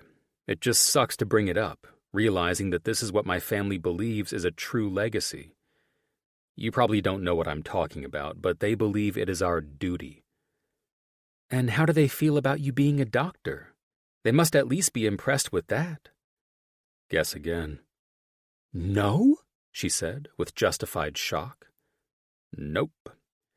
They see it all as a joke, if I'm being frank and a little bitch about it. You're most definitely not being a bitch about that. That makes me sad for you if that's true. Well, it's very true, I said, a bit sterner than I'd hoped that would come out. At least they don't hate me, right? Right, but it seems like they don't support you, and that's very fucked up, she said. It's not so much fucked up as it just is. That's who my family is. It's how I was raised and all that I know. Bullshit, she said, challenging me. I don't buy that for a second, Mr. Wants versus Needs. Oh yeah, smartass? I taunted. Then what exactly do you buy? I think you're just confused. You want to make your family proud of you, but you must focus on being proud of yourself. How does that make any sense? Easy. She shrugged and stood up. Put yourself, your needs, and your wants first, and you'll see what I'm talking about. So now you're going to play fucking riddle games with me like Skinny Santa? I said, looking up at her, knowing she was packing it in for the night. No, it's only as confusing as you allow it to be. You come first, and that's all that matters. What do you want? You've sort of made it clear about what your parents require of you, but this isn't their life. It's yours. You deserve to be fully happy, either by marrying whoever you want or being single for the rest of your life. The most important part is deciding what you want for yourself. That's why I've chosen my profession, and I'm not living between France and New York, engaged or married to a wealthy socialite, I answered her and reminded myself. And you seem rather happy to me, she said. Because I am very happy. Then you have Skinny Santa's riddle all figured out. She tossed her empty beer bottles into a trash can. You define your wants and needs by whatever brings you the most happiness. Right, I answered. Good night, handsome. Sleep well. She hit me with a wink that let me know exactly what my wants were at the moment. I wanted to fuck that woman senseless. That would make me an extremely happy camper. But I knew I didn't need it. I knew this was all coming up because she was truly off limits. She wasn't someone I needed to get involved with, but I wanted to. Damn that guy for his wise words. I only wished Mickey hadn't gone to bed so early, because I had the urge to talk to her about everything and nothing all night long. Fuck it, I thought as I stood. What women out there didn't love a little pillow talk? Chapter 18. Mickey. The beer was getting to my head, and John looked too damn hot for me to deal with in combination with the crackling campfire and twinkling stars. After hearing what I did about his family, I admit I was intimidated by the guy. He was a half step away from being a prince, for crying out loud. Talk about worlds apart. I needed to let it go, though, because if I saw John as anything other than the goofy guy I got along so well with, it would interfere with my work. I'd knock, but the tent doesn't have the appropriate surface for that, I heard John say.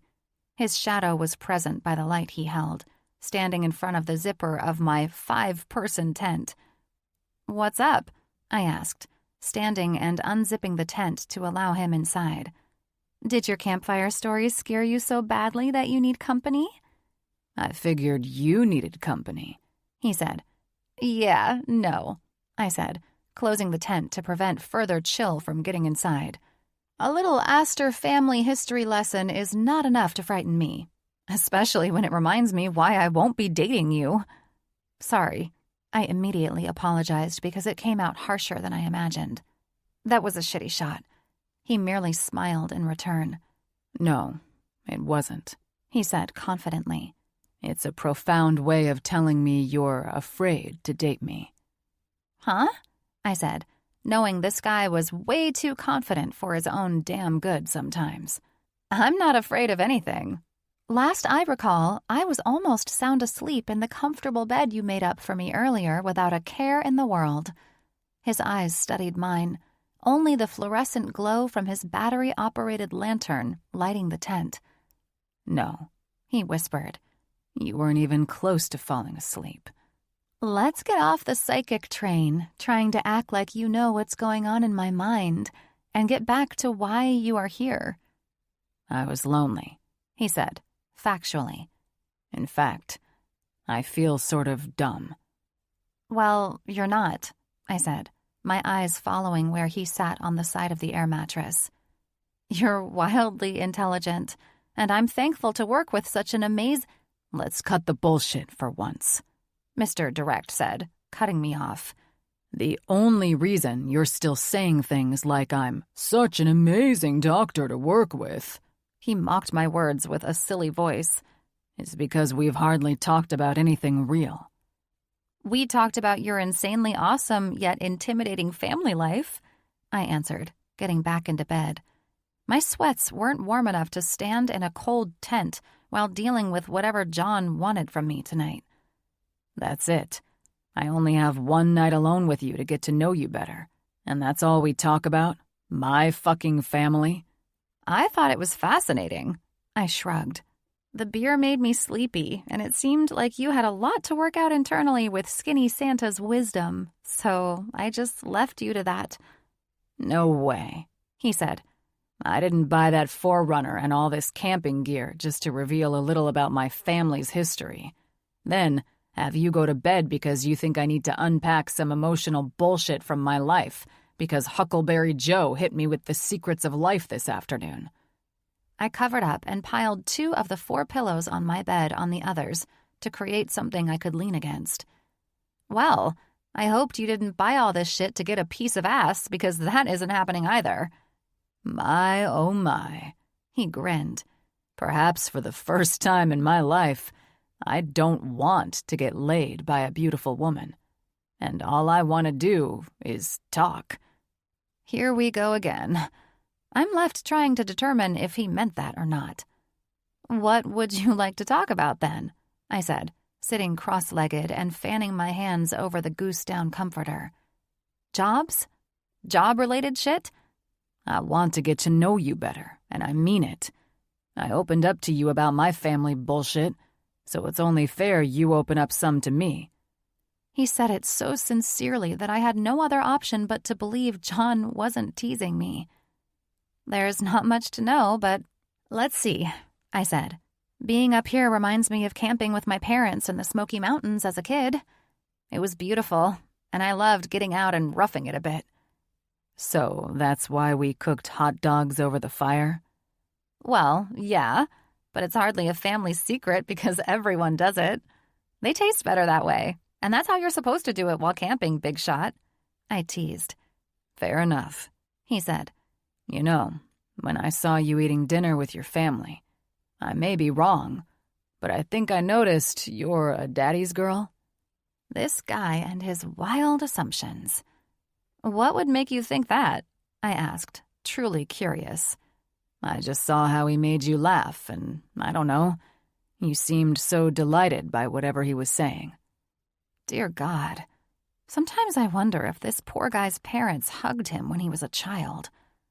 Of course, I love my dad, and I suppose I was closer to him than my mother, so I guess you could say I'm a daddy's girl. But I was closer to him because I was an athlete, and sports are his life. What about your mother? He questioned. You look a lot like her. The energy certainly took a wild shift between us, and I liked this side of John. He reminded me of a curious little boy who was enamored with me for some reason. I had no idea what it was, but the cocky, arrogant, silly, goofy side of him wasn't present. He seemed highly intrigued with me, which was funny because no one had ever been quite so interested in my relationship with my parents before. My mother and I butted heads a lot. She has a strong personality and expects nothing less than 100% from her girls. If you messed that up, there was always hell to pay. Sounds a lot like my mom. Strict? I questioned. You have no idea. How did you deal with the way your mom... He paused, searching for words as he scooted up to lounge on the other side of the mattress, propping up on his elbow and turning to face me. Disciplined me? Yeah. Like any other kid would when their parent busted them for being out of line. I got pissed, didn't talk to her for a while to prove some point, then got over it. Well, you're wrong about all kids dealing with discipline like that. I sure as fuck didn't deal with my mother's wrath in that manner. I assume you wouldn't, I said, remembering he told me he was the baby in his family. Let me guess, you never really got in trouble and the other siblings took the blame for you? Bingo, he chuckled. But it was all in good humor. I think everything with you is all in good humor, I laughed. Either way, I love my family. We're simple, unlike you, I laughed. Dad's a football coach, and Mom's the grumpy school principal that even the teachers are afraid of. What made you try out for the Olympics? I loved swimming, and I was the best at it. It was the next logical step, you know? I said, recalling how much I truly loved competing in swim.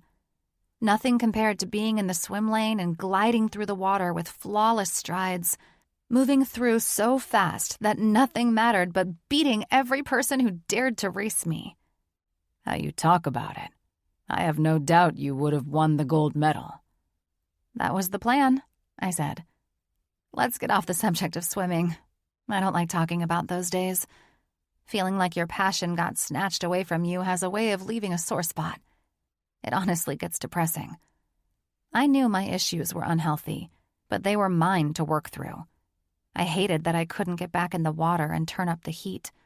It was incredibly defeating to know that I was cut short, and anything that put me in a shitty mood was something I wanted to avoid.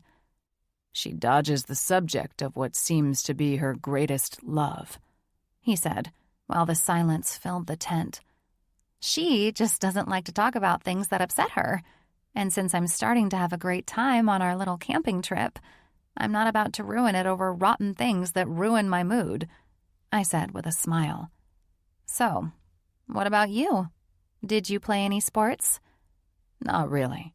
He shrugged it off. I liked doing outdoor sports, if that counts.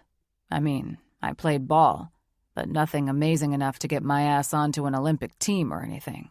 He chuckled. Hilarious, I said. If I could say I loved anything, it would have been downhill skiing. My parents vacationed in Aspen often, and sometimes Tahoe, but mostly in the Swiss Alps. Swiss Alps? Damn, I said. You guys didn't mess around. No, he chuckled. My old man is one of the most boring men you'd ever meet, but something changed when he clicked into a pair of skis and raced me and my brothers down the mountain. Some good times came out of those vacations. Do they still go on ski trips? They do, he answered. Mostly with my brothers. I'm usually stacked with work during ski season, so I have no playtime. And your brothers, are they like lawyers or stockbrokers? No, he said, amused. Why would you assume that? I don't know. After you told me about your family, I would expect your parents to want their children doing some big-shot jobs." "Quite the contrary," he said. "As I said, my parents are waiting for me to tire of this job, so I will move back and focus on our family businesses." "That's strange." "Not really," he answered. "It's how we were raised, to keep our wealth expanding for future generations. So, I'm the black sheep in my family for abandoning my post." "Wait," I said. "So you're really telling me that your parents are not proud of you? I just can't believe that." "They're proud I work for a hospital they've chosen to donate vast sums of money to," he said. "That makes me so sad for you," I answered truthfully. "Why? You have no idea how happy I am to be free of all that. It's just a way to control us with money. I'm not here to keep some legacy alive that my ancestors began hundreds of years ago. I'm here to keep people healthy and happy. To hell with being disgustingly rich. It's not what happiness is about." "Do you believe that?" I asked. "Believe what?" "That money can't buy you happiness?" "Fuck yes. I most certainly do." He laughed. "Although everything I bought for our trip would prove that otherwise." "You don't say," I laughed. "Really, though? We could have loaded up a cooler of beer, some hot dogs, buns, and chips, one tent, and some sleeping bags, and I guarantee you we'd be just as happy as we are now." "You're sure about that?" "Yup," he said. "We'd still be sitting here talking about the same shit, just in a different setting. I've grown up in and around wealth, and it's rare to see a smile on someone's face. They all walk around like they haven't taken a healthy shit in years." "They probably haven't," I laughed. "I know they haven't, because my healthy shit didn't occur until I got away from all that." "You're too much sometimes." "I'm really not. Everyone is so wound up, and their lives revolve around rules one must follow to worship their money." "Rules?" "Yeah. No flaunting things is rule number 1. I think their sorrow and lack of happiness come from being chained to their wealth. Whether they make more money, lose money, or maintain it, everything revolves around it." "Sounds like a prison." "It is a mental lockdown, and I've never been happier to be away from it and live a real life that doesn't revolve around it." "Well, you're one of the happiest guys I know," I said truthfully.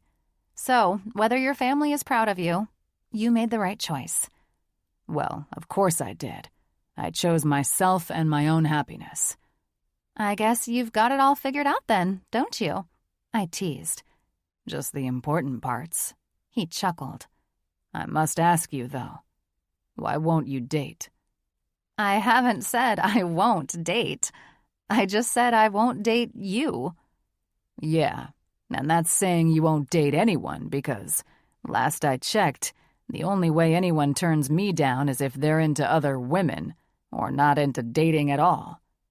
"You are so damn cocky," I said. "Well, it's true." "So you're telling me that no one has ever turned you down unless they're not into men?" "Never. Just you. So, unless you're into women, you're not dating." "I honestly don't know why you care unless it's killing your ego." "Pretty much," he laughed. "Seriously, though, did that dick from the night we met fuck you up that bad?" "That's a hell of a conclusion to jump to. But you seem to love guessing and jumping to conclusions when it comes to getting inside my mind." "This is true. So spill it. You asked me to be a stand-in boyfriend that night. I want to know what that dick did to screw up the best thing he ever had." "Well, he did do that," I said, folding my hands in my lap, more comfortable and relaxed on the air mattress. "But I don't know. He and I just grew apart.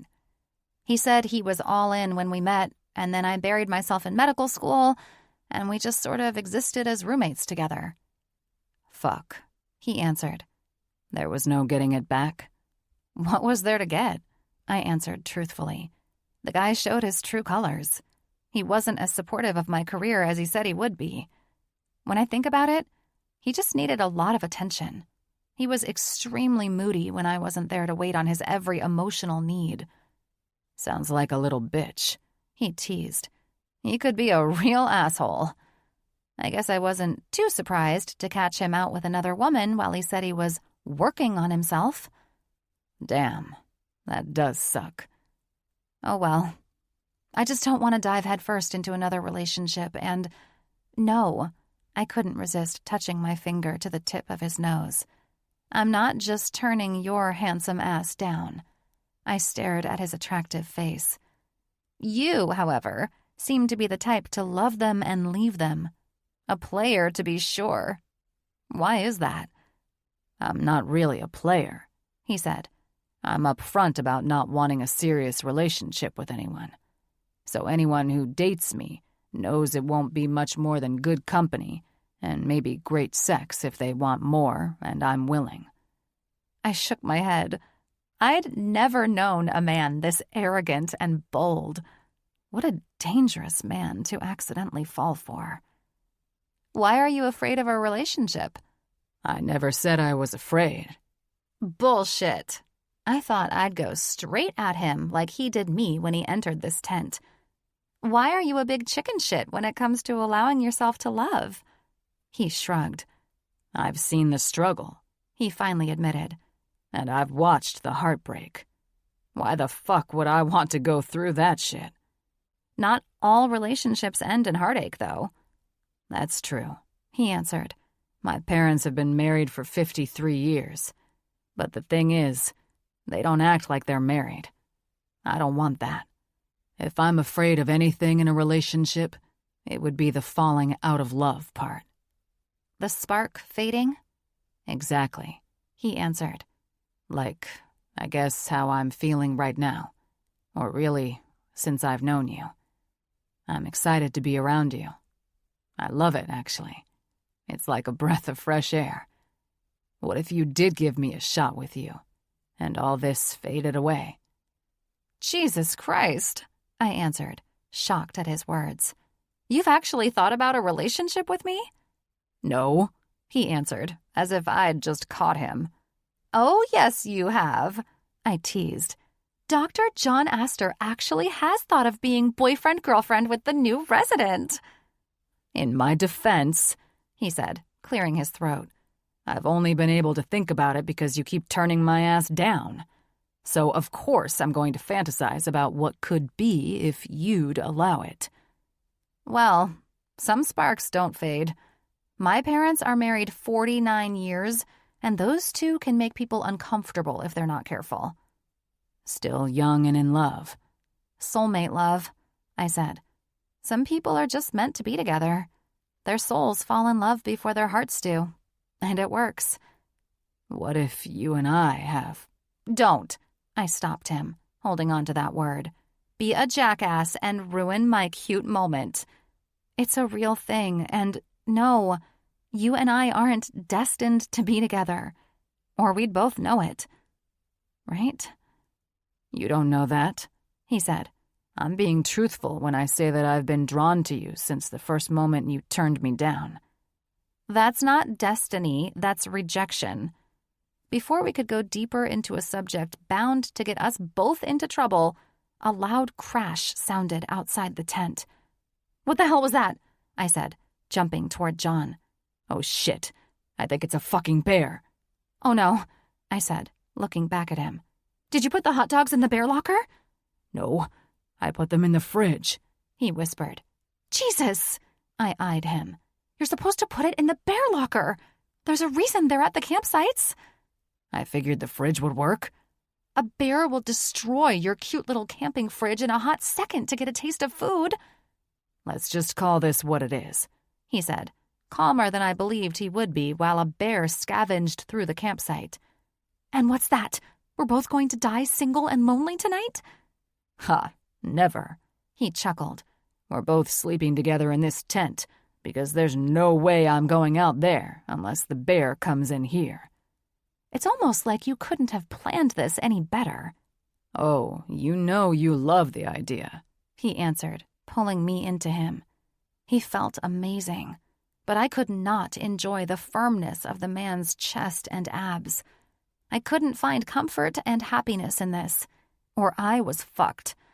Falling for John Aster was more dangerous than walking outside this tent to scare off the bear he'd baited with his negligence. I knew it was dangerous, but as the silence of the tent enveloped us, I felt my body melt into the safety of this man's body, securely holding on to me as we silently listened to the bear pillage through the campsite. Chapter 19. John. I would have loved to enjoy that the woman who was somehow stealing my heart without my permission was falling asleep in my arms. However, the goddamn bear moving around this campsite was keeping me from enjoying that. And since I was sitting in this tent, wide awake and alone with my thoughts, I had to ask the question, since motherfucking when had I ever been comfortable with a woman falling asleep in my arms? The answer to that question, my friends, was never. This was certainly not my style or my game, yet I was finding myself in love with this sensation. It was almost euphoric for a man like me, who only had one purpose for having a woman in my bed, and falling asleep in my arms did not serve that purpose. Even so, I felt as comforted as that bear out there eating hot dogs under the stars. God damn it. I couldn't be alone in my thoughts like this. If I remained all cozy and comfortable like this, who knows where Mickey and I would be by morning? Me proposing marriage over bacon and eggs cooked on my propane skillet? Mick! I whispered loudly to rouse her awake, startled that I'd allowed my thoughts to entertain the idea of marriage even for a second. Mickey! I felt a combination of panic over the bear that had just let out a low growl, the fact I could feel its paws walking next to the tent, and the marriage shit that entered my damn mind. What? She mumbled. The stupid bear isn't leaving, I said. You said you did a lot of camping back in the day, right? So? I rolled my eyes. So wake up and help me figure out how to run the goddamn thing out of here. It's a bear, John, she said, seemingly annoyed that I was ruining her precious sleep over the carnivorous predator who was only separated from us by a flimsy canvas. You don't chase a bear off. Well, what the hell do you do with it? You go to sleep. Shut the hell up and go to sleep. Mick, I shook her, knowing she was half asleep still. Wake up! Seriously, John, she grumbled. We'll be fine. I've watched movies, I said, recalling a film where a bear was hunting Anthony Hopkins and not wanting that to happen to us next. And the bear hunts them through the woods. A man-killer or something? I felt her laughing. The Edge? She questioned, turning to lie flat on her back next to me. That movie? Yes, I said, remembering the movie's name. That fucker hunted those poor souls. It was unpleasant. John, she said, in a tone my mother would have used to calm me down in a crappy situation. The bear outside our tent is not a grizzly bear. That's wildly reassuring, I answered her. It's a black bear native to California. Unless it's starving to death, it's not coming into this tent to eat us like in the movie. Now, shut up before it senses your fear and busts in here just to teach you a lesson. That's the thing, I said, smiling and finding comfort in her calm demeanor while I was being a huge chicken shit. My fear is enhanced by the fact that there is basically nothing standing between it and us. That bear isn't coming in here unless you brought food in here. She stopped abruptly and shot up. Please, God, tell me you didn't bring food or water in this tent. Who's the chicken shit now? I teased. Did you? I stayed quiet. Of course I didn't bring anything in here, but I was enjoying that Mickey was finally as scared as I was. I will grab your balls and twist them off if you don't answer me, she said. If that's what it's going to take for my balls to get a little action with you, then I'm down, Mick. Very funny, she relaxed some. From your smart-ass comment, at least I know you didn't bring anything that bear would want. And if I did? The bear would be making this tent its next stop to get a drink of water. How are you so fucking relaxed? I asked, not understanding how the woman could be so calm with some 1,000-pound bear outside our tent looking for a free meal. I'm not completely relaxed, she said. I just know that we're fucked either way. We don't have a bear horn, because that would have been a smart purchase for you on this trip. We do, I immediately answered her. Then why are we talking and not using it? Because it's in the truck, I said, clenching my teeth. We both got quiet when we heard a noise that sounded like the bear was walking alongside the tent. Oh, God, she said. Either this bear is going to finish off your hot dogs and beer and get out of here, or we're going to listen to this shit all night. You don't think it will come in here? How should I know? I'm not the fucking bear, she said, annoyed. I'm the idiot human in here with the other idiot human who baited the goddamn thing. So I have no idea what's on his wildlife mind right now. Fuck, I said in defeat. Fuck is right. Just be quiet. Hopefully it will just leave, or a ranger will drive by and scare it out of here. What if we yelled? I questioned. It was becoming clear that when I was scared shitless, I was the jackass who couldn't keep his mouth shut. It would seem that I was a nervous talker. Who knew? And risk pissing it off? I'll pass, she answered. You're a little badass, you know that? I said, feeling better if we kept talking so I didn't have to think about Yogi. I'm not a badass. A badass would risk making noises to scare the thing out of here. I'm not willing to take chances like that. You're taking a risk just sitting here and letting it decide if it wants to come in and fuck with us. No, she said.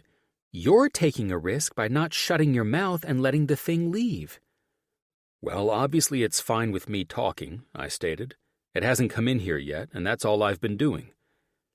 I'm going to be too dead to hike anywhere tomorrow, she said, more irritated by that than the bear in our camp. Because you're not sleeping? Yes, Einstein. The fucking bear won't leave, and you won't shut up. Well, forgive me if I'm acting like a little bitch. It's my first bear encounter.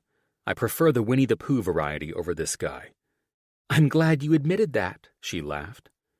Everyone loves Winnie the Pooh. Don't even, I defended myself. Of course they do, she nodded teasingly. But that wasn't what I was talking about. What then? That I'm acting like a bitch? Yeah, she chuckled again. I get it. It's a bear, and they're insanely unpredictable and scary. But listening to your nervous chatter and all the stupid shit you keep saying, it's just... Honestly, never in my wildest dreams did I imagine you would be scared of anything. Yeah, well, I'm surprising myself with many firsts tonight, I said. First and foremost, my enjoyment of cuddling. Like what? She said. I stayed quiet, not knowing what kind of lie I could come up with to answer her. Nothing, I said. No, she pried. Come on, Mr. Nervous Chatter. What the hell else has your mind been reeling over? I think the bear took off, I said. Nice try, she answered. Tell me. Her interest was so cute that I didn't want to keep the warm thoughts to myself. I'm enjoying our time together, I said, running my hand over her arm stretched out next to her and between us. I've never liked having a woman fall asleep in my arms, but I think I really liked it. Until the asshole bear ruined everything. You're a mystery to me, she said. How so? I just revealed something to you that I never would have had I not had this brush with death tonight. She laughed. No, everything seems like a joke or some crazy John prank, and I can't figure out if you're being honest or sincere. You can rest assured that I'm being sincere, I said, knowing that talking like this could potentially fuck me. I liked this. Well, I'm happy that you liked this. Enter the awkward silence. This was the part in romantic movies where the music comes on and they start making out. Except there was no music, just awkward silence. That's when Mick's hand came up to my face, my dick jumped, and I fell into a trance that shut off every rational part of my brain. This never happened to me. My mind never shut down, and you know what? I loved this more than I loved cuddling. Without another thought, I acted on my impulses of what I desperately wanted with this woman. To feel her body beneath me and her lips against mine. I gently brought my hand to her face, seeing only the dark shadow of it from the lantern that was on the floor next to the mattress. This was fucking intoxicating. The soft moan that escaped her as I positioned myself over her, my lips tugging at her bottom lip, made me go wild in that second. I maintained my smooth caress of her lips, running my tongue over her bottom one and into her mouth, searching for more. Her tongue met mine with a fervent desire that told me we wouldn't stop at this kiss. Her moans made me come undone while I moved a searching hand up and under her pajama shirt, finding one perfectly round breast to explore.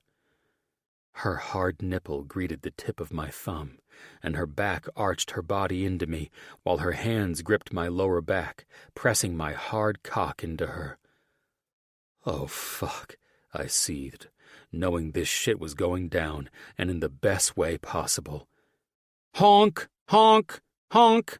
Honk! What the fuck? I growled.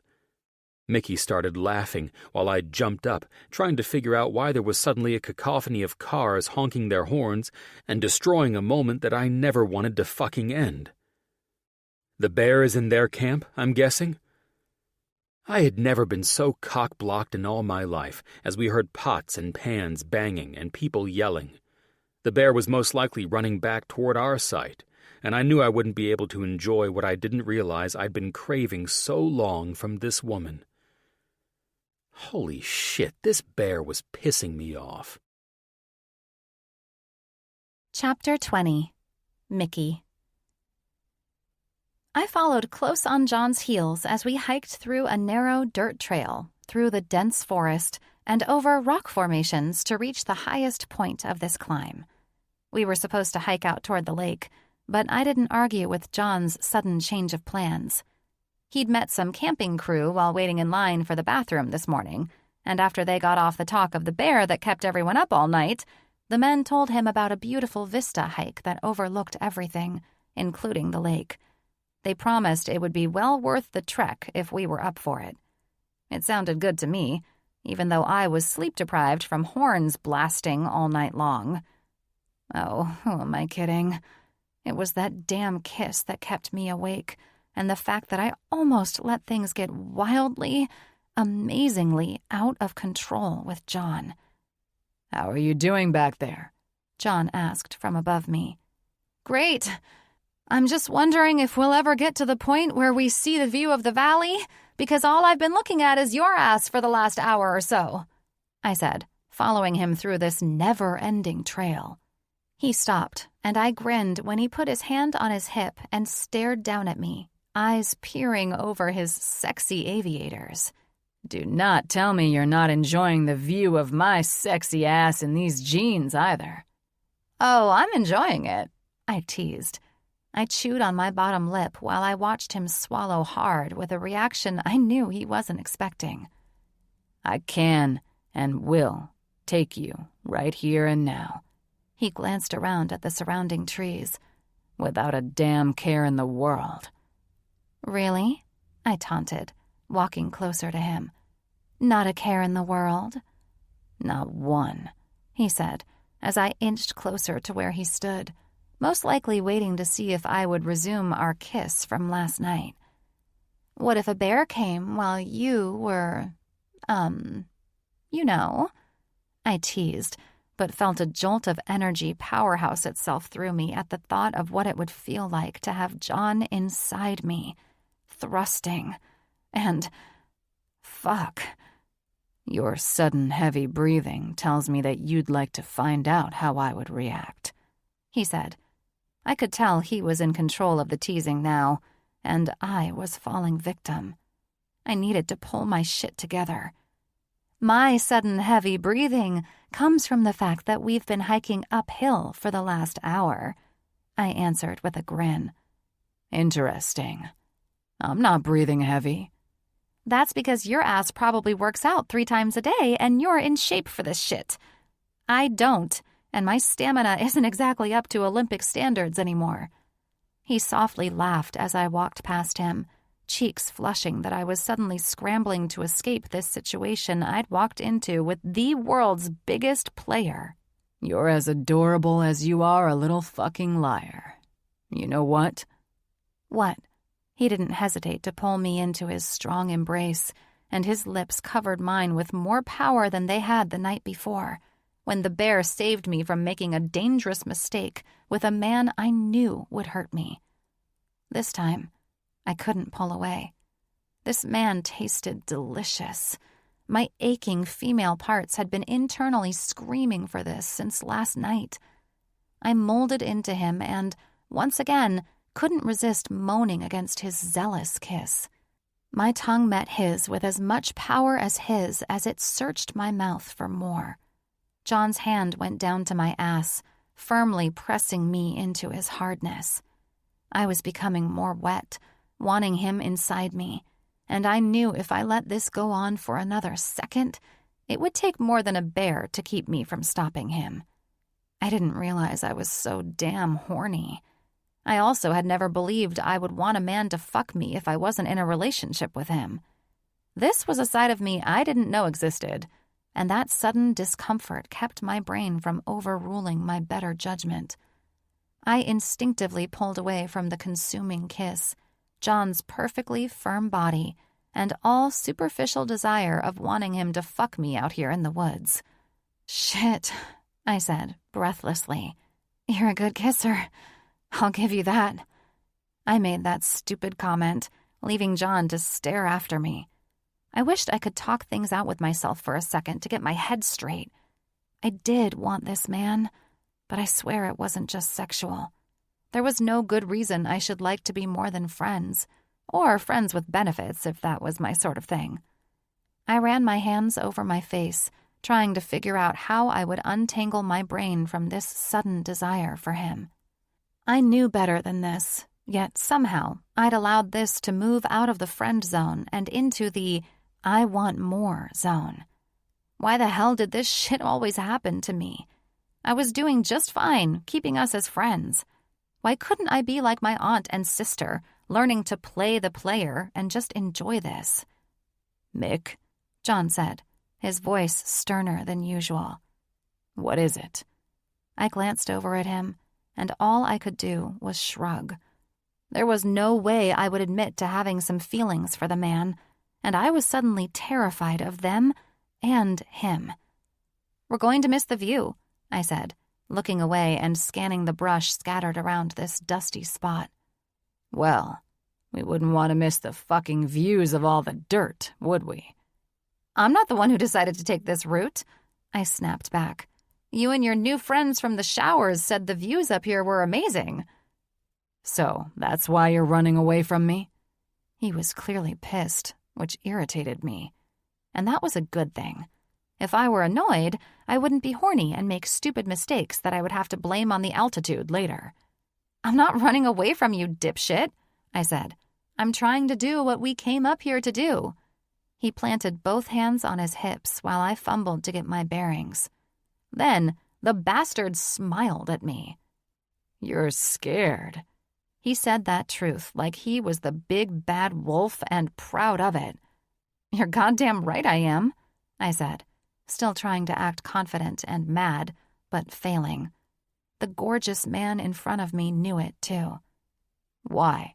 he questioned curiously, diffusing all the defense mechanisms I used to withstand the man's charms. "There's a little something I like to call, dignity?" "Dignity," he flatly returned as if I'd used the wrong word. "You heard me. You know, like self-respect, self-worth, pride." "I know what the fucking word means." "Well, good. I said, maintaining my composure. Then we won't need a vocabulary lesson and we can resume our hike. I won't hurt you, he said, paralyzing me immediately. The sincerity in his voice shut down my brain, diffusing all the retaliation bombs I had lined up to stop any further advances from him. I was truly frozen. "John," I stammered. "Mick," he said, mirroring my soft tone. He pulled his sunglasses off, hung them on the collar of his shirt, and brought his hands up to cradle my face gently. "I know I'm probably the last man on the planet you would trust with your heart, but I swear to God, I won't hurt it." My adrenaline spiked, and I was scared shitless. I'd never found myself in a position like this. What if these were the words of a man who only wanted one thing? What if this was how John turned up the charm just to get laid and then move on the next day?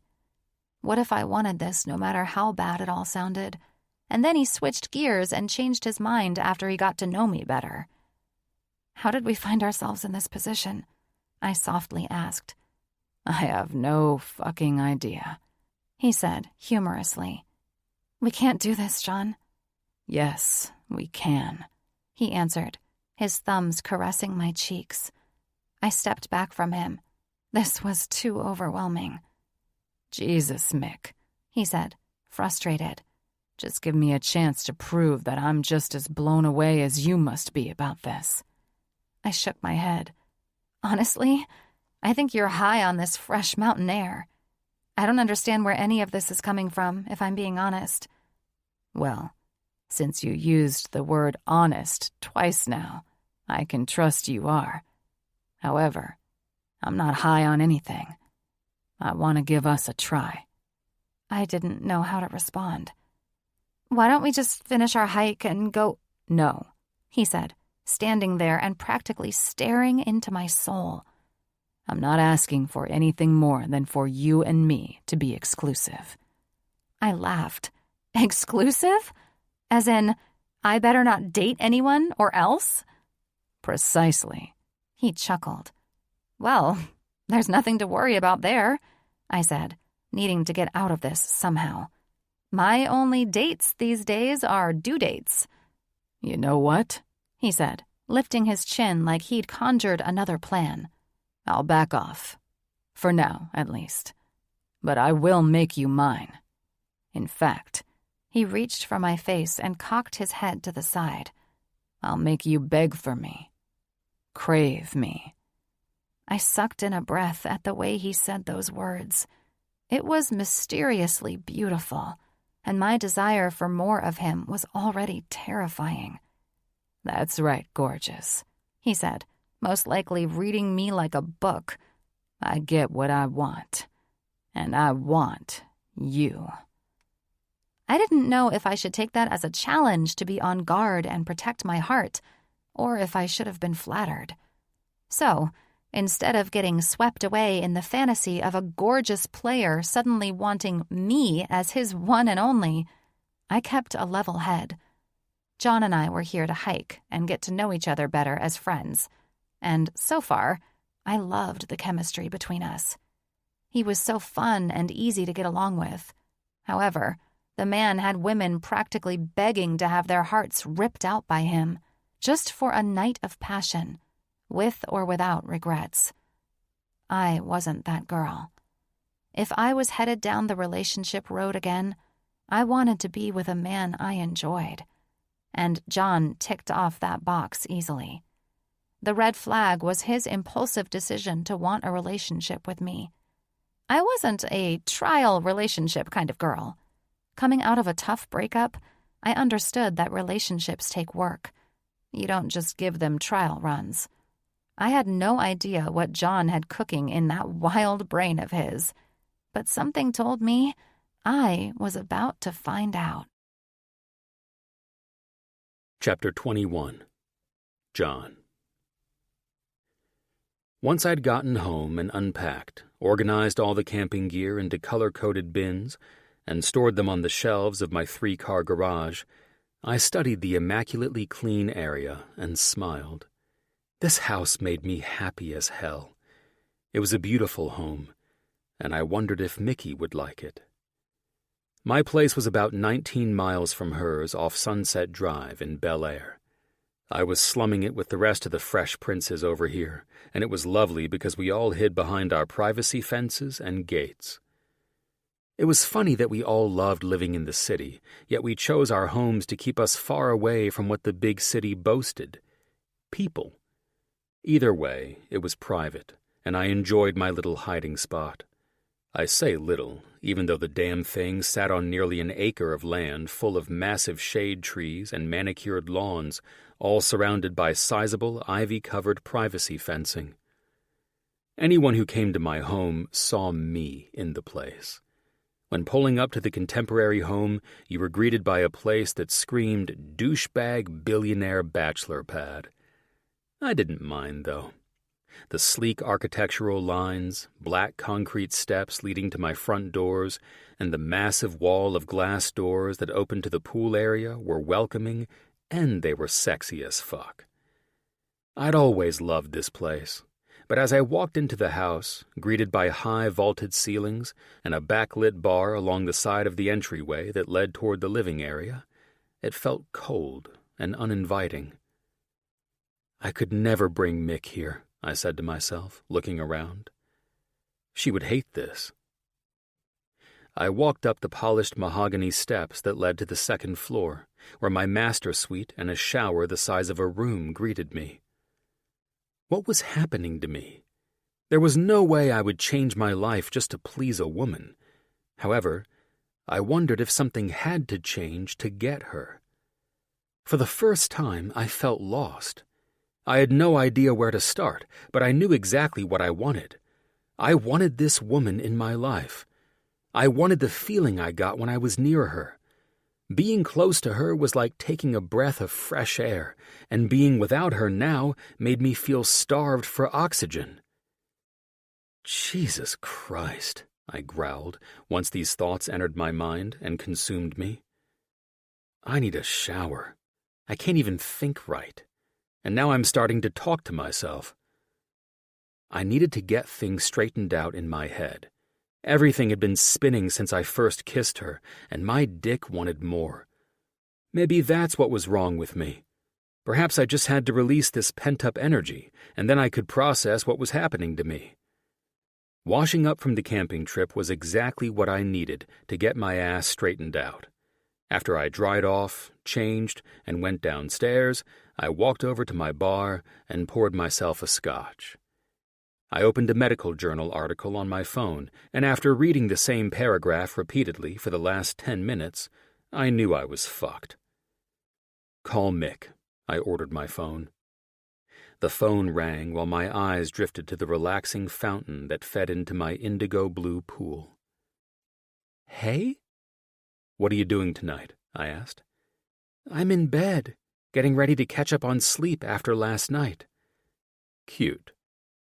Silence. John? Sorry about that, I said. Do you like the opera? I heard her laugh.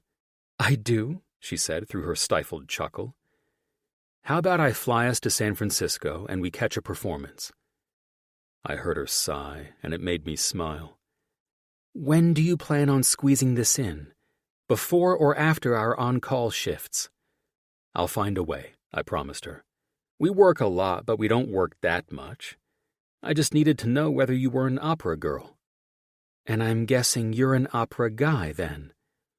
Not really, but I'll do anything to romance you and let you know that I'm not fucking around when it comes to dating you. Can I ask you a question about this, since I was wrong in my assumption that altitude sickness was causing your relationship to termination? Ask me anything, I said, kicking my feet up on the gas fire pit before me. Do you think you just want this because I keep turning you down? Why would you ask that?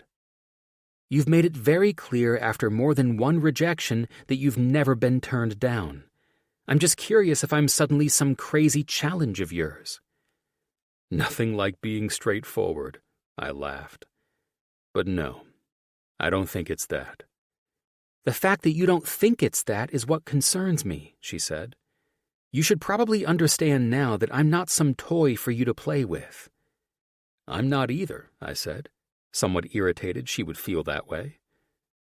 Silence. Awkward silence this time. I promise, no games. I decided to break the silence. And I'm saying that because we might have started this like a game. So I understand your reservations. I was serious when I told you I'm not looking for a relationship, she said. So if we're not playing games, you may be wasting your time. I smiled. She may have thought she didn't want a relationship now, but I did. I knew that. And I always got what I wanted. I'll let you know when I can arrange for us to go to the bay, and I promise you won't be disappointed. You are one persistent man, she said. Also, I have no idea what my schedule is going to be like, and I'll work out the schedules. Trust me. They'll work with whatever I want. Whatever you want? I heard the smile on her beautiful lips. Did Skinny Santa teach you nothing about wants versus needs? We're out of the mountains and back down at sea level. Skinny Santa can't play games with my mind down here. I've got it all figured out now that I'm back in my arena. Nothing like being a cocky dick again. I'll keep all of this at the front of my mind while we... Mick, I cut her off, knowing she was putting up imaginary walls. It was a joke. Relax, and allow me to prove how much I really do need, to spend some time with you. You don't have to prove anything to me. I already told you I'm not going back down the relationship road. Yeah, you're saying that now, I thought with a smile. I loved a good challenge, and she was certainly giving me one. All right, I said, dropping both feet to the ground and standing with newfound excitement and determination to be with Mickey away from work. I've got to be up early to make rounds in the morning. See you there. With that, we said goodnight, and I glanced around at my house. Are you kidding me? She's going to dig this place just like she dug that Forerunner. She was also going to love flying to San Francisco in a helicopter.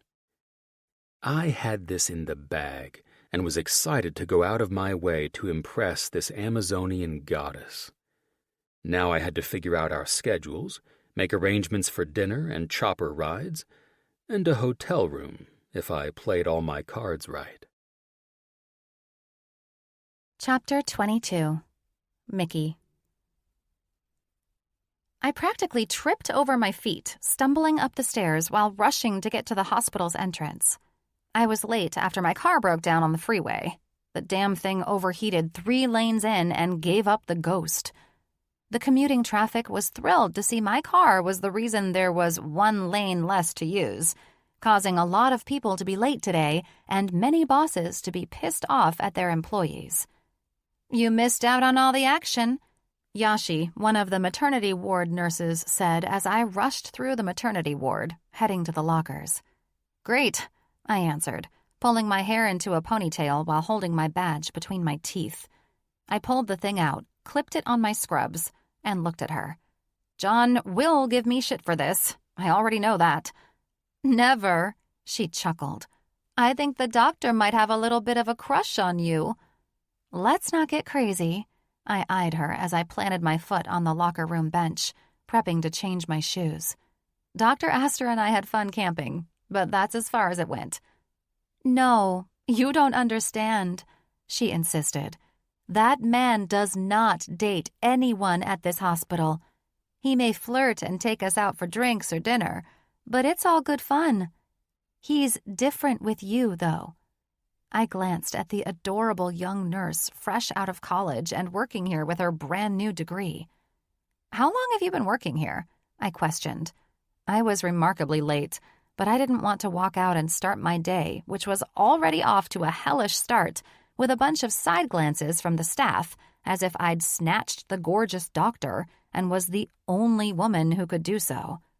Almost a year, she smiled. She grabbed stuff from her locker, looking like a nurse who hadn't slept a wink after a 24-hour shift. That's not long enough to form such an assumption, I said, not wanting to make her feel low, but I didn't need everyone's speculation. He and I are just friends. We're both dead set on not having a relationship. She chuckled. You might want to tell that to him. She gave me a funny look as she closed the locker and virtually skipped out the door. What the hell? The guy was arrogant, as had been proven repeatedly. But if he was running around, intentionally fueling the gossip brigade, I had to find a way to stop it. Sure, I enjoyed the flattery, but I knew that everyone reacting to this information would have just as much to say when things between us went south. And let's get real for a minute. It was hard enough to get some goddamn respect as a woman in the workplace. Only one of us would have a sullied reputation if things fell apart, and it wouldn't be John. I had to get out on the floor and get caught up to speed before finding the singing canary, shutting him up, and throwing him back in his cage. Certain things about John cracked me up, and just as many things irritated the shit out of me. My mood was edgy at best, and I didn't want to say something I would regret, so I forced my irritation into the floor through my feet. I would not be a bitch, but I was feeling like one, and I didn't know how I would handle this. Fucking John Aster. If only he could keep things under wraps now and then. Hey, Jan, I said, walking up to the charge nurse, seeing she was the only one around who could catch me up. Sorry I'm late. Car problems, we know. She grinned, giving me a sly look after she glanced over her half-moon reading glasses from her iPad. Dr. Aster was quite upset about that happening to you this morning. Well, of course, and I completely understand why, since he's the one getting everything dropped in his lap. She clicked off the iPad, tucked it against her broad chest, and grinned. Oh no, sweetheart. She arched an eyebrow at me. He was upset that it happened to you. He wasn't worried about himself. Oh? I questioned. He is quite smitten with you, she smiled. And everyone knows he's not one to look around St. John's for a lady. In fact, he's made it clear that he's not in the market. I understand, I said, not knowing how to react. I was doing my best to put a cap on the bitchy responses, but I was in no mood for this. Don't be upset, sweetie, she said. It's not his fault. I don't know what he's telling all of you, but... Oh, no, she said with a knowing grin. He doesn't have to say a word. All he did was vocalize, more than once, his concern about you breaking down today. And when I finally called him out for it, his cheeks turned bright red. As God is my witness, I've never seen that boy embarrassed before. How has everyone jumped to the same conclusion, then? I'm not the only one noticing his new behavior. He's one happy and spirited individual, but this is a side of him none of us have seen. I understand, I said, suddenly confused by how I felt. I had a mixture of emotions. I was uncomfortable at the confrontation of these facts, and I was embarrassed that everyone had pieced things together so easily. I was also excited and flattered, but the main feeling I had was fear. My left brain knew I did not want to date this man. No relationship, nothing. But my right brain was singing a much different tune, giving me butterflies inside and making my heart race with excitement. I didn't know how to reconcile the two, and I didn't know which instinct to trust. Oh, honey, she chuckled. You look like he did when Dr. Albertson called him out on this, and he immediately denied it. You two would make an adorable couple, you know? I couldn't process this. There's just no way I could be having a day like this. No way. This was either the Twilight Zone or a dream I couldn't wait to wake up from.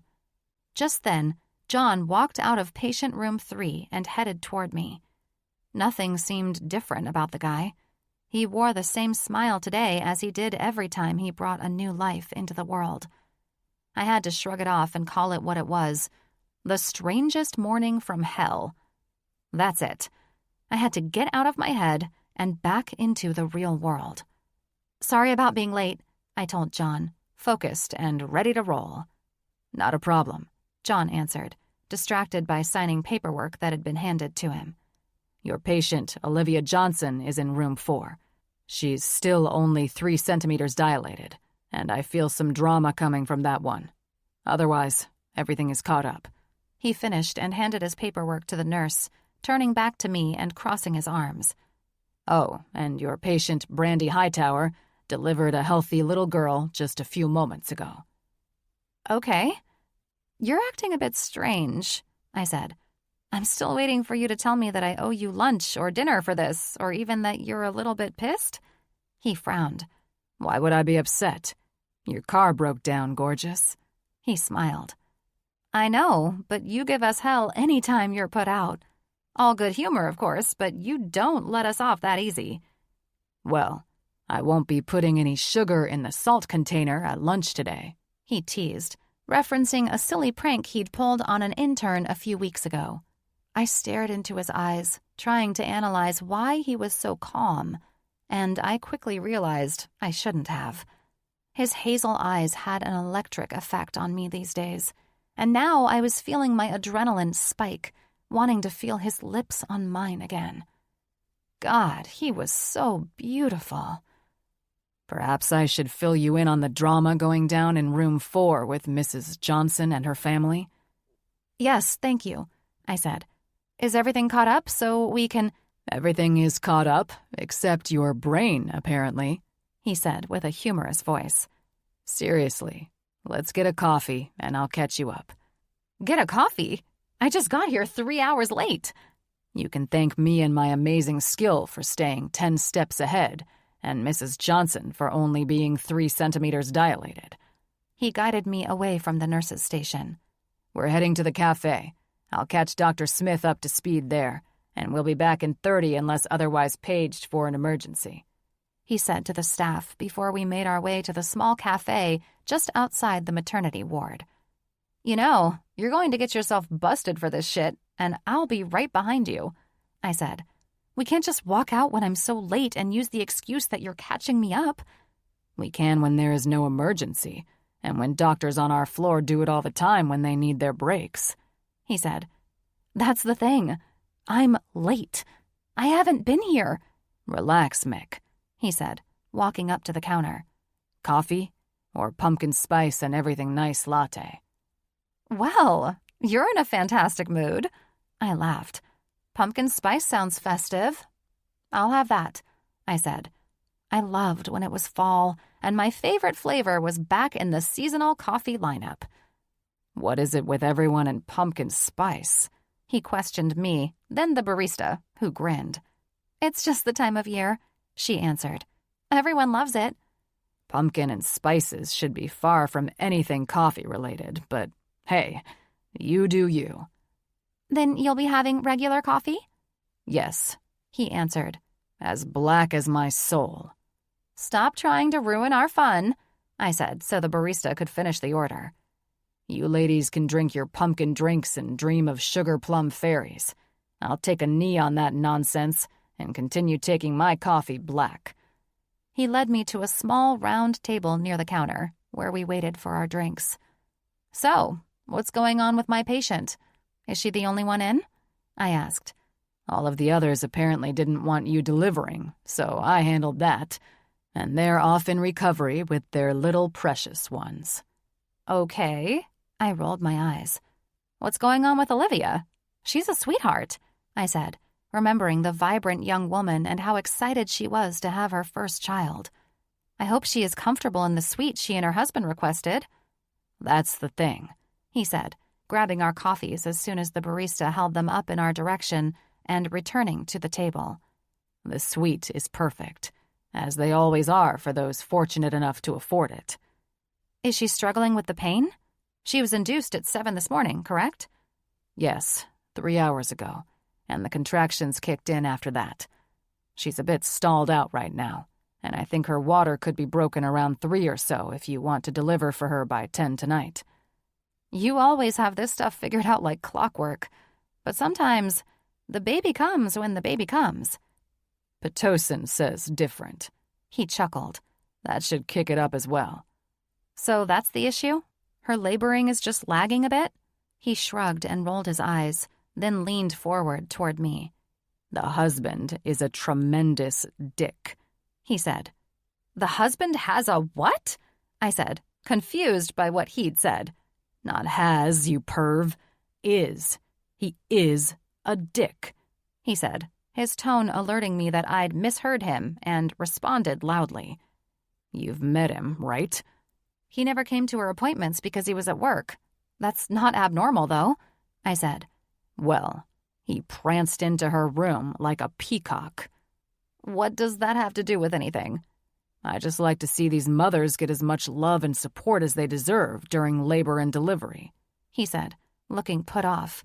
This guy has all but abandoned her since his parents arrived. He's leaving her to do what?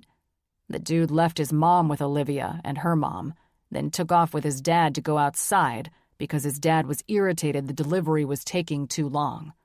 I guess I wouldn't care, but Olivia keeps asking for him and seems pretty crushed he's not around.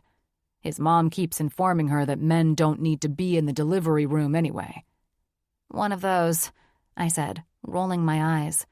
That sucks because she is so excited for her first baby. It's a shame her husband seems more concerned with impressing his dad.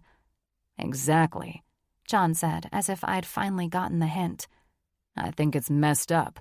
It's their first child, and whenever homeboy gets called back to the room because his wife needs him, he acts like she's interrupting a visit with the president, and then his mom gets all panicked, worried about her unattended husband. Is the guy's father disabled or something? I asked, confused by this unnecessary family drama. No, he just seems like as big an asshole as his son, John responded. God, I hope this isn't going to be a problem. Like his parents fighting with her parents about whose grandchild the baby really is kind of problem? Sounds like that's coming next, I said, worried about Olivia in this situation and what it could mean for her baby. Well, they'll have to work out their issues in the recovery unit. What is important to me is that Olivia is laboring comfortably. After hearing this, I know why her contractions slowed down. Stress. Every time, I answered. She needs to be relaxed and stress-free. If she worries about her husband, she will be upset and fight contractions. That is aside from the consequences of elevated blood pressure at this juncture. I'm not pleased to hear this. I'm glad you identified the same issues I did. And if it were my wife, he eyed me in a playful and teasing way. I wouldn't leave your side unless you demanded it. I arched an eyebrow at him. You need to calm down with all this stuff between you and me, I said with a laugh. I walked head-on into a barrage of gossip this morning. The staff are on to you. I really couldn't care less. Well, I could, I answered. Bullshit. He sat back and sipped his coffee. I can see the smile in your big, beautiful eyes. John, I said, trying to be stern. What did we talk about last night? That I'm taking you to the opera? He reached for his phone. Oh, by the way, one of the ladies in scheduling owed me a favor, and I cashed it in. This Friday and Saturday, we'll have off together. This Friday and Saturday? We just had 2 back-to-back days off together. We can't do this again. Why not? That's why we're not the only doctors here. It's going to irritate the other doctors. He smiled and took another sip of coffee. What are you smiling about? I questioned. You know, he said casually. I can't stand being around uptight doctors and... I'm not uptight. Oh, you most certainly are uptight, he said. I'm just saying I don't want to piss everyone off because you're on some crazy mission to date me. Uptight, he confirmed. And I was trying to state how it usually irritates me to be around this nonsense. But I find it charming and quite adorable with you. Well, then you're staring through rose-colored glasses. Nope. I'm staring at one of the most beautiful women I've ever known. The fact that I find even your annoying behaviors charming is saying something. It's saying that we need to return to work. I smiled. I couldn't help but inwardly love that John found me attractive even when I was not at my best. I'd been a raging bitch from the time I woke up, yet John found it adorable. It felt foreign not to have someone argue with me for having a shitty day like Jesse used to love to do. I was probably taking it too far, but I had to admit it was nice. Just like that, my foul mood was gone, and I was looking forward to the opera. Maybe I would give Casanova a bit of a chance, but I could only allow a sliver of hope to exist between us. I was damn serious about not being ready for a relationship at this point in my life, and a relationship with a man who was all over the place was a recipe for heartbreak. Chapter 23. John. I don't think the word excited was big enough to describe how I felt. Since I'd gotten back from camping, I couldn't stop thinking about Mickey and what could be between us. This was far more than me merely wanting a piece of ass.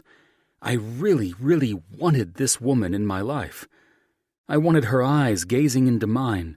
I wanted her lips on mine whenever I had a chance to capture them. And I wanted her. I went to bed, aching to have her in my arms and my body wrapped around hers. I was fucked, and I knew that.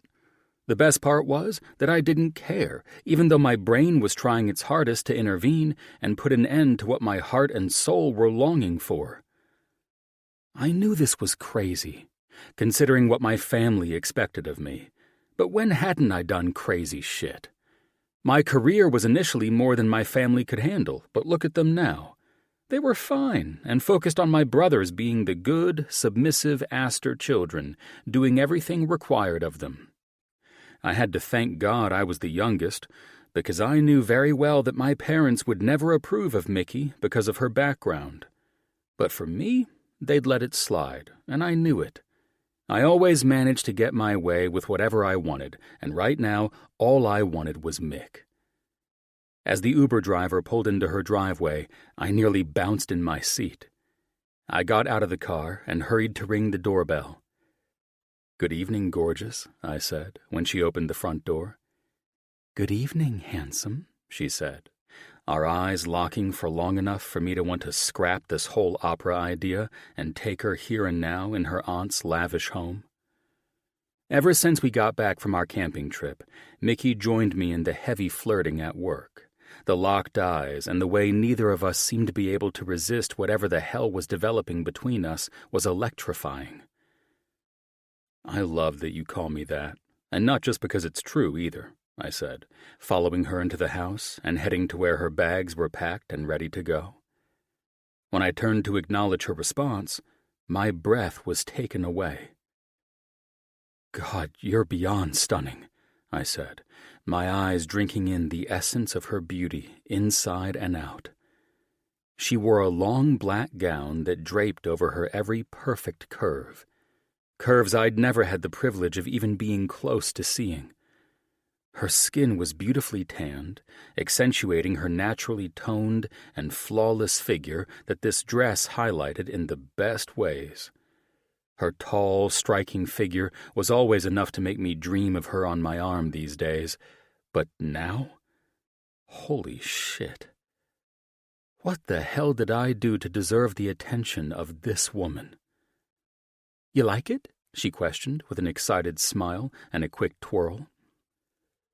"You're positively the most beautiful woman I've ever known, and I mean that," I finished with that truth. "You don't look so bad yourself," she said.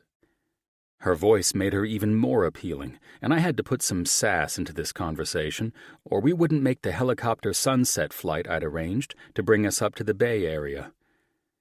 "I could take you right here and now and not be upset that I had to cancel our trip to San Francisco," I teased. She chuckled, snatching her clutch off the end table next to the foyer entrance. "Sadly, I love the opera more than you taking me right here and now. Besides," she glanced over her shoulder, leaving me to salivate over the sultry arch of her brow and her long, cascading auburn locks flowing softly down her bare back, thanks to the low cut of her gown. I dressed for the opera, not for you to just take me. After the last few days at work, I said, walking up to her and whispering next to her ear, letting my lips gently brush the side of her cheek. You know you want me as badly as I want you, gorgeous. I felt her body shudder next to mine as I pulled back and kept my face so close to hers that she wouldn't be able to resist my lips on hers.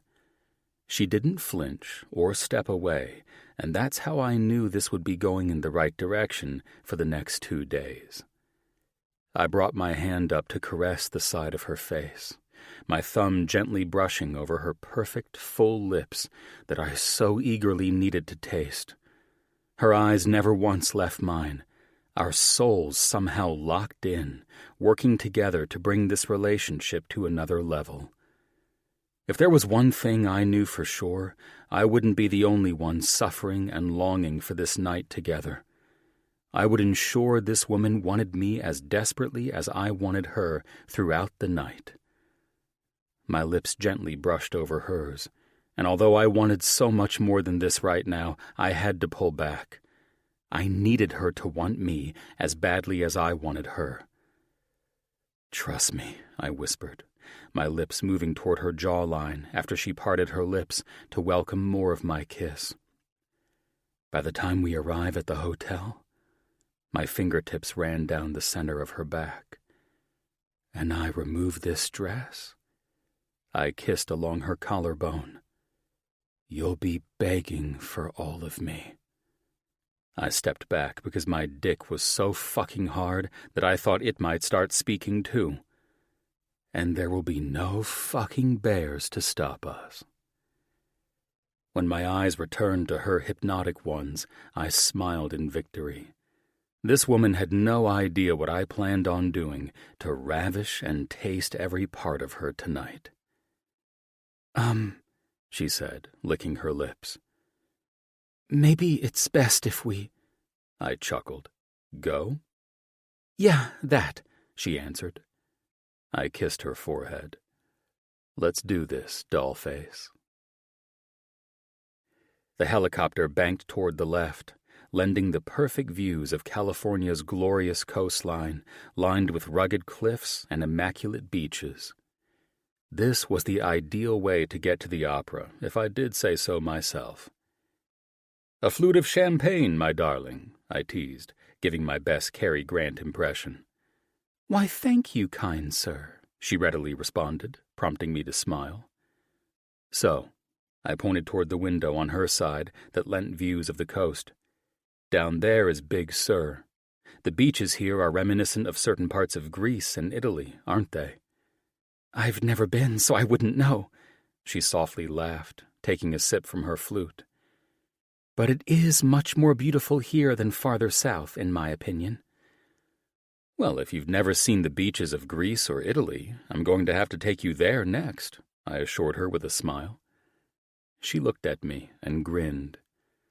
So with all of your romancing me, she said, do you think either of us will ever work again? Or are we just going to continue to go on all these fun dates? I chuckled and took a sip of my champagne. Well, if I resign my job at St. John's, marry you, and take on the family business, neither of us will ever work again. She rolled her eyes. Sadly, I'm not resigning St. John's, and a sexy helicopter ride up the coast won't tempt me to marry you, Daddy Warbucks. I grinned. You say that now, but I assure you that you will feel differently later tonight. You won't be able to put a price tag on me, ravishing your body in every good way imaginable. You seem quite confident that you're getting something more than just an exciting partner at the opera tonight, she said, laughing. The cute, bashful look you're giving me tells me that I'm getting some tonight, and baby, trust me, you won't be disappointed. We'll just have to see about that. Sometimes the opera and stage have a way of setting a different mood for me, and if I go the opposite way of wanting sex, you'll be pissed you didn't opt for the 2-bedroom suite. She challenges me, I said, studying her perfect lips that I desperately wanted to devour. "She does." "You have no idea what you're in for, gorgeous. You'll be begging me to marry you by the time I'm done. That's if I even allow myself to be done." The driver met us at the helicopter pad in a beautiful black Bentley, and even that exquisite and lavish car couldn't match the beauty of the woman who sat regally at my side. It was taking everything to keep my mind in the game and off of wanting to devour this woman in the suite I reserved at one of San Francisco's finest hotels. She smelled like a mixture of strawberries, jasmine, and vanilla. And who would have ever guessed that all those fragrance notes would shut my brain off and turn my dick on? I glanced over as the driver drove us away from the airport, heading toward downtown, where the ancient opera theater awaited us. The golden hue of the city sky lit her golden skin with a beautiful shimmer and polished effect. I had to play everything right because my suddenly dry lips craved to kiss along her skin and taste each part of her body. The entire city scene spoke words that only the autumn season could inspire. The early sunsets, the crisp air filled with salty ocean breezes wafting in from the San Francisco Bay, and the trees already trading their green leaves for vibrant yellow, orange, and red hues were awe-inspiring. And all of that paled in comparison to Mickey. Aside from this goddess's beauty, I was drawn to so much more. Her ability to be so down-to-earth was delightfully intriguing. I'd never met any woman who stood firm in keeping things real for herself, staying firmly planted instead of flitting around, worrying about what everyone thought of her. My mother was also a strong woman, whom I admired greatly, but her goal was to defend the family name and fortune, which had everything to do with her outside image. It didn't matter.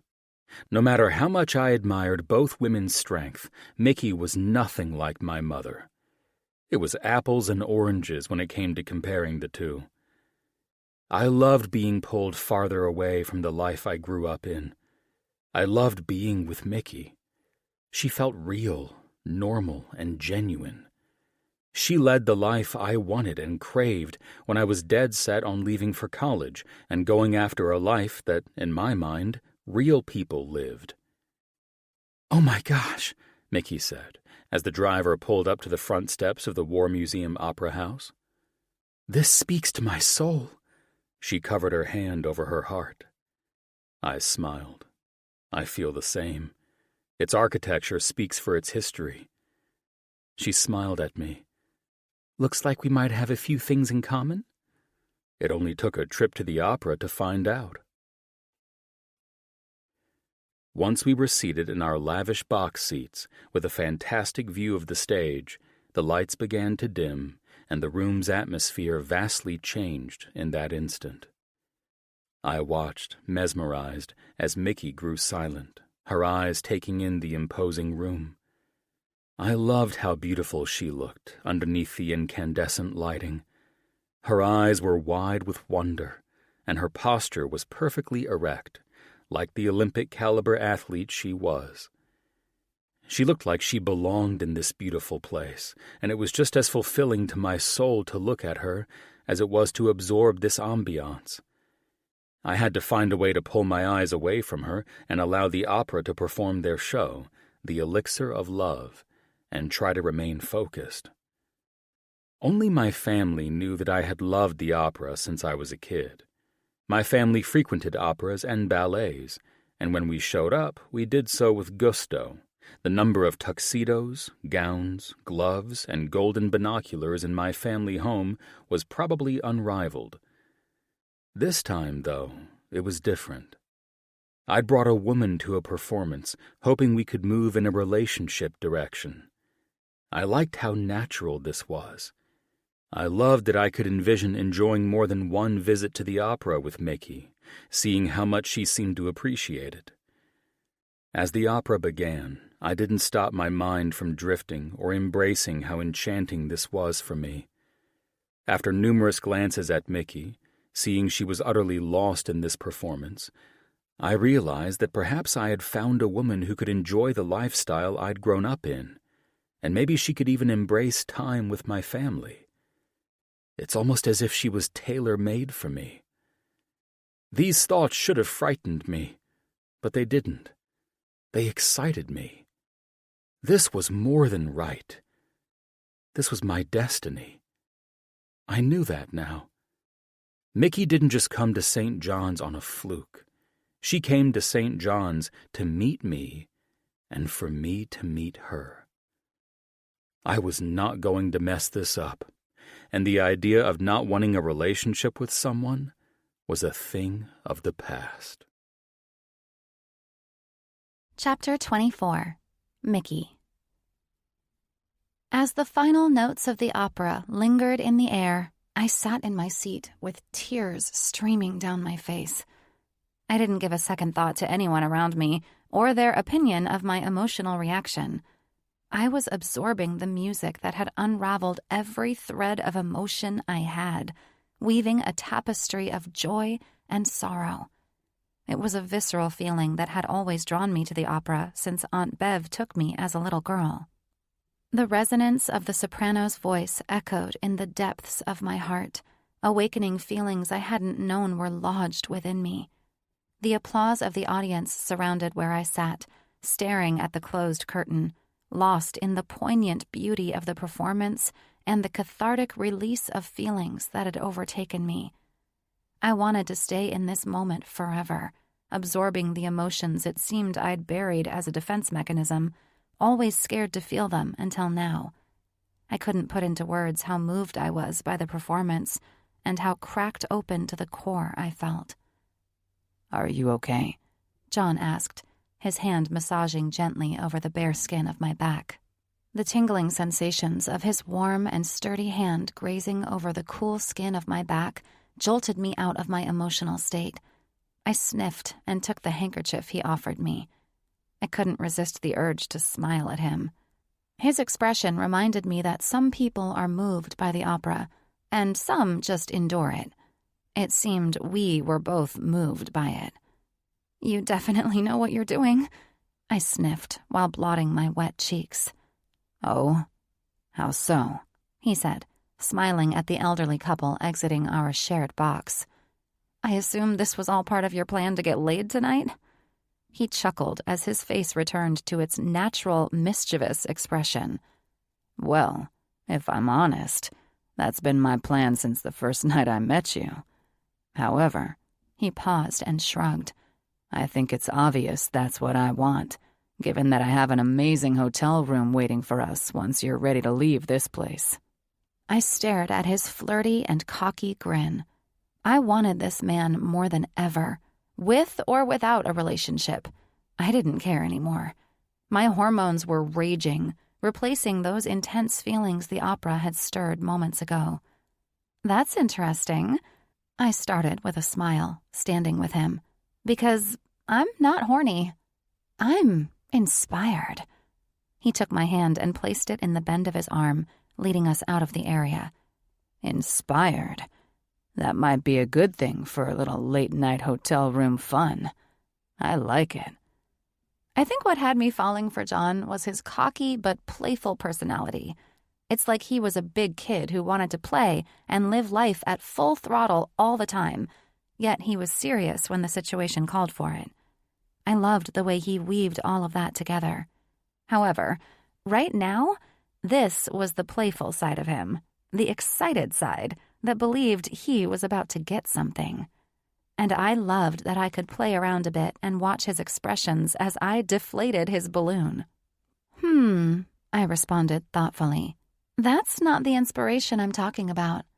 I glanced up at him as he walked regally through the theater hall. "No?" "No," I responded with a smile. He covered my hand that rested on his forearm with his own. "Then what exactly, my dear, are you inspired to do after that performance, which seemed to make you quite emotional?" "Draw," I said, biting my lip to keep from smiling. "Yeah, that's what I'd like to do." Draw? He stopped while people moved around us to exit the theater. Yeah, I used to draw and paint when I was little. I just feel inspired to do that right now. You're fucking with me, right? No, I said with a confident grin, knowing this man was most likely getting laid, but having fun seeing his reaction. His confused, youthful, and sexy-as-sin expression changed as he took my hands into his. Well, he said, his eyes staring intently and challenging into mine. If you want to draw, then I'm down for that. I was confused, but I knew what he was doing. Since our camping trip, I could tell that John was picking up on when I was fucking with him, and when he did, he would give it right back.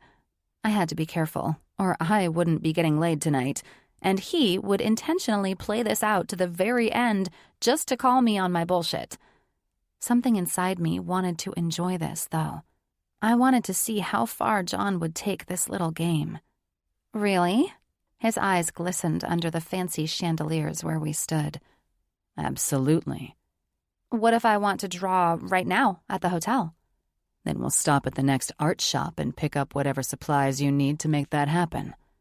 There's no way he would do that. Wow, that's very generous of you, I offered. I'm a generous man, he said with a challenging smile. Okay, so now he and I were in a standoff. We both knew we were bullshitting each other, but neither of us was going to give it up. That you are.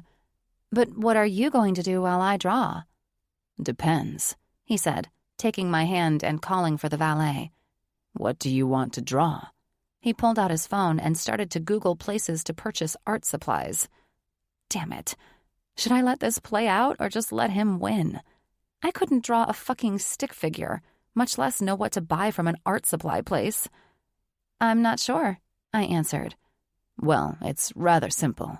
You want to draw either objects, scenery, or people, right? I met his challenging gaze with one of my own. And if I wanted to draw people? He chuckled, turning to the valet who had just pulled up in the luxury car John had rented when we arrived at the helicopter pad. This night promises to exceed your expectations. I sat in the car as he held the door open for me. Something tells me that it will be more enjoyable for you than me. He bent to kiss my forehead, and my heart nearly flipped in my chest as energy jolted through me over the simple gesture. Trust me. His lips went to my ear while I inhaled his rich cologne, immediately intoxicated by it. You'll be extremely happy with the person you'll be drawing. I knew John was playing along, and he was stepping it up to the next level. I felt suddenly lighthearted, almost like I had a buzz. I'm only kidding, I finally said, after we drove away from the theater, turning onto a one-way street. He glanced at me, shifting gears. Nah, you're not. Now you're just being polite. Well, I'm not going to make you take me to an art supply store to let me paint in a hotel room all night. Besides, you're probably as hungry as I am. Not a problem. I'll order in food while you draw, he taunted. My lips twisted in thought, trying to figure out why he was hanging on to this. You don't need to do that, I said with a laugh. My drawing desires have faded since walking out of the theater. The moment is gone. Bullshit, he pressed, turning onto another one-way street as I became distracted by staring up at the old buildings that were all around. Moments of inspiration don't just come and go for artists. Well, they do if you're not an artist. I laughed. Nope, he said. You're being modest. He reached for my hand and kissed the back of it. And if you're not really an artist, and you're just fucking with me, like I know you are, he paused, glanced over at me, and smiled. Then you're about to find out why you will want to be. I grinned in response to all this nonsense. It was so silly that I'd drag this on for as long as I did, but it also gave me a feeling that I loved, not caring about the seriousness of anything, just playing things on the goofy side to see where it all went. I quickly discovered that this is what I truly enjoyed about this man. He could take anything and make it fun. Everything in my life had been so serious since starting medical school, and it was a breath of fresh air to be lighthearted for a change.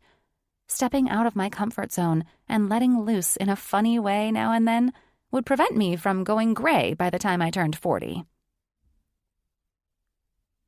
We walked into the most extravagant and beautiful suite, overlooking the entire San Francisco Bay.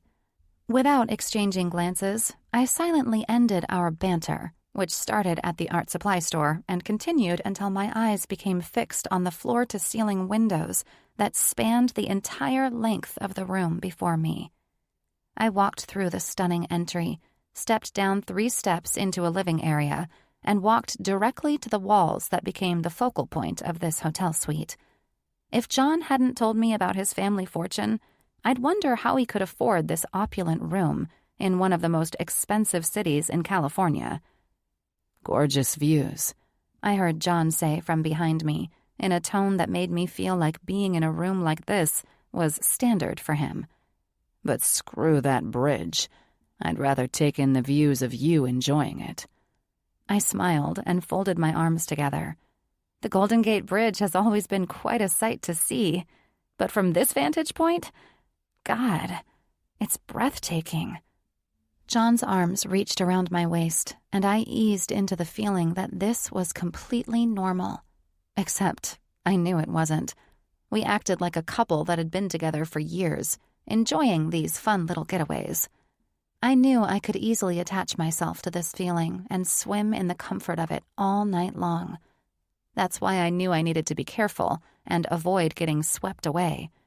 He'd made it clear he didn't want a relationship, and I'd made it clear that I didn't want one either. But suddenly, my feelings were dramatically and unexpectedly changing. I stepped forward, away from where I had relaxed into him, and glanced at the fire blazing in the fireplace. Damn, I sighed. You had them do everything, didn't you? They even popped the cork on the wine bottle while we were in the elevator. His voice was low and serious, and all the goofiness I'd become accustomed to instantly faded. I told myself not to look back at where he stood, but my heart and body refused to listen to my mind. The air was instantly stolen from my lungs as I absorbed the beauty of the tall figure, standing regally where I'd walked away from. He was so damn perfect, it was almost painful. Painful to know this perfect specimen of a man would not allow himself to get attached. Even though he said he wanted to give us a try, I knew the dangers of a man like John Aster. He probably thought he wanted a relationship with me and really would give it a try. But all that made me was an experiment. It could either work out and we'd both be remarkably happy, or he would do what most do when they have attachment issues. Run in the other direction without explanation. "That look on your face," he finally spoke, sliding his hands into his trouser pockets. "You're either terrified of being here with me, or of using me as your model, fulfilling all your artist desires. Either way, you look terrified." "I am," I said softly, wondering if I should be the one to run from this unstable connection, preventing this from going somewhere that would crush me. He frowned. "The playful side of you is completely gone. I can see that. But if you're worried about spending the night in this hotel room with me," he ran a hand through his hair, "I can assure you, I'm probably more frightened about that than you are." I could feel my eyebrows tighten in response, realizing John had just admitted what I was afraid of.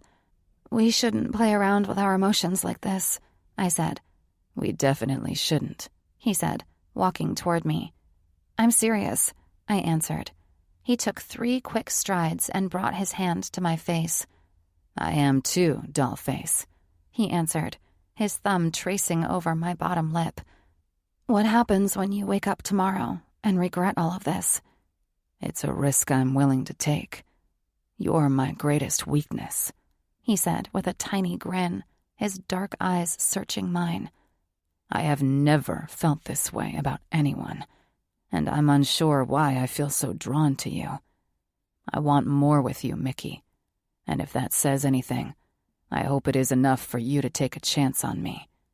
All it says is that if you wake up tomorrow and run away from me, I'll be crushed. I studied him carefully for a moment. You seem like you care a lot about me, though. I just don't know. I've never gone out of my way like this for any woman. I want you, Mick. And not just sexually. I want everything. I want it all. And I want to pursue more. I beg you to trust that I won't hurt you. It's all founded on nothing, though, John. We've hardly gotten to know each other, yet we're acting like we could handle a relationship after what? A camping trip? He chuckled. You're just as afraid of being hurt as I am. You're afraid of being hurt? I asked in disbelief. If there was one thing I thought I had pinned on this man and his personality, it was that nothing and no one could hurt him. There was just no way. He was far too confident in himself and was a man who held some kind of record for breaking hearts. Only of being hurt by you, he answered in a husky voice. If you don't give me a chance, I don't think I could stand it. I have no idea what happened to move this man to kiss me, or me to accept his kiss. But without warning, his full lips covered mine firmly, his tongue forcing my lips to part. My sense of reason didn't want this, but the rest of me did. His kiss was powerful, demanding, and tasted better than the fragrance of his cologne. He was perfect in every way, and I desired more. An ache for more grew hard and fast in the pit of my belly, and all I had to do was reach up and run both hands through his hair to permit him to take this to the next level, and perhaps beyond that. I didn't care how we'd feel in the morning. I wanted John Aster to love and devour my body in the way his consuming kiss was forcing all my insecurities away. There would be no regrets. I knew that now.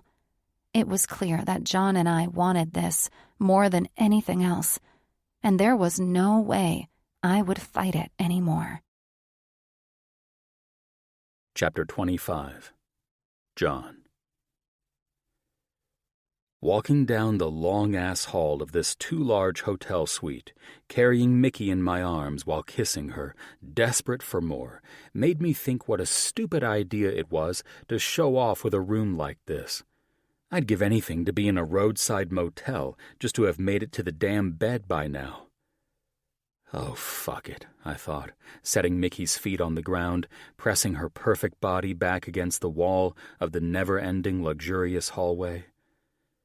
The noises this woman made were half the reason I hadn't broken our kiss since that unexpected moment happened 2 miles back in the goddamn living room. And now, her soft whimpers, as if I were already thrusting myself into her, were making me come undone, and I stopped mid-stride in the hallway to fuck her right here and now. Her kiss tasted like honey and peppermint. And do not ask me how that combo worked out, but it was the most delicious flavor I'd ever tasted. I pulled her hands from where they clenched into my hair, spurring me on for more, and pressed them up into the wall above her head. "Ouch! John, wait," she said, her wiggling free. "Stop! Wait!" Her words sobered my horny ass right up, ending my advances right then and there. "Are you okay?" I questioned, still in a daze, confused, and begging my mind to snap into the present moment. "Did I hurt you?" I swear if this fucking estate-sized room were on fire, we'd probably burn because of how badly I wanted this woman. "I've never been better, but—" She looked down where she held one hand in the other, and my eyes widened at the sight of blood. "Oh my God, how did the wall cut you?" I said, pulling her delicate hand into mine. I studied the gash in disbelief. I swear to God, if she needed stitches, I would sue this hotel for cock-blocking me tonight. "Not about you, John," I mentally scolded myself. "Let's find the bathroom and let me get you cleaned up," I said, my dick shriveling in shame, knowing that my impulse to fuck right here had thrown me completely off my game. "Where's the bathroom?" Mickey asked, while my mind struggled to focus on her current inconvenience and not mine. "Great fucking question," I answered, keeping her injured hand in mine while we turned down a hallway that led to another suite of rooms with more hallways attached to it, all leading in different directions. "I swear it feels like we're in an escape room horror show right now," I said, choosing the hall to our left because it seemed like the right way to go. "What the hell is this place?" she questioned, as we walked into a room with a pool-like tub with pillars that were probably taken from what was left of the Colosseum in Rome. "Check this shit out," I said, wholly distracted after opening the door to find a breathtaking shower that was surrounded by glass with a view of the Golden Gate Bridge. I think I need stitches," she said with a laugh as I stepped into the shower. I felt my stomach drop as I looked down at the city streets, buzzing with lights of cars and traffic at what felt like 5,000 feet below.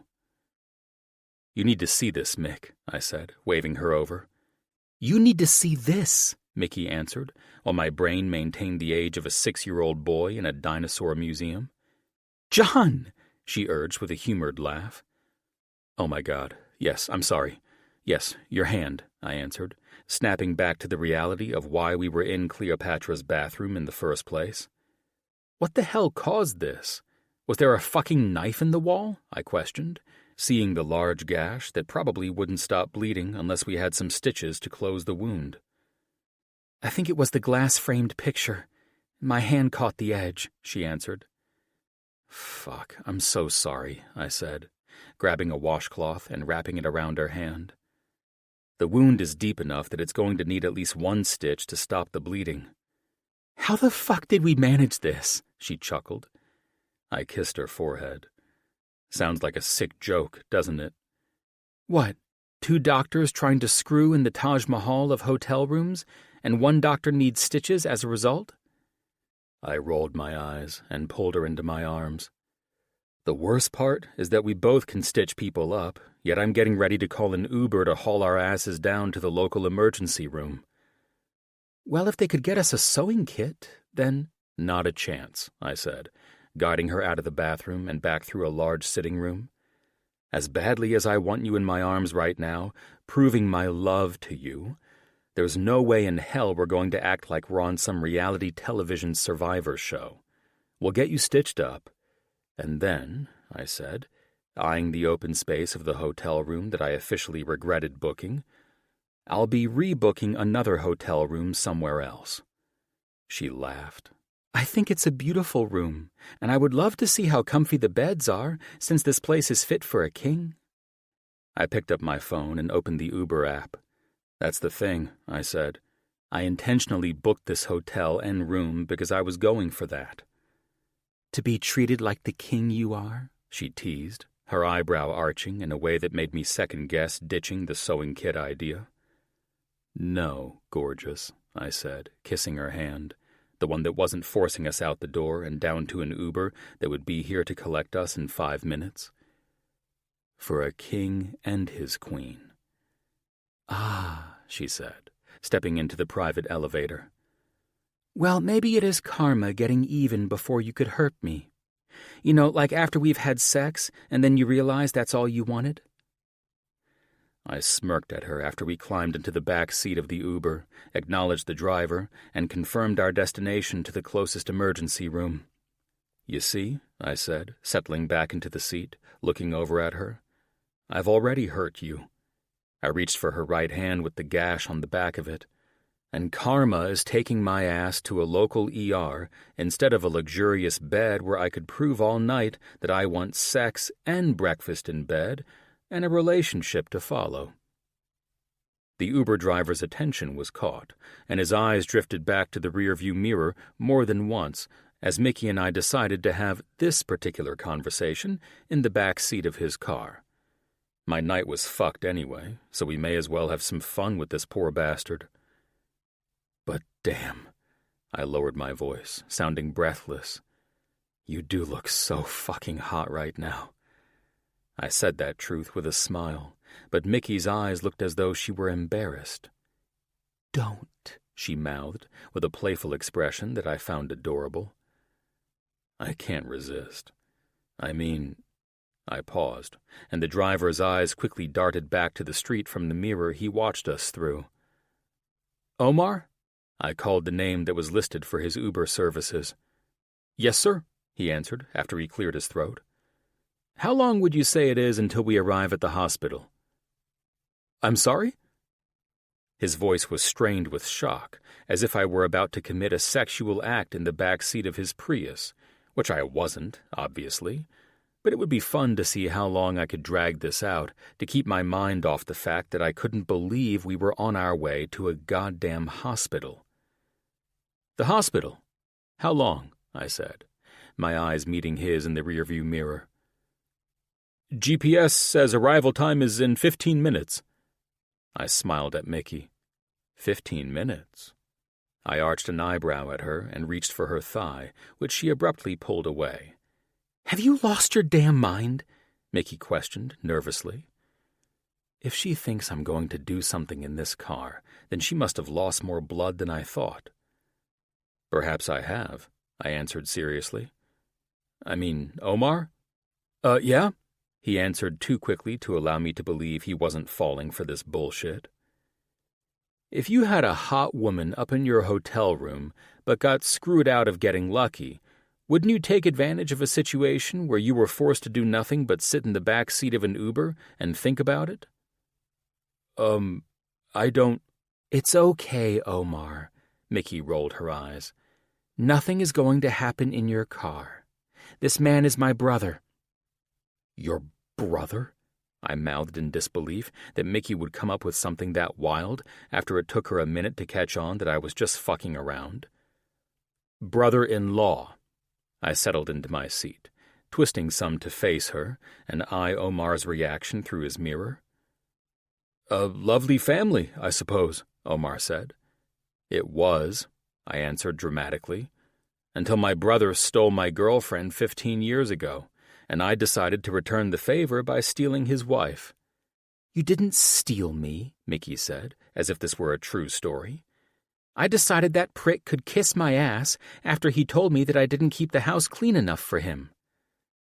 I smirked, knowing she was trying to play along but failing miserably. Oh well, Omar was buying it, and that was the whole point. I told him to buy you that maid's outfit for your birthday because you'd look so sexy in it. Yeah, well, that's a hard pass from me, and he should have known I'd be pissed. That's why we're in San Francisco, Omar, I said, seeing the Uber driver's apparent amusement. The only way my brother appreciates anything is when he loses it. Your brother will not get mad if you have sexual intercourse with his wife? Omar questioned. Oh, he'll fucking kill both of us, I answered. Honk! Honk! Hold on, wrong way, Omar proclaimed in panic after I gripped the headrest in front of me to brace myself after Omar turned onto a one-way street. Holy shit, I yelled. I guess fucking around and distracting the Uber driver wasn't my best idea. All we needed was to have a head-on collision to seal the deal on how many times I could fuck myself over tonight. What the hell was going on here? Maybe it was just this particular date, and I was trying too hard, but I really wasn't when I thought about it. There was no way I would accept that the universe was trying to tell me that Mickey and I had no business doing this, and that we would both somehow end up hurt. There was no way in hell that happened in real life. If there was one thing I knew, everything about this felt right and was right. A couple of weird things to stop it wouldn't prevent me from pursuing the only woman I'd ever wanted.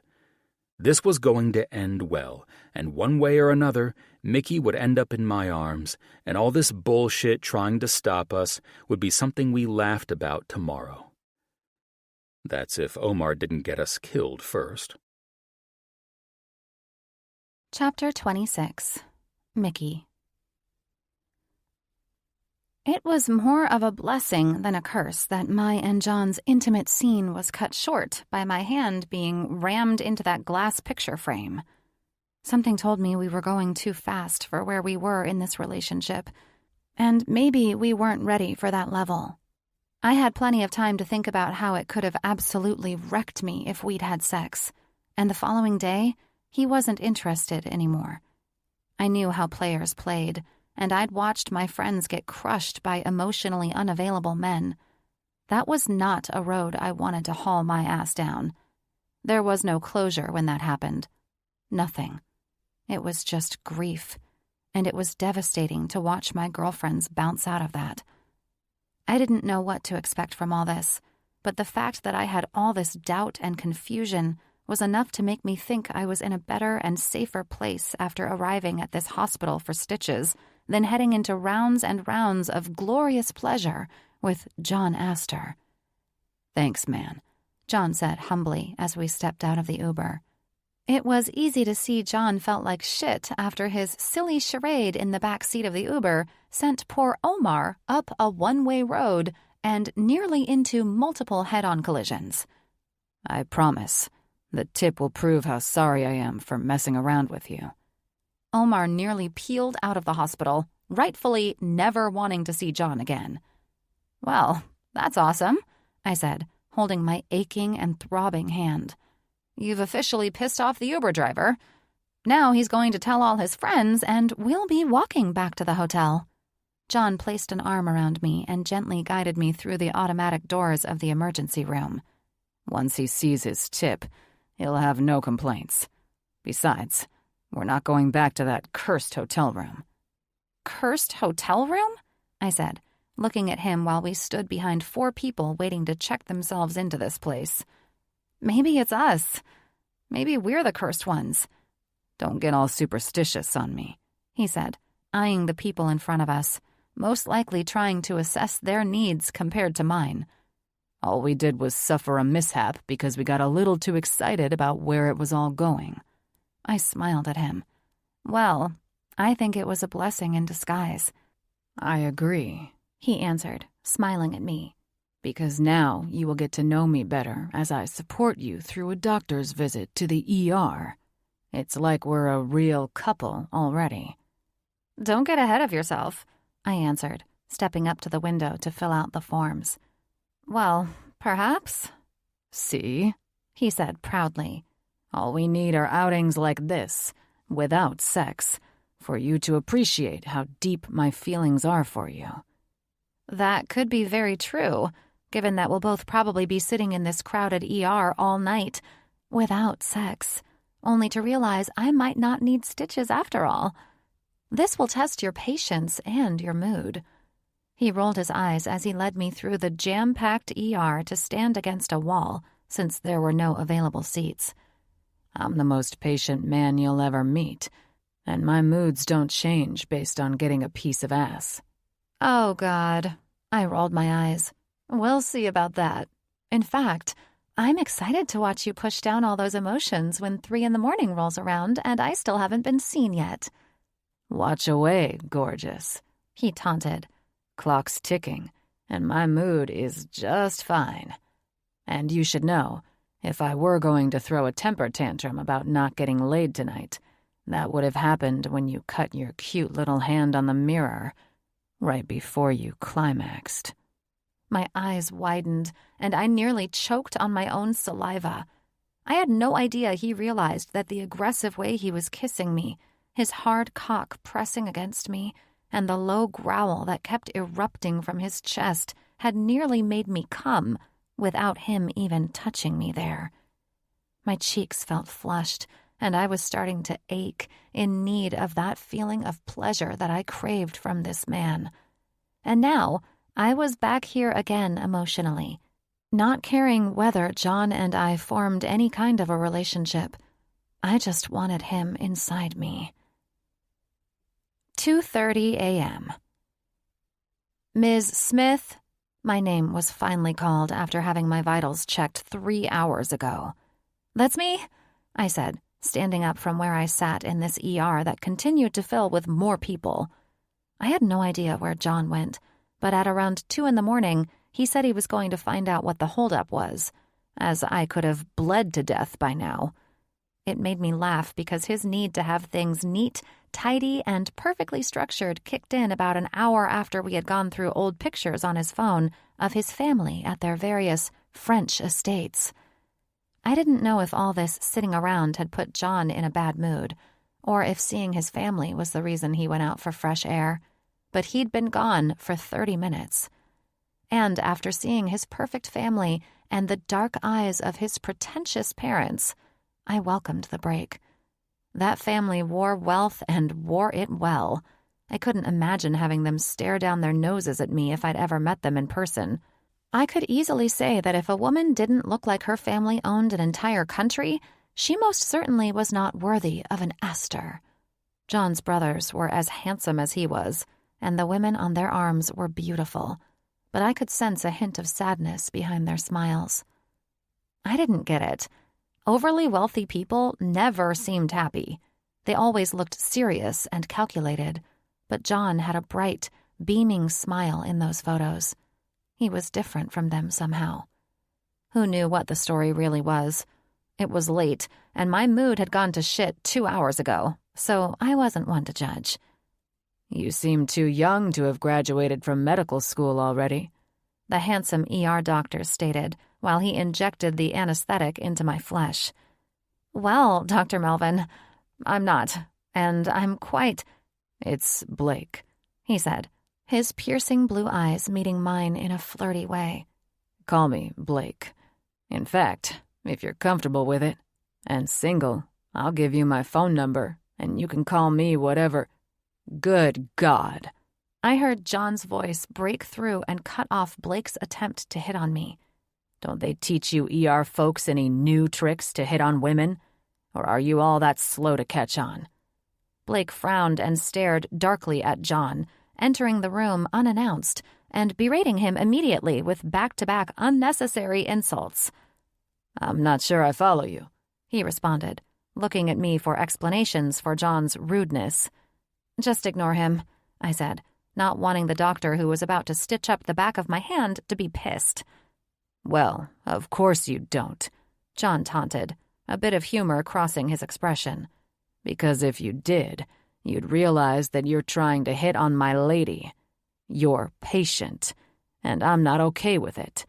So, why don't you do your job, stitch her up, and stop making your patients wait for hours in your filthy waiting room? Or maybe that's what you've been doing all night, hitting on patients and holding all of us up? I can assure you I didn't think she was attached, and I'm not holding anyone up," he said, turning to the needle to place a stitch in my hand. "Well, you wouldn't, would you?" John said, possessively standing at my side. "It's because I'm not," I answered, looking up at John, astonished to see this side of him. "Oh, you are," John insisted. "Looks like the beautiful lady isn't attached." Blake's eyes went to me, his smirk mirroring John's cocky smirk from a second ago. John's expression grew dark, and I was shocked to see him get this upset. This was stupid, immature, and completely opposite of the man I'd grown to find quite attractive. I didn't like his behavior at all. It was totally unacceptable in a million different ways, and I didn't want to even look at him. "Just stitch her up, please," John ordered the doctor. "You have plenty of other patients waiting to be seen." After an hour and a half of silence between John and me being entirely uncomfortable with and repulsed by his behavior, we walked into the hotel room that had started all of this. My hand only needed one stupid stitch, and all the dramatic events of the night faded after that. John had grown quiet in the exam room as Blake quickly placed the stitch in my hand, ordered antibiotics, and then disappeared, never to give me his phone number. "I'm sorry I was an asshole earlier," John said, walking into the room I chose to sleep in. I was thankful for the size of this suite. It had 3 bedrooms, a dining room, and 2 living rooms. It felt like the damn place took up the entire top floor of this hotel. Either way, it seemed to stop the sex from happening before, and now it was making it easy for me to retreat to my own space and let this whole night and early morning shit end without another word to John.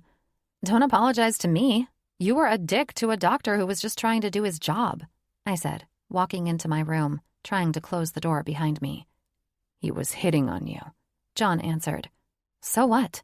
I answered, climbing onto the luxurious bed. I didn't like it. Good for you.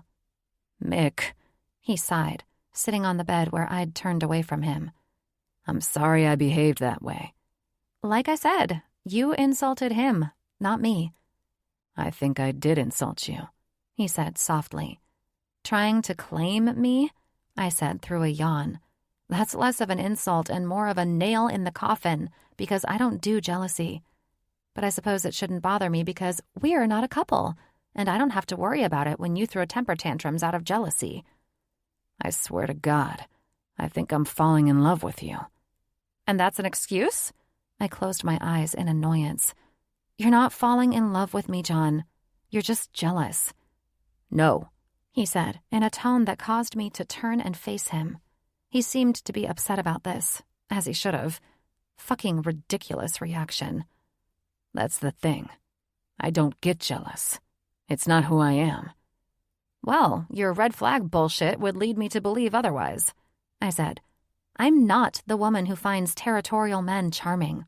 Understand? Like, not even a little bit. You're 1,000% right. There is no excuse for it, and it'll never happen again, he answered genuinely, seemingly beating himself up about his unexpected behavior. I'm truly sorry for that. I hear you. I just want to go to sleep now.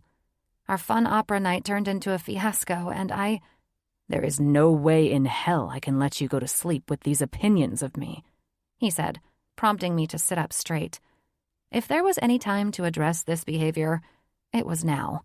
I couldn't have him think I was the type of woman to find his behavior heroic.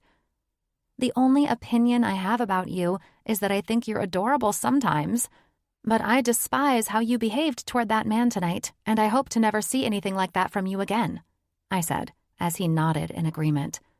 I can see that this whole thing has upset you, and I hope you mean what you say about it not happening again, because I'm dead serious when I say I won't tolerate it. It's embarrassing for you and for me, and it shows insecurity that is entirely unbecoming. He looked like the shame might eat him alive, so I figured I'd made my point. And after seeing all those photos of your fancy family and their estate, I'm sure your mother would be very upset about your rude manners. That made him half smile. I was most certainly not raised to be as rude as I was tonight. Or your father would do what? My mother, actually. He chuckled, taking my hand from his face and into his. His eyes glistened in humor. My dad seems terrifying, but my mother runs the show in our family. Should I be afraid of her? I love that you just asked me that question, he said, sighing in relief. I'm confused, I chuckled. I have no idea.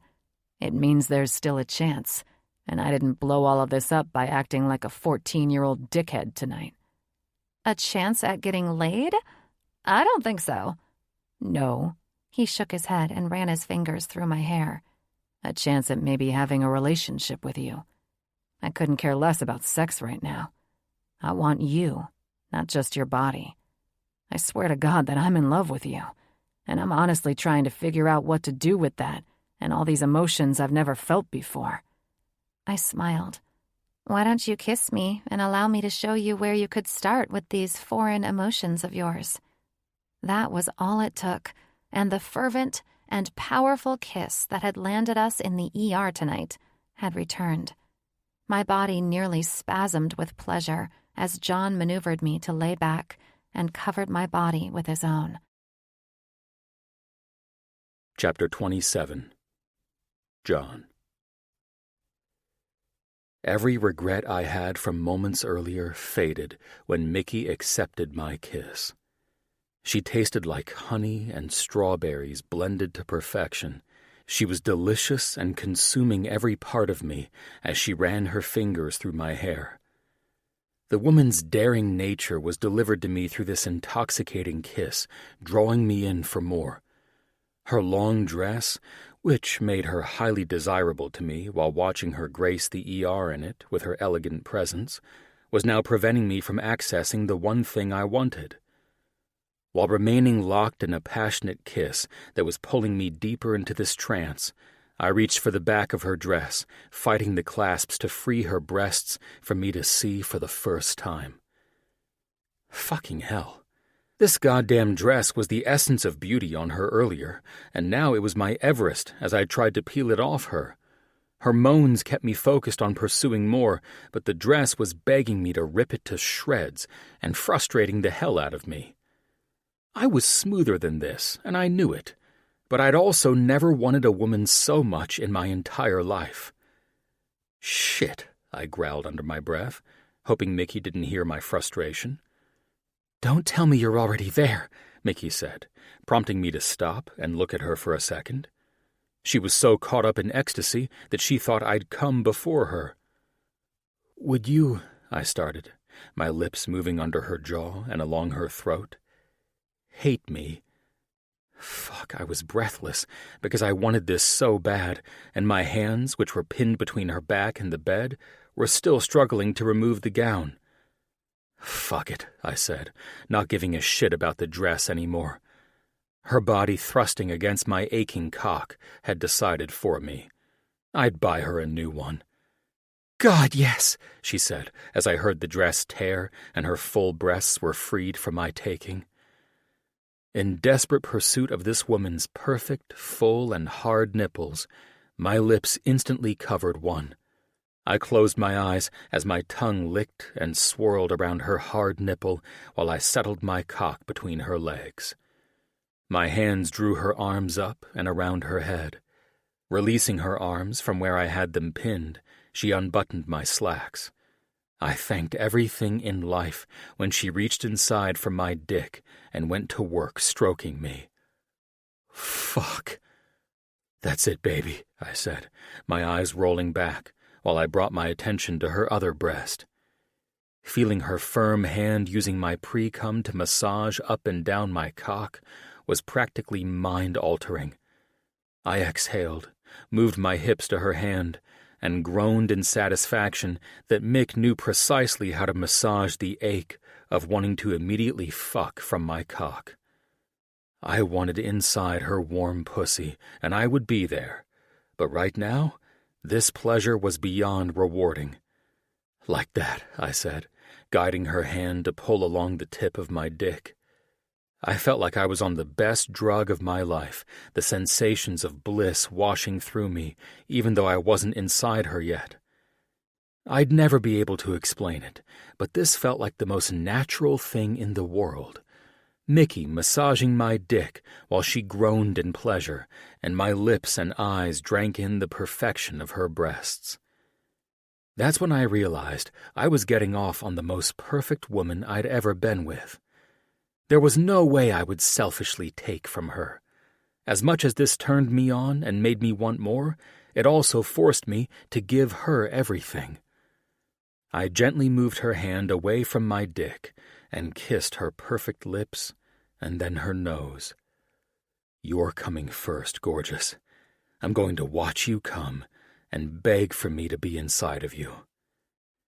Her mischievous smile told me that she approved. I'm not using my hands, baby, I informed her. My voice was low, firm, and driven with need and desire. I'm going to pull that out of you while tasting you and drinking all of your cum. I slid the last of her gown down her legs and tossed the garment to the side. I couldn't resist sitting up when she confidently stretched her arms above her head and allowed her legs to fall open, giving me access to anything I wanted. She was shaved and neatly groomed to make the one thing I desired look beyond appealing. This would be an all-night affair if I had it my way.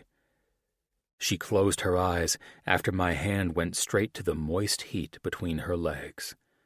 I wanted so badly to taste her, but I preferred to watch her move her sexy figure in ways to show me how her body ached for my cock to fill her. I gently slid my middle finger into her slick entrance and moved my thumb over her clit. Jesus, yes, she moaned, her legs opening wider. Hell, she was craving this and longing for more. Just the simplest touch from me was forcing her body into pleasure that had her squirming and desiring for more. "You're dripping wet," I said, licking my lips, wanting to taste her but holding back. I slid 2 more fingers into her heat, stretching her just enough to make her moan beautifully in pleasure.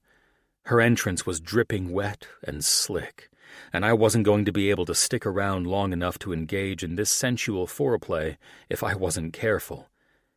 I became entranced, watching her beautiful figure writhing under the control of my fingers as they twisted and found the target spot that, if I worked it flawlessly, would make her come.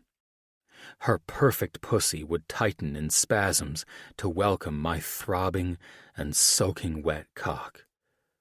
"You're so beautiful," I said, unable to pull my eyes away from where she was clenching the pillows above her head. I had to taste her. With that thought in my head, I quickly shifted, maneuvering my pants and allowing more freedom for my legs to bend into place while I brought my mouth to devour her pussy. We both groaned in unison when my lips met the flesh of her entrance, massaging through her delicious, drenched pussy and up to her soft clit. I ran my tongue in circles around the ecstasy button of her pleasure, loving the soft moans she was panting out in approval. My fingers were still inside her, finding their rhythm again while I drank from the delicious body part I knew I would thirst for after this was all done.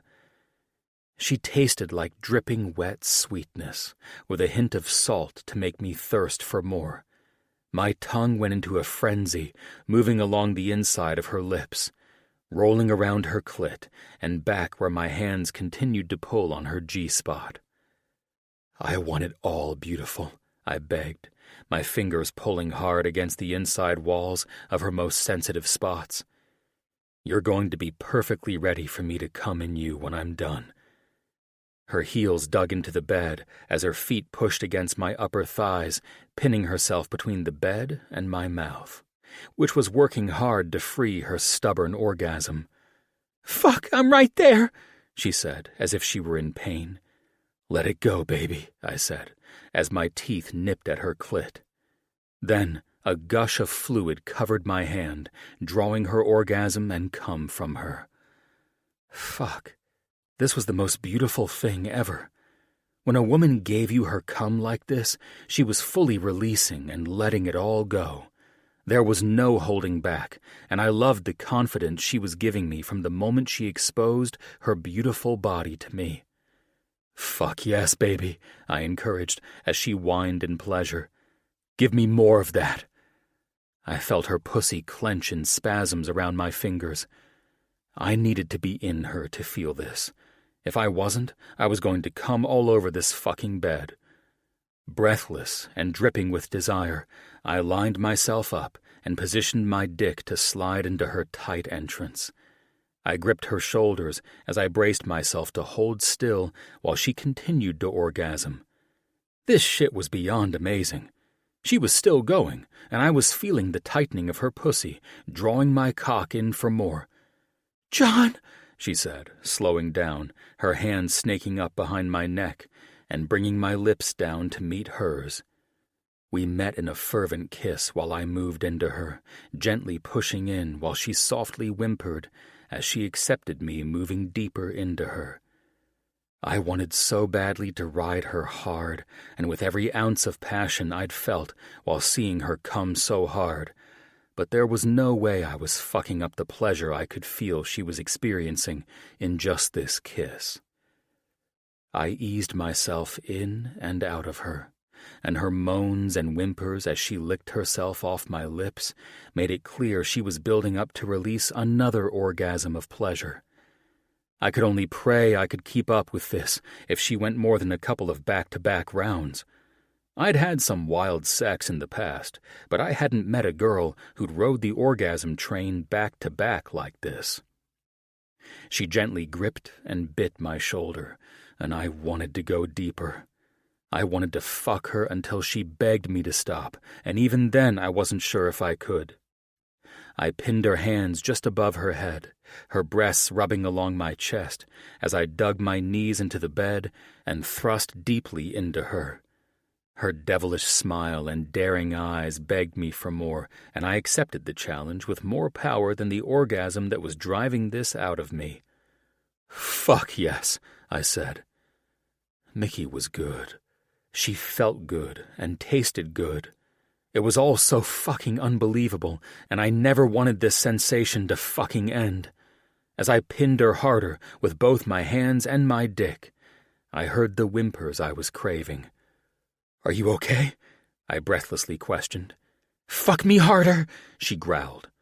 "Oh yeah?" I said, forcing my dick so deeply into her that she and I both yelled at the same time. My cock tightened in a spasm just before releasing and sending my cum deep into her. I continued to thrust and move in, staying deep while I delivered all of myself into her and wishing I had more to give. Fuck, this was the best. She was fucking good, and I wanted so much more, but I knew my dick would clock out after this intense orgasm. Mickey panted while I continued to move in and out of her warm flesh, feeling everything I wanted and more. "Damn, you're sexy," she chuckled. I smiled as my forehead rested against hers while trying to gather myself and pray that I'd been good enough that she'd want more from me later. I'd never been insecure after sex, but then again, I never gave a shit about how the other women felt either. This was entirely different. There was something more to this. "You're the most beautiful woman I've ever known," I said, allowing my dick to slide out of her and lie next to her. I positioned her to curl on her side so I could wrap my body around her to hold her and kiss along the back of her neck. This was only the beginning. I teased my lips against her ear. "Promise," she said, running her fingertips over my forearm. "I'm never letting you go," I swore.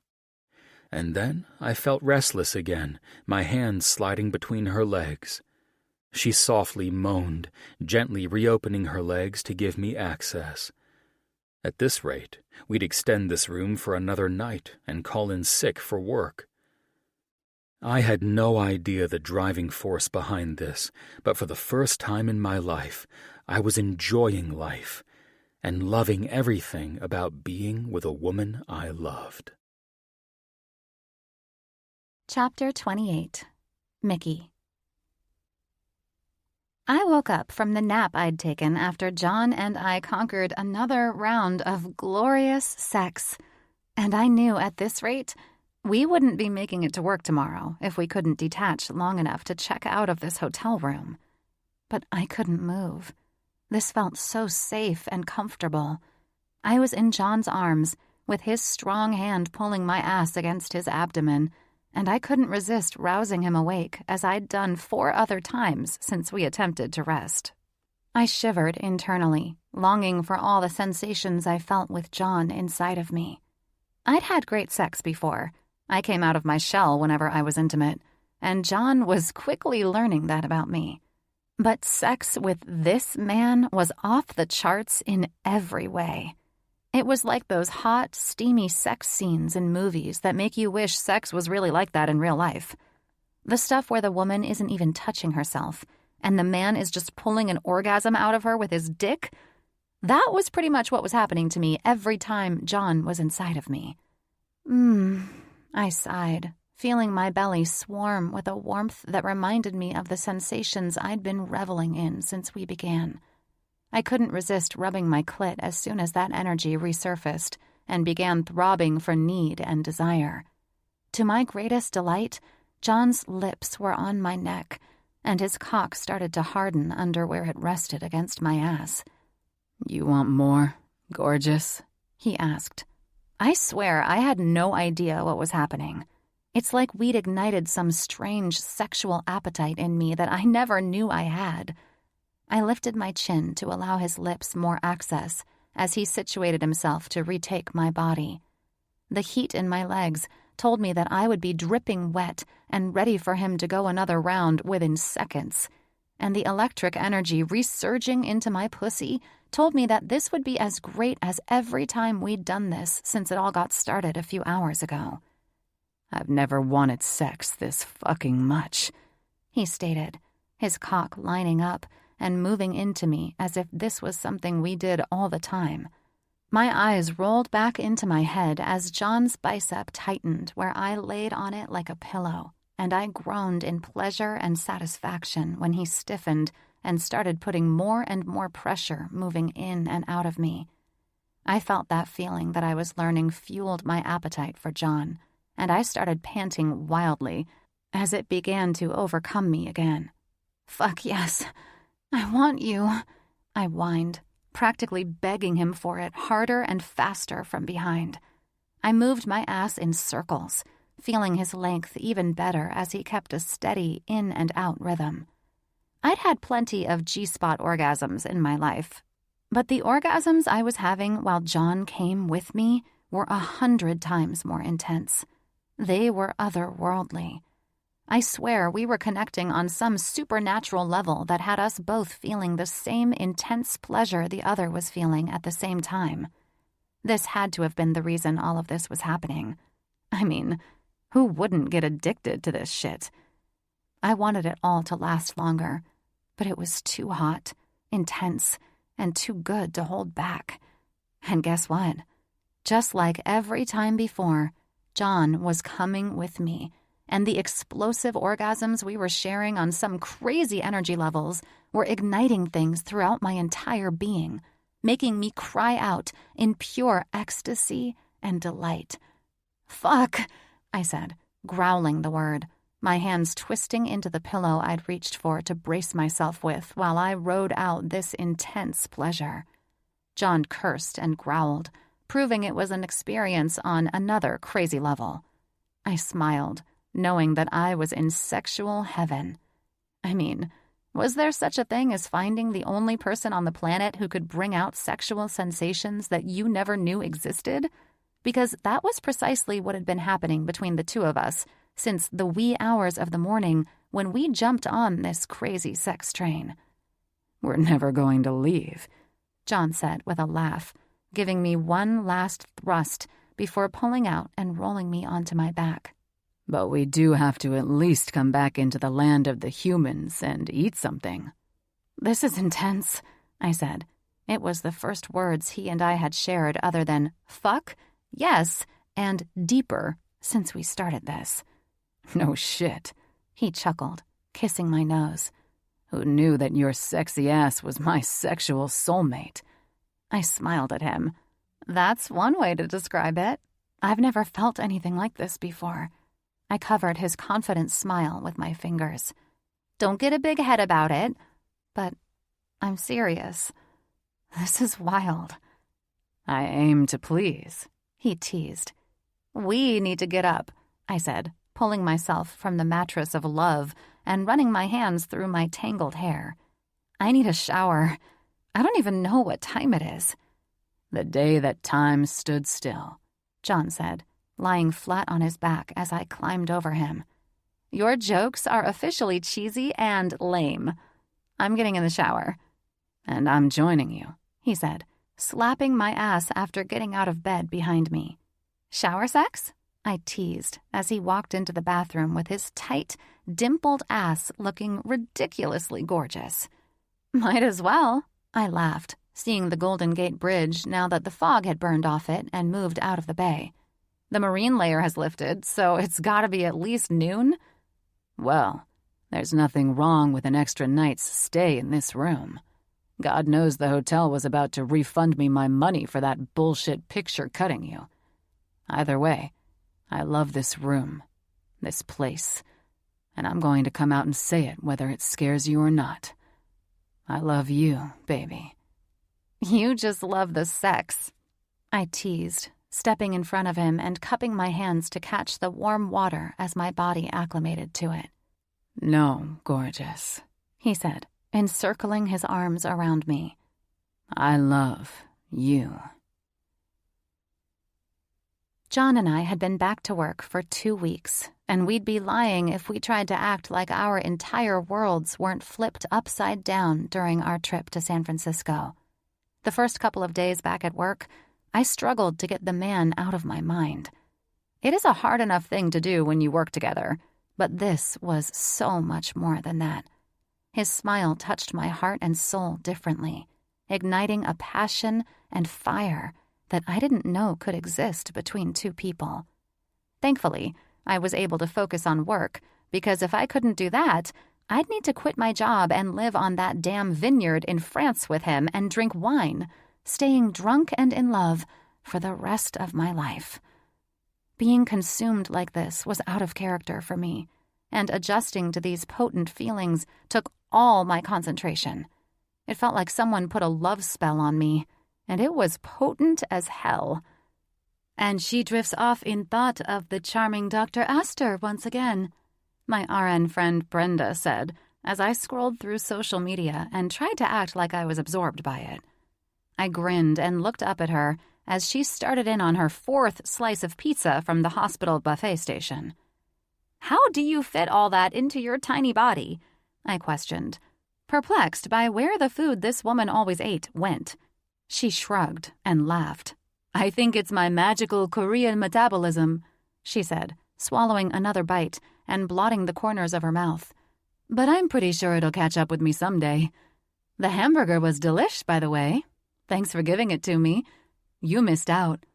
"No problem.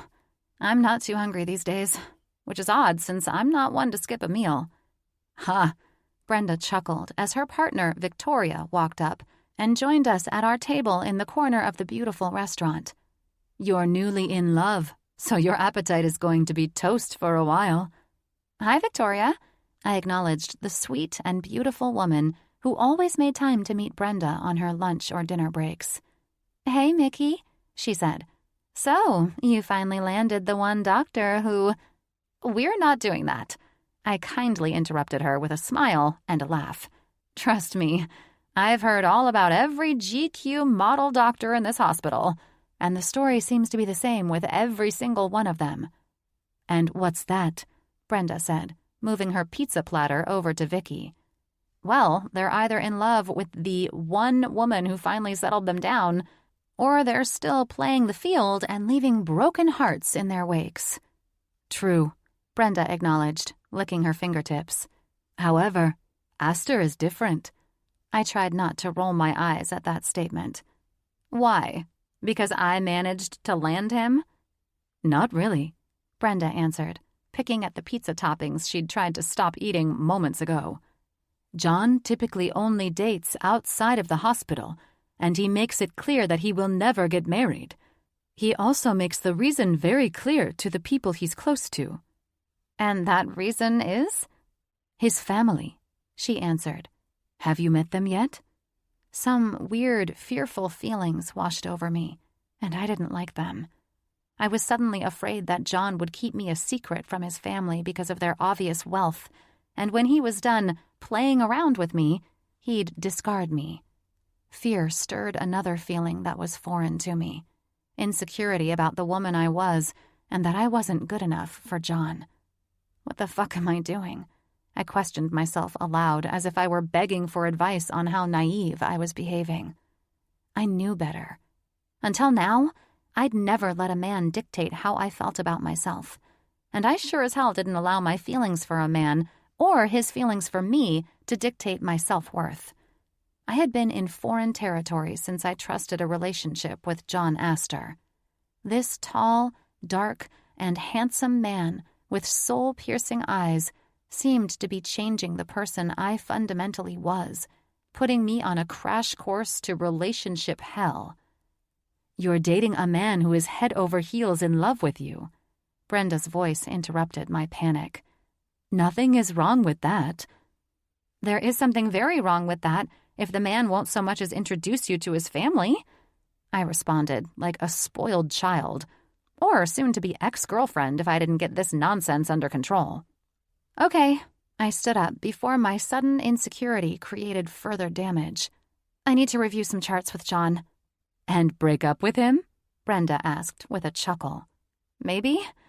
I was confused and, if I was honest, a bit terrified of being majorly hurt by this guy. "Listen, Mickey," she said, becoming serious. "You two are just feeling each other out right now. There's no need to go off on him for not introducing you to the family yet."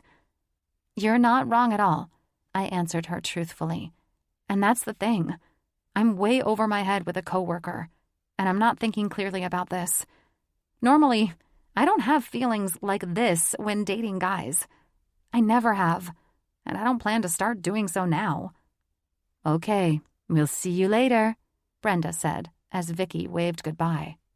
I walked out of the cafeteria, heading to the medical office buildings in search of John. I passed through the hallways, nodding at everyone who greeted me with a look and a smile. Butterflies swarmed in my stomach, and my heart raced when I walked into the office buildings, knowing I was getting closer to John and closer to ending this before it could ever really get started. "John?"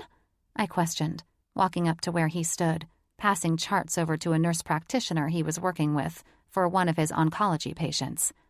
"Yeah, babe. He paused, then smiled after turning to me, eyes roaming up and down the scrubs I was wearing since I was in the hospital on call all day.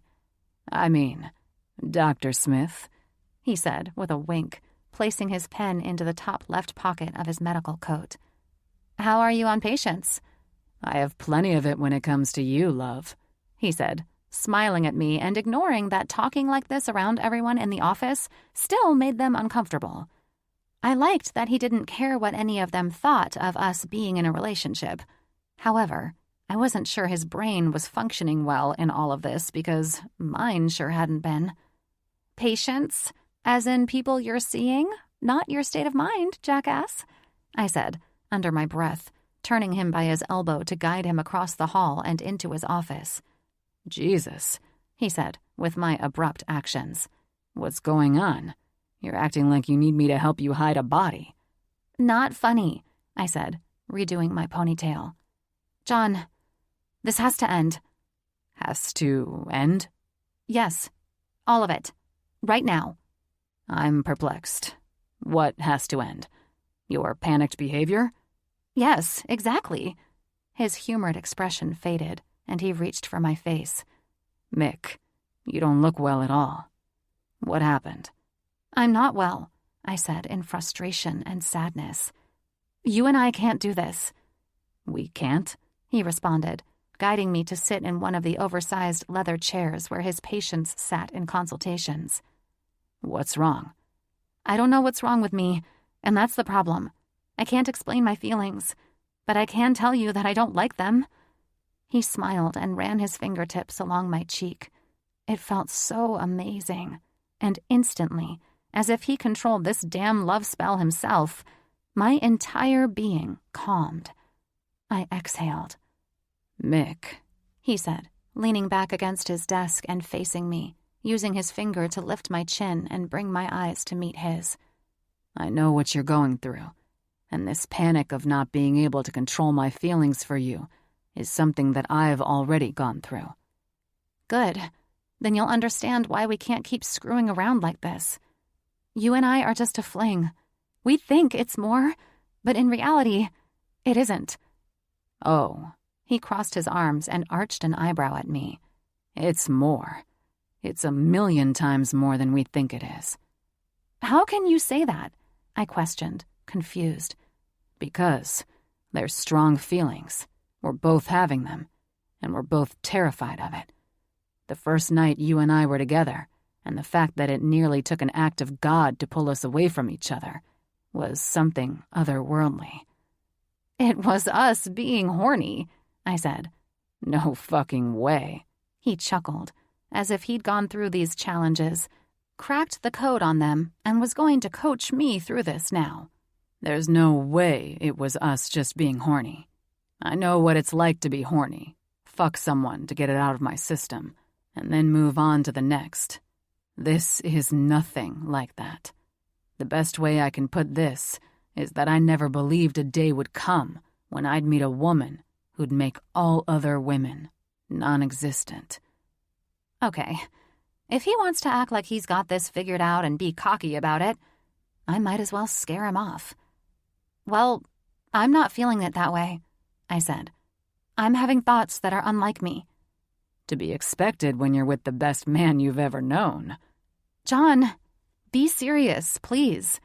I am serious. I saw your ex, and he's not... Please! I nearly growled in frustration. Just listen to me. I'm turning into some weirdo who is... Well, I couldn't even frame my thoughts correctly. John, I'm turning into some jealous and insecure woman because of you. Oh, shit, he said, covering his instant smile and most likely stopping an outburst of laughter. Mickey, I think... No, I said. I feel like an idiot admitting that to you, and I have no idea why I did. This is insanity, and I'm not comfortable with it. I am, he said, and his challenging and confident expression forced me to narrow my eyes at him, thinking this was all some funny little game. Oh, yeah? I challenged him back. Yup, he said, getting sexier by the second with the way he softly and deeply spoke to me. Well, how about this then? I said, thinking I'd call his bluff and spare us both the heartache of this insane love affair. Your family? Right, he answered, eyes searching mine. They don't know about me, do they? No, he answered, trying to maintain his serious expression. Well, what if I want them to know about me? What if I want to meet them? That should give him a scare. You want to meet my family? He questioned. Yes, and I know that scares you a little bit. I'm not scared at all, he said, acting bulletproof. I narrowed my eyes at him, trying to figure out if we were doing one of the usual games that we played with each other. Then introduce me to them. I want to meet them. This would easily send any normal boyfriend screaming and running in the other direction. If this relationship wasn't meant to be, the best thing to do was to get the potential problem out of the way sooner rather than later. He remained silent, and I could tell the man was caught. Sadly, this was the one time I didn't want to beat John in one of our little banters or silly arguments with which we'd always been competitive. Do you honestly want to take more time off work so soon? He questioned, after a moment of uncomfortable silence. Why would this require taking more time off work? Why not just dinner? Because when I introduce my family to the love of my life, I prefer to do it while visiting them, instead of them flying here to meet you over dinner. Dear God, I answered. John, this isn't a game. I'm not a new toy of yours. That upset him, and rightfully so. It wasn't fair, but everything was a game to him. A challenge. A chase. And I didn't want to play games with the intense feelings plaguing me now. I never said you were, he said, his voice low and steely. In fact, I'm going to prove you're not a game to me. I may make light of our relationship, Mick, but that's just my personality. The truth is that I am very much in love with you, and I won't let you walk away. If that means we'll travel this year and spend the holidays together, meeting our respective families, to make us official, then that's exactly what we're doing. Well, that's a bit much, I said. He smirked. So, you pick. Do you want to spend Thanksgiving with my family? Or perhaps Christmas? Either way works for me. I'm not a huge fan of the holidays anyway. I would need to talk to my parents about... I rubbed my forehead. What the hell are we doing? Really? I looked at him in confusion. The holidays? Can we try to dial this back a little bit? Hey, this was your idea, he said, tilting his head as he studied me. Well, being introduced for the first time and spending the holidays... I trailed off. I didn't know what the fuck I wanted, obviously. I was just scared, plain and simple. He shrugged. The only way to make you believe that I'm in love with you and that I don't care what anyone else thinks about that is to have you along for the holidays. I think it's a fantastic idea. I haven't even told my parents we're dating, I stammered. His eyebrows shot up in humor. Oh, really? He said with a grin. So, wait. You were just scolding me for not telling my parents about you. Did I get that right? Funny, I said, rolling my eyes. It's hilarious. He teased and then helped me stand so he could bring me into his arms. Listen, this hesitation and resistance must finally be put to rest. So let's find a way to bring some joy into our lives this holiday season. Let's use the holidays to break the news to our families. John, all I have to do is make a phone call. I don't need Thanksgiving dinner with you and my parents to announce you're my boyfriend. He laughed and kissed my forehead. I forgot. You come from a normal family. He pulled back and brought his eyes to meet mine. Thanksgiving it is, then. That way, half of my family will be drunk and fighting over other bullshit. I would love to bring you to New York to meet them, if you're up for it. What the hell did I just get myself into? I needed to stop being so goddamn fickle and let myself just enjoy this. But I also was desperate not to lose myself. I'd worked too hard to get where I was in life to let a man step on the scene and wash it all away. I'd always been strong and independent, but being with John made me feel like we were melting into each other, and that terrified me because I loved every second of it. I needed to keep my head about me without threatening to pull the plug every other minute, but how could I be confident and whole on my own when it was beginning to feel like I couldn't live without him? Chapter 29. John. I couldn't fault Mickey for her sudden fear of this whirlwind relationship. Maybe it was because the chemistry in bed between us was off the charts, but as much as I'd like to think it was that, it wasn't. I knew what was happening with me and my strong feelings, and it was utterly unlike me to react to any woman like this. Mick consumed all my thoughts these days, and my feelings had grown so strong that it almost didn't feel normal. However, unlike Mickey, I wasn't one to panic. I loved the things that made my adrenaline spike and gave me a thrill, and being with Mickey did just that. I loved how longing for this woman made me feel. To see her eyes sparkle every time she looked into mine gave me a feeling of anticipation for when I could get her alone and ignite the flames of passion, lust, and ecstasy. Instead of panicking, I was thriving and excited about all of this. I just had to keep her calm because it was easy to see that she was terrified of getting hurt. Ring, ring. I glanced at the caller ID that came in through my car and saw it was my brother calling. "What's up, Mark?" I answered. "Hey, I just flew in on business and wanted to meet you for dinner." I frowned. Our oldest brother, Sebastian, always spoke like he was busy being in charge of the world, and Mark had always seemed just to play along. But not right now. I could hardly recognize my brother behind his stern voice. It sounded like he flew out here to bust my ass on behalf of my father. It was strange, but I wasn't one to ask questions. "I'm on my way home, but if you give me an hour to shower and change, I can clean the remnants of work off me and join you at, let's say, Harlow's? I've got reservations for the Harbor House in 2 hours. Meet me there." "Jesus, Mark, is everything okay?" I asked, not a fan of my brother's strange, clipped tone and demands. "Everything is fine." "Yeah?" I urged with irritation. "Well, you sound like a dick, and while I'm usually excited to meet family when they fly out for—" "John," he said, cutting me off abruptly, "just meet me at Harbor House at 8.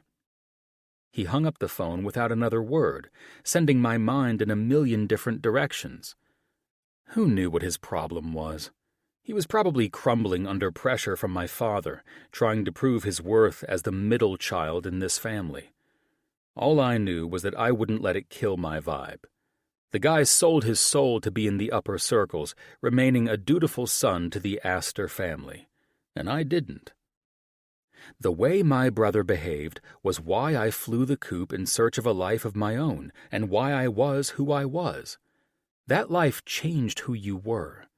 It was a life riddled with demands from a society that defined you, and no matter how rich and high up the chain you got, it seemed to strip away your soul, happiness, and freedom. That was never going to happen to me. I would never allow money or status in elite circles to define who I was. 30 minutes after I was set to meet Mark for dinner, I walked into Harbor House, an upscale restaurant that was frequented by those who danced in our family's circle of socialites. "At least order me a bourbon while you wait," I teased, sitting at the table in the far corner, away from the rest of the patrons. I'd love to say it was lovely to be in our little special corner of the room, but it wasn't. It reminded me of how my family held themselves when they visited Los Angeles. They believed they were a world above everyone who lived here. It was almost as if being in this city insulted them, so they only came when business demanded it. 32 minutes late? Mark questioned, his green eyes looking at me reproachfully. "I'm so sorry I kept you waiting, Your Royal Majesty," I mocked, taking the bourbon I'd ordered from the waitress before I arrived at the table. "Actually, I'm not sorry," I corrected myself. "I won't apologize for being late to a last-minute demand after working all day and needing to change my plans." Mark's expression reminded me of my father after he'd had enough of our bullshit, and it was unnerving. "Listen, my wedding will be on the 9th of January, and I expect you'll be there," he said. "I had every intention until I met this new version of you," I said, opening my menu and finding more interest in that than the robot across the table from me. "For once in your life, grow the fuck up," Mark said, before he turned to the waiter who'd arrived at our table. "We'll both have the veal, medium, steamed vegetables, and roasted potatoes." "Actually," I said, eyeing the waiter, my brother, and then my menu, rapidly searching for something different than what Mark was trying to order for me, "I'll have the chicken." "The chicken, sir?" I felt the heat of Mark's gaze on me, which only made me smile and nod. "Yes, the chicken on a bed of rice." "Sir," the waiter nodded before taking our menus and walking away. "What the hell was that, John? You're not a dog. Chicken and rice?" "Okay, I've had enough of the lectures," I said, my patience thin. "I can order whatever I want, you know." "That's the problem with you," he answered. "You think you can do whatever you want, and all it does is fuck over the rest of us." "All right, what is going on with you?" I asked. This behavior was seriously unlike Mark. It wasn't in his nature to be so icy and cold about anything. Mark was the easygoing guy who made lame jokes while trying to fit in. He sighed, and I sipped my bourbon quietly, waiting for his response. "You're right. Something is bothering me," he conceded with a sigh. What if I didn't want to marry Pollyanna?" My mouth dropped open. The shock of that statement was more profound than the astonishment of how my brother was behaving. "Well, that's entirely up to you," I said, nearly stammering over my words. "No, it's not, and you know that." "Mother demands it, and your place in the family demands it," I continued. "And I understand why you feel as though you have no choice, but you do." "That's the thing." He sat back, sipping his drink. "You behave as though our family name does not own us, but it does. Only if you concern yourself with what the family name brings you. I don't care if I'm cut off from my trust or whatever else they could do to threaten my security if I don't follow the demands of the family, and that's why I live a life of freedom and happiness. I carved my way in this world, and you can too." That's an amusing statement, given how our parents paid for your schooling, housing, and all the little toys you play with here. "That's true," I shrugged, "but that only happened because they demanded it.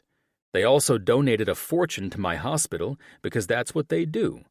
Everything depends on the status quo, and you know that."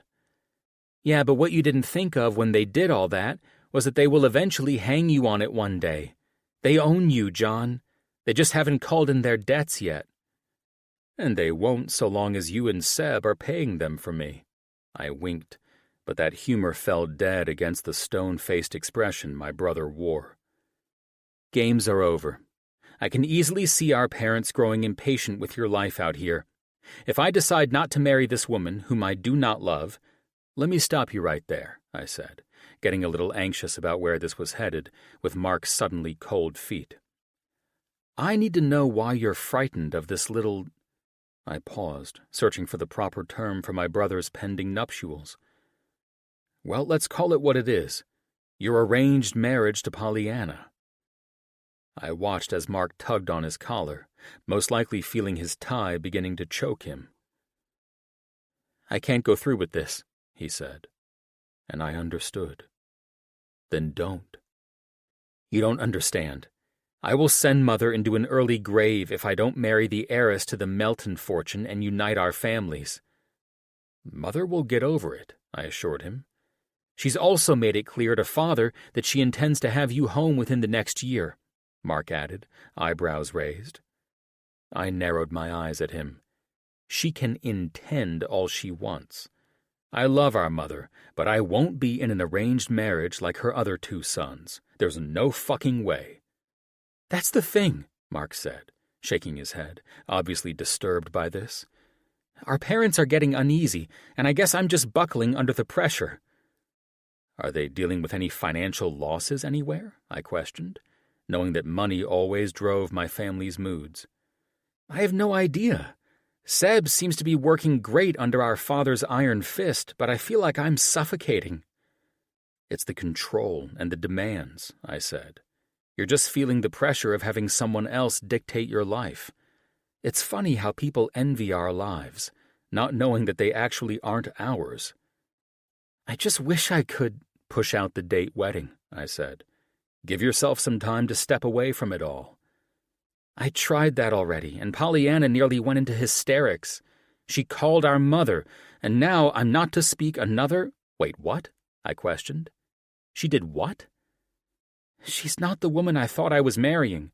It's like a mask dropped when I told her I wanted to push the wedding date out to focus on work. I grinned. Well, I can tell you that most women would become monsters if their fiancés started to get cold feet. This was the most ridiculous and childish response I've ever encountered from a woman, Mark answered. Her fear of being embarrassed, her disdain for me, for even daring to request it— Jesus, it was like watching a spoiled little girl throw a tantrum for not getting a pony on her birthday. Well, I smirked and stared at him with sympathy. You know how all those socialites were raised. At least she's beautiful. I'm done with her, he said. And now I knew we were getting to the meat of his issues. Mark was cracking under the pressure of our parents and their social circle, and he had no idea how to handle it. When do you go back? I asked, knowing I wouldn't be able to help him overnight. I've arranged for the pilot to have the jet in the air by 6 tomorrow morning. Well, cancel that. Maybe you and I can— I just came here to prepare you, Mark said, dismissing my effort to save him from imploding under the pressure he was feeling. He rose, ignoring the food placed before him moments ago. Things are buckling down at home, and I have a feeling that life as you know it is about to change. It already has, I said, feeling anger radiate throughout my body. I've met someone extraordinary, and whether our family approves or not, I'm not moving to New York or France to do anything. Mark smiled grimly. You say that now, but I don't think you understand what is in motion. Once I'm married, all eyes will be on you as the family's next target. The pressure is thick, and I have no idea exactly why. I honestly couldn't give 2 fucks, I said, feeling my stomach churning in anger and a bit of fear. This was the most bizarre encounter I'd ever had with my brother. It was almost like the plot twist of my life, turning into some kind of horror story. I'm not obliging their demands. I never have, and I never will. I'll see you in January, brother, he said. Then Mark took his mental breakdown and walked purposefully out of the dining area, abandoning his food and any further explanation of how he expected my parents would set their sights on me after they sealed the deal of fucking over Mark. I pulled my napkin from my lap and picked up my cell, dialing out. "Hey, John," Mick answered with a small laugh. It was so good to hear her voice. "I need to see you," I said. "Are you busy?" "I'm at work," she said. "On call, what do you think?" "I think I need to see you," I said, with more urgency in my voice. "Are you okay?" she asked. "I'm not sure," I answered. "Well, come stop by and see me at work and tell me all about it," she said. I stood from the table and nodded toward the waiter for the check my brother left me to pay. I didn't know my parents' expectations of me, but it didn't sound good. Something told me there was a possibility that I could lose Mickey, my happiness, and my life, and it was my brother's grim warning. I saw the fear and desperation in his eyes, and I knew he wasn't being dramatic. My parents had turned the pressure on, and for the first time since I left home, I felt the fear of them trying to control me and my life. I couldn't and wouldn't let that happen. Chapter 30. Mickey. "There you are, you stubborn, beautiful baby girl," I said, after Mrs. Jackson collapsed back onto the birthing bed, her labor long and tiresome, after 13 hours of waiting for this sweet baby to come into the world. I quickly suctioned all fluids from the baby and turned to a thrilled dad, waiting to cut their daughter's umbilical cord. "She's so beautiful," Mrs. Jackson said, sitting up to watch the treasured event that was taking place for their 4th child. "She was worth all the work," I smiled, carefully turning to the RN waiting to retrieve the baby and prepare her for Mommy to hold her for the first time. "All right," I said, massaging her belly to keep the contractions going and ease out the placenta. "A couple more easy pushes, and I'll have you ready to go. You'll be off to recovery shortly after." This had been a wonderful day, and I was thankful for it. It wasn't hectic or chaotic. It was normal, and with enough distractions to keep my mind focused on things other than the lightning-fast love and relationship I'd found myself in with John. I decided to let go of my misgivings and stop obsessing about feeling like I was losing myself. I figured the best course of action was to let things unfold naturally, as they'd done since the beginning. There was no point in ruining everything by trying to dissect and control it. That sounded like the opposite of a good time, and not a way I wanted to enter into a relationship in the first place. "Hey, Mickey," Brandon, one of the RNs working on call tonight, said. "John's here and looking for you. Not to pry, but are you two okay?" "Last I checked, it was fine. He called a bit ago wanting to see me, but I didn't think anything was wrong." I smiled, realizing I was talking to an RN I hardly knew, and that was only because he floated up to this floor now and then when we were short-staffed. "I think the bigger question is, how did you know John and I are together?"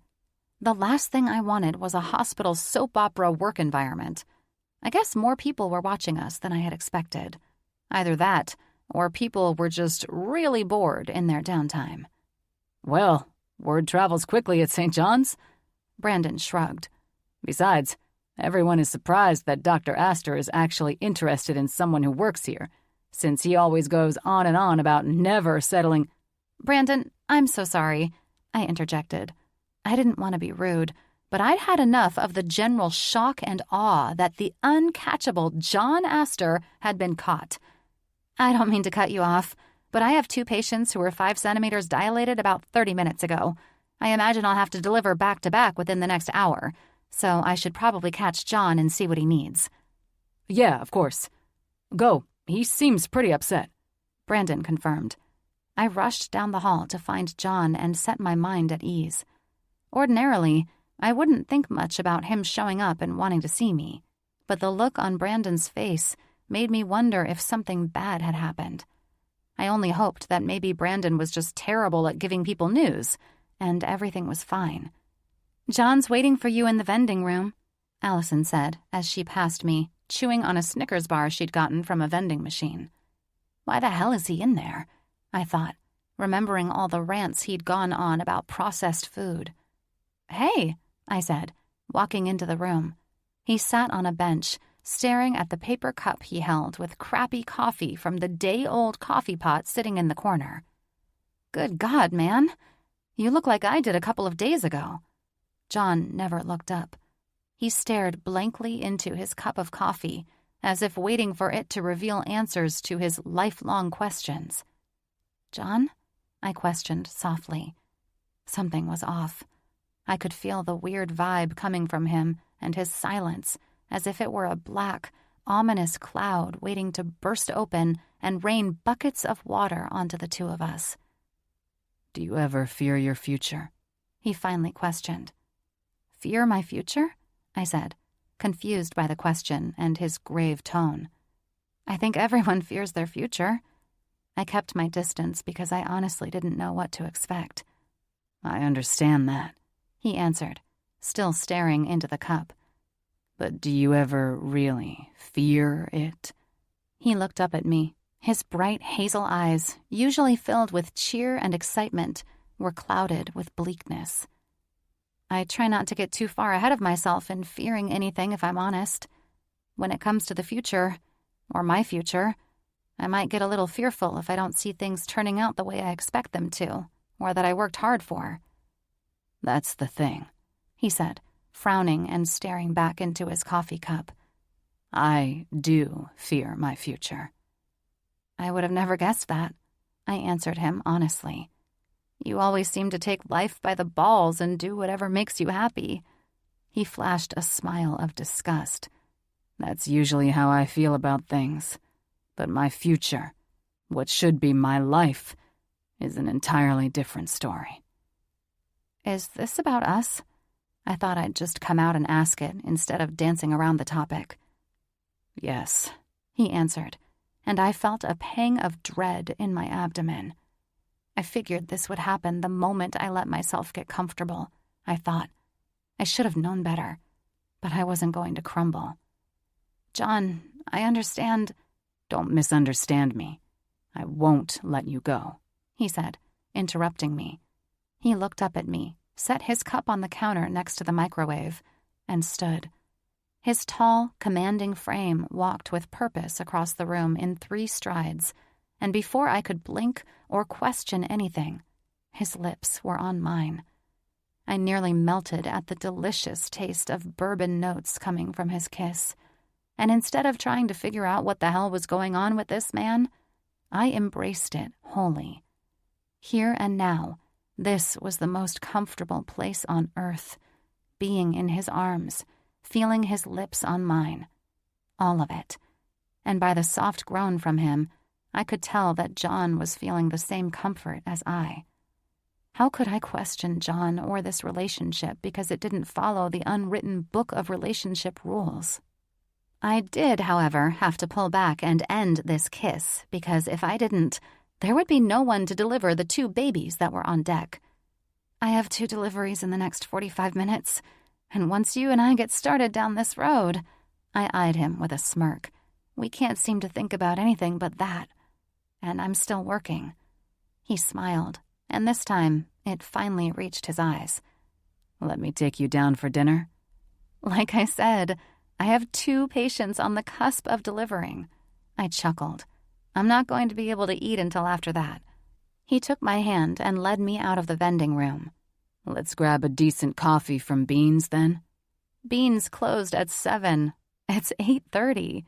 I softly laughed, then ran my hand down his cheek. "Why don't I, for the first time since falling madly in love with your crazy ass, just head to your house tomorrow night after I've slept off my 24-hour shift and you've gotten off work?" He frowned. "I can't wait that long." "Aw," I smiled at him. "Look at you. You're like a high school boy in love." "I just want to spend every minute possible with you." "Well, if that's the case, it won't be possible until tomorrow night once you're off work." I couldn't ignore his expression. "John, what's going on? Something isn't right. And if we want to reassure each other that we're both okay, we should probably communicate. Perhaps that's why we're both having these weird freakouts. We're not communicating, and all we're doing is screwing and holding each other every time we're in each other's sights. You say that as if it were a bad thing. He played back. It's bad when that's all we ever do. Fine, he said, taking my hand and pulling me back into his arms. I need to get this off my chest, but I worry it might frighten you. I shook my head. The only thing that will frighten me is you keeping things from me. My mind will run in 100 directions if I'm left to come to conclusions on my own. Fair enough, he said. In that case, this is about my family. I saw my brother tonight. He was wearing the fear of the future expression, and it spazzed me out. I'll be honest, I said, feeling a bit calmer. I'm pretty sure my dad will give you a hard time about dating me and whether or not you're good enough for his eldest daughter. So maybe both our families are weird. I finished with a laugh. John stopped and pulled me off to the side of the automatic doors that led into the OB unit. That's different, he said with an endearing smile, his eyes sparkling in a way that gave beautiful definition to the defined and sharp features of his face. Having your father question my intentions and feelings for you.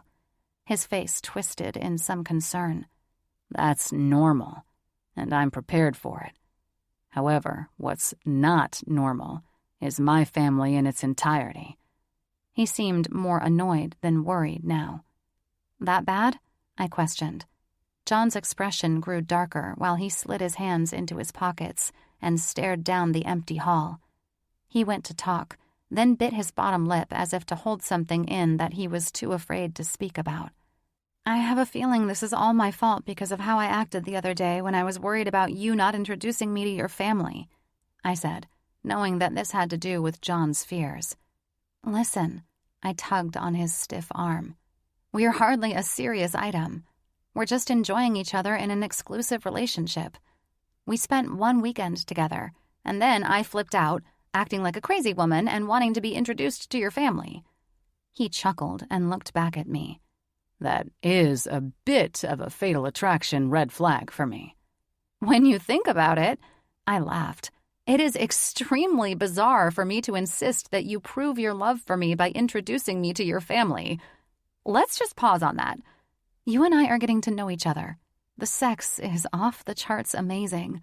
And yes, both of us think it might just be love. But we have so much more to explore before we go to the next level. So, all red flags aside, let's just relax and enjoy taking things slow. Saying that out loud made me feel better, but from the look on John's face, he was confused and struggling to come up with a response. You know what I'd like to do tomorrow night? He asked. I watched him turn back into the lively John again, and it made me smile. What? Have you over for old black and white movies. We can eat popcorn and then enjoy a lovely dinner. That sounds quite lovely, especially since I've never seen your house. I hugged him. I was a bit relieved he was somewhat calmer. His hands ran up my back while his lips went to my forehead. Let's do that. And bring your work clothes so we can have a sleepover and go to work together the next morning. I laughed and stared into his youthful eyes. A sleepover? I teased his adorable, excited expression. I'll bring my PJs and... His expression smoldered as his gaze went straight through me. There will be no need for PJs, he said, in a voice that perked my body right up. I'll decide what you wear in my home. Oh, so you're dominant too? I questioned. Hardly, he chuckled. However, I plan to spoil the shit out of you and kick off our relationship in a way that'll make you never want to look at another man again. I never said I would. I played back. Doesn't matter, he responded. I'm the type of guy who doesn't take his woman for granted, leaving her vulnerable to predators who would steal her from me. Starting now, and as long as you'll have me, I plan to ensure your eyes stay on me and no one else. I think I need to get back to work, I said, leaning up to give him a quick kiss on his lips. "So you go do your thing, and I'll see you tomorrow night." "I do love you," he said, becoming serious again. "I want you to know that." "Thank you," I said. "And I love you too." He cradled my face and kissed my nose. "I'll see you tomorrow, gorgeous. Have a good rest of your shift." With that, John and I parted ways, and though it was a bizarre conversation for us, I was glad it happened. I knew our relationship would only improve if we got our heads straight, communicated, and took things slowly. One thing I was sure of was that I didn't need his parents' approval to make this relationship real. And deep down, I hoped he didn't either. Chapter 31. John. "Okay, Mrs. Lofstrom," I said, turning away from my patient and ending my final exam for the day by peeling off my latex gloves and dropping them into the wastebasket. "I'll send everything off, and I'll see you next year for your next annual exam." I offered a kind and professional smile, then turned to leave the exam room. Ping! I glanced down to see Dr. Mitchell from the cardiac lab had texted.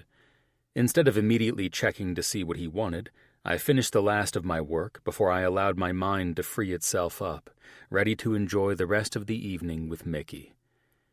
After yesterday's strange emotional moment, I wanted to somehow redeem myself with this woman. It wasn't like me to feel a loss of control in my life, but something about Mark's bizarre behavior had me tripping about my situation. In that moment of weakness, I came howling up to the hospital, disrupting Mick's night at work, and railed on and on about my fears of the unknown. Not exactly comforting behavior coming from the person who is constantly reassuring her that everything is going to be okay. I'd hardly slept last night, pondering the situation and what had gotten into me. Ultimately, I think Mick was right. We were moving at light speed in this relationship, and it was setting off alarms for us right and left. It was to be expected, right? We'd blasted off too fast with our emotions. I could only compare it to a runaway train relationship that would eventually meet its endpoint if we didn't get control and direct it onto a safer route. It was all trial and error for both of us, but neither of us liked errors. I wasn't so much afraid of getting hurt as I was terrified of losing my grip on the life that I'd carved out for myself. The way I'd been behaving lately, embracing this new and foreign emotion of love, was silly and childish. Even though I didn't live on the stiff and structured side of life, I didn't live on the foolish side either, which meant that I needed to grow up and start taking things more seriously regarding where I wanted to be with Mick and keep my target set on that. I would not get blindsided again, especially concerning my parents and their guaranteed disapproval of Mickey. I knew they would rather eat glass than accept some random woman with no societal class who I worked with in California. The fight they would put up in protest of me being in a relationship with someone who wasn't a socialite would be nearly unbearable. And I wasn't going to head down that road of surprise either. What I needed to focus on was me and what I wanted. And I wanted Mick. That was the end of that. I signed off on charts, handed them to the receptionist, and headed to my office to return Jake's call. He and I were friendly outside of work, but honestly, the time I spent with Mickey was the most I'd ever spent with anyone here. I didn't have a tight group of friends in California, and when I thought about it, it was mainly due to the circles I was raised in. In New York, being around the ultra-wealthy all my life, it was deemed ridiculous if you had friendships for, well, the sake of just having a friend. In my family, everyone we befriended was strategic or just a long-standing relationship. My childhood best friend was the great-grandson of my grandfather's attorney, so basically, everyone in our circle was carefully chosen. I'd given up bringing home new friends because the average rich kid from Manhattan wasn't prepared to face the invasive background checks that my parents' security detail put them through. And if a bunch of prep school rich kids were put off by it, imagine what a blue-collar person would think. Needless to say, I stopped putting myself out there a long time ago. But at this point in my life, I regretted not forming a tighter bond with Jake and Colin and their crazy fun group of friends. I could probably use their guidance on this relationship I was trying to navigate. I guess it was never too late to extend myself, though. Jake was cool enough that if I wanted to grab a burger and talk about anything, including chick problems, he'd do so happily if it meant he got to give me a hard time. Jake was a great guy, and forging a friendship would be effortless, but right now he had a wife fighting cancer, and I wasn't about to interfere with that. They needed a solid support group and not a doctor who needed relationship advice trying to befriend them. "Hey, Jake," I said, finally planting my ass in my office chair for the first time since 7 this morning. "How's Ashley been feeling?" I questioned, since his wife had started chemotherapy last week. "Her spirits are great, but the chemo has a way of fucking up everything while doing its job." "I get that," I said. I hated that anyone had to go through chemo, but I was so impressed by the courage most people mustered in the face of such a monster. Ashley was no different. Her fighting spirit would make all the difference in her health and recovery. "So what's up?" "Well, Ash wants to have a Christmas party at our house. I know she's trying to keep a sense of normalcy in her life, but I think we're at the point of arguing in circles that it's not a good idea. So I need her doctor to come in and put her ass on bed rest or some shit." I smiled. "Bed rest, huh?" "Yeah, exactly. Just lock her ass down or something. I swear to God, if she doesn't get through this because she's being stubborn—" "Jake, listen," I said, my voice filled with sympathy for the man. "Patients handle this situation in so many different ways. Tell me that throwing parties and having gatherings is just a fleeting thought, then?" "Not really. She's doing something we recommend for all our patients, and that is to live her life and not allow her illness to defeat her. So long as her mind is positive and in a healthy place, she could beat this with her eyes closed. And if she gets sicker because of it?" The fear in Jake's voice was palpable, and it saddened me to hear it. He was rightfully terrified of losing his wife, and all I could do was try to keep him focused on the positive. "The mind is an extremely powerful thing, and being in the medical field, I know you can agree with me," I said, trying to redirect his thoughts and put them in a place where he could see his wife as a champion more than anything else. "I know that." Jake seemed irritated. "So if she's not feeling fatigued, weak, or sick, why would you lock her in her room and put up a bubble to protect her?" "I can't lose her, John," he nearly scolded. I met his low, stern tone with one of my own. "If you hide her away from life, afraid that she will be taken from you, you can selfishly kill her fighting spirit. Let her live her life, man. Ash is a strong woman, and after getting to know her, I'm not surprised that you're making this chicken shit phone call, trying to bust her for not being a chicken shit like you." "True," I heard him laugh. "Then let her do what is comfortable for her. Her body and her mental state will give her the guidelines and set the limits she needs. So long as she's getting plenty of rest and following the dietary recommendations, she will be fine to have a fun little Christmas party with her family." "That's just it, though," he said.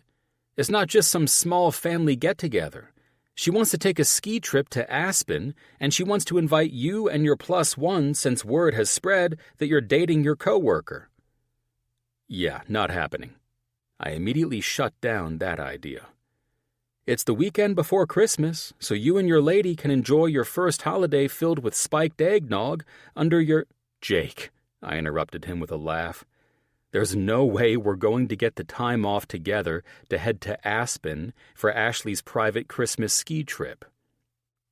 Even though the thought of a ski trip sounded fantastic, there was no way I was going anywhere with this group of men.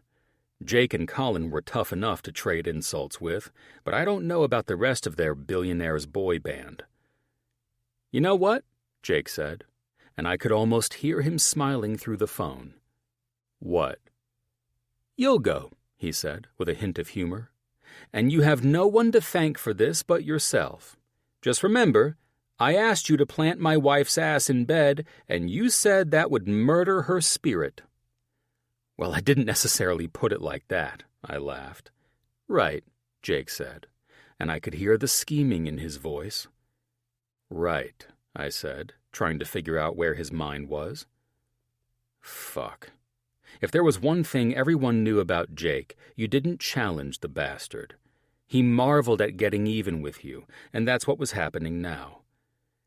"Anywho," he said, in a completely different tone after a weird pause on the phone, "thank you for helping me to see things in a better light." "Not a problem," I answered. "Anything else?" "Just that you're the chicken shit who's afraid of living life by not wanting to head to Aspen with all of us." I chuckled. "That I am. Famous last words." Jake hung up, and I knew this was far from over.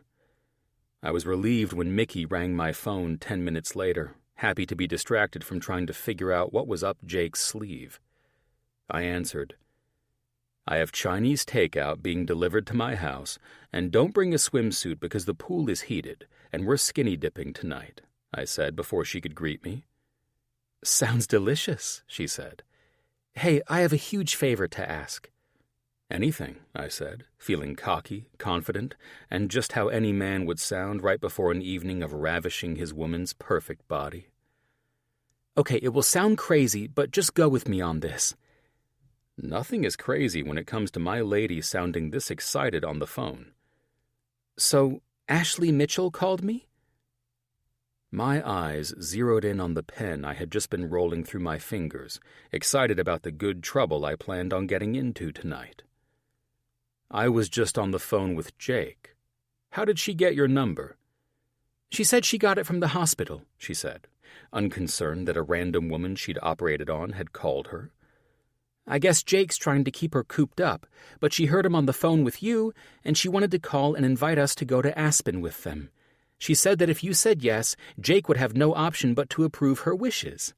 She sounded really good considering the chemo." "That bastard," I said, leaning forward and running my hand through my hair. "He just invited us to go with them when we talked." "What did you say?" "I told him no," I answered. "Why? We would have a blast." "That's you who would have the blast, my love, not me. I would be in hell, trying to navigate these adult men who behave like teenagers." "And you don't?" she said with a laugh. "That is the pot calling the kettle black, pal." I was so confused. Why would Mickey even want to do this?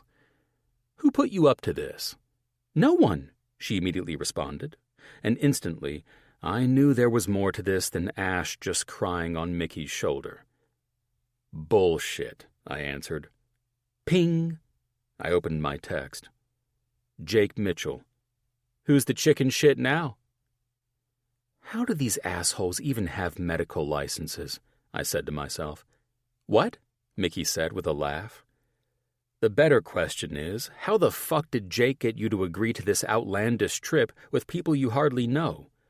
"I love snow skiing," she said, "and I always wanted to go to Aspen at Christmas time." "You sound like you're reading from a script." "Maybe I just want to live a little," she said. "Maybe you keep quoting the shit he's covertly throwing into my face right now because that fucker didn't get his way with his wife." "That too." I smiled at the humor in her voice. "Did he text you?" "While you were on the phone with him.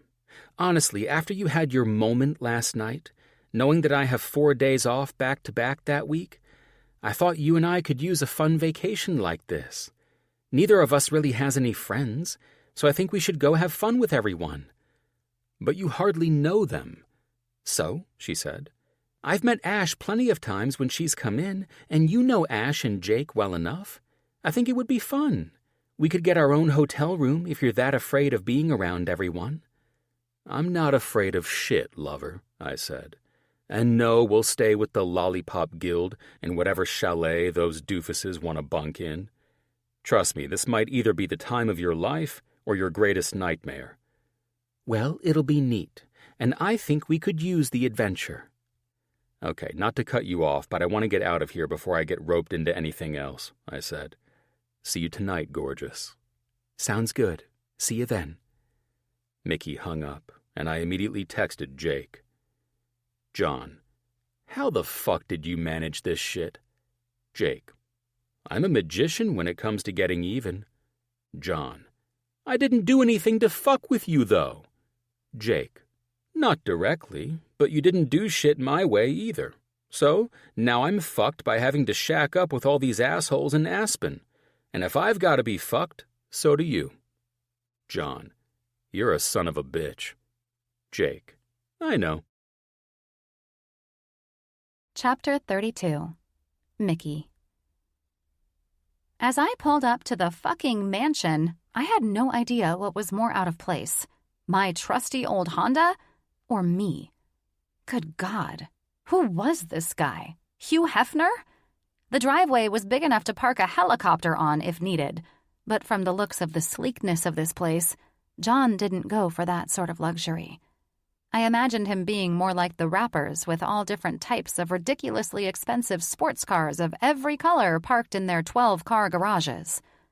I stepped out of my car onto the perfect white concrete, and since all his luxury cars were probably in said garage, I had no idea where to park in front of the dark gray home. However, if I kept going, I'd head down the other side of the driveway and exit the place.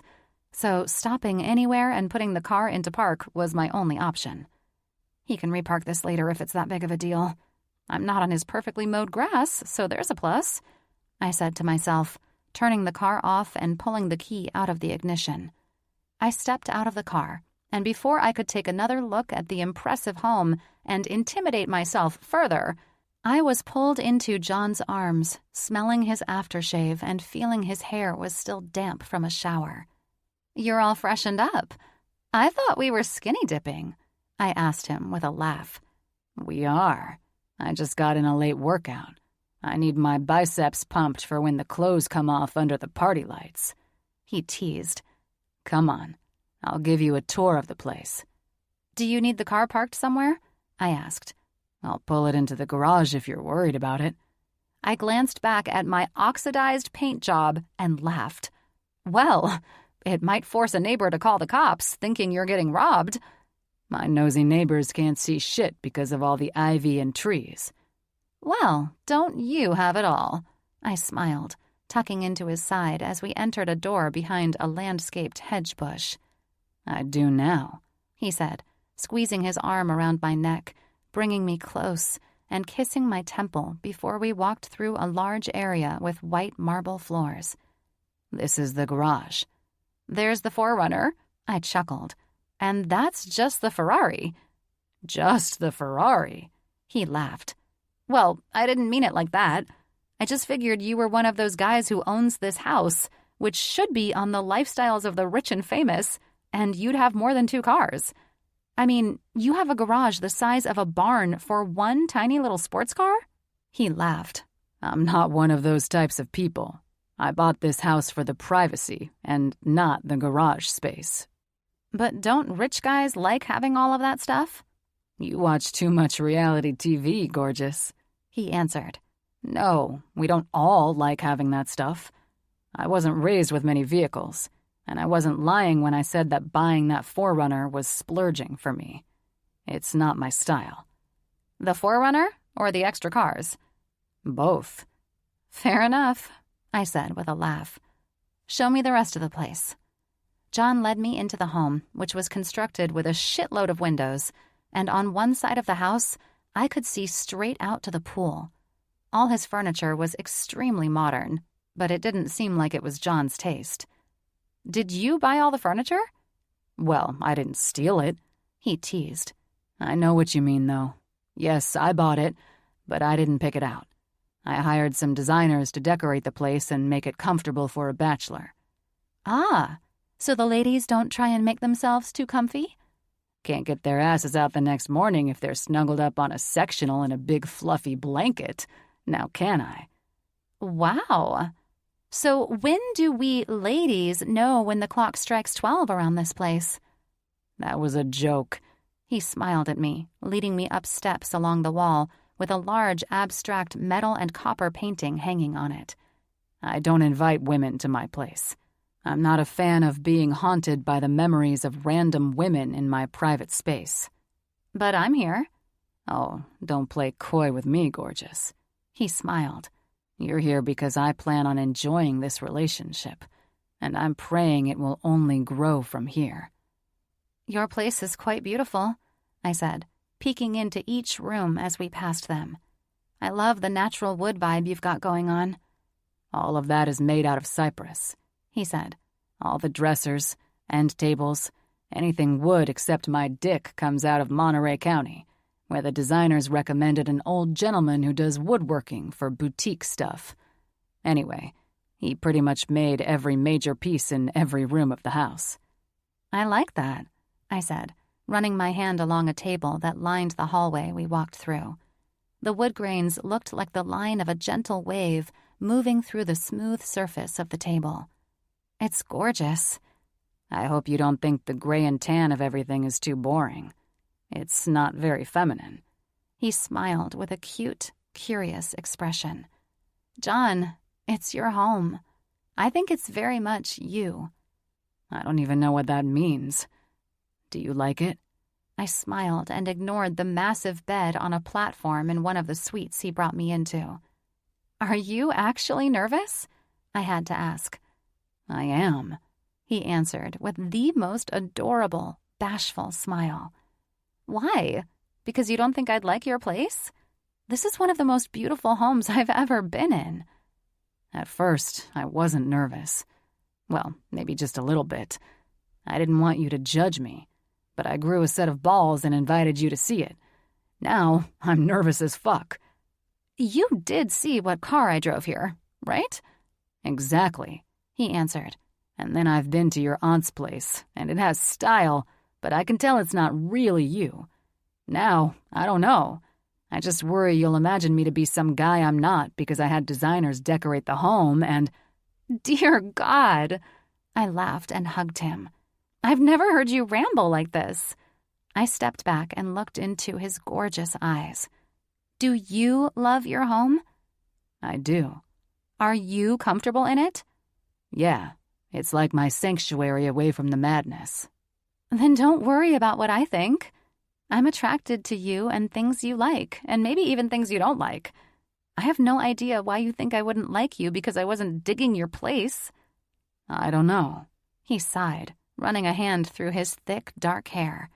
I've just never felt for anyone like what I feel for you. This is all very new and foreign to me.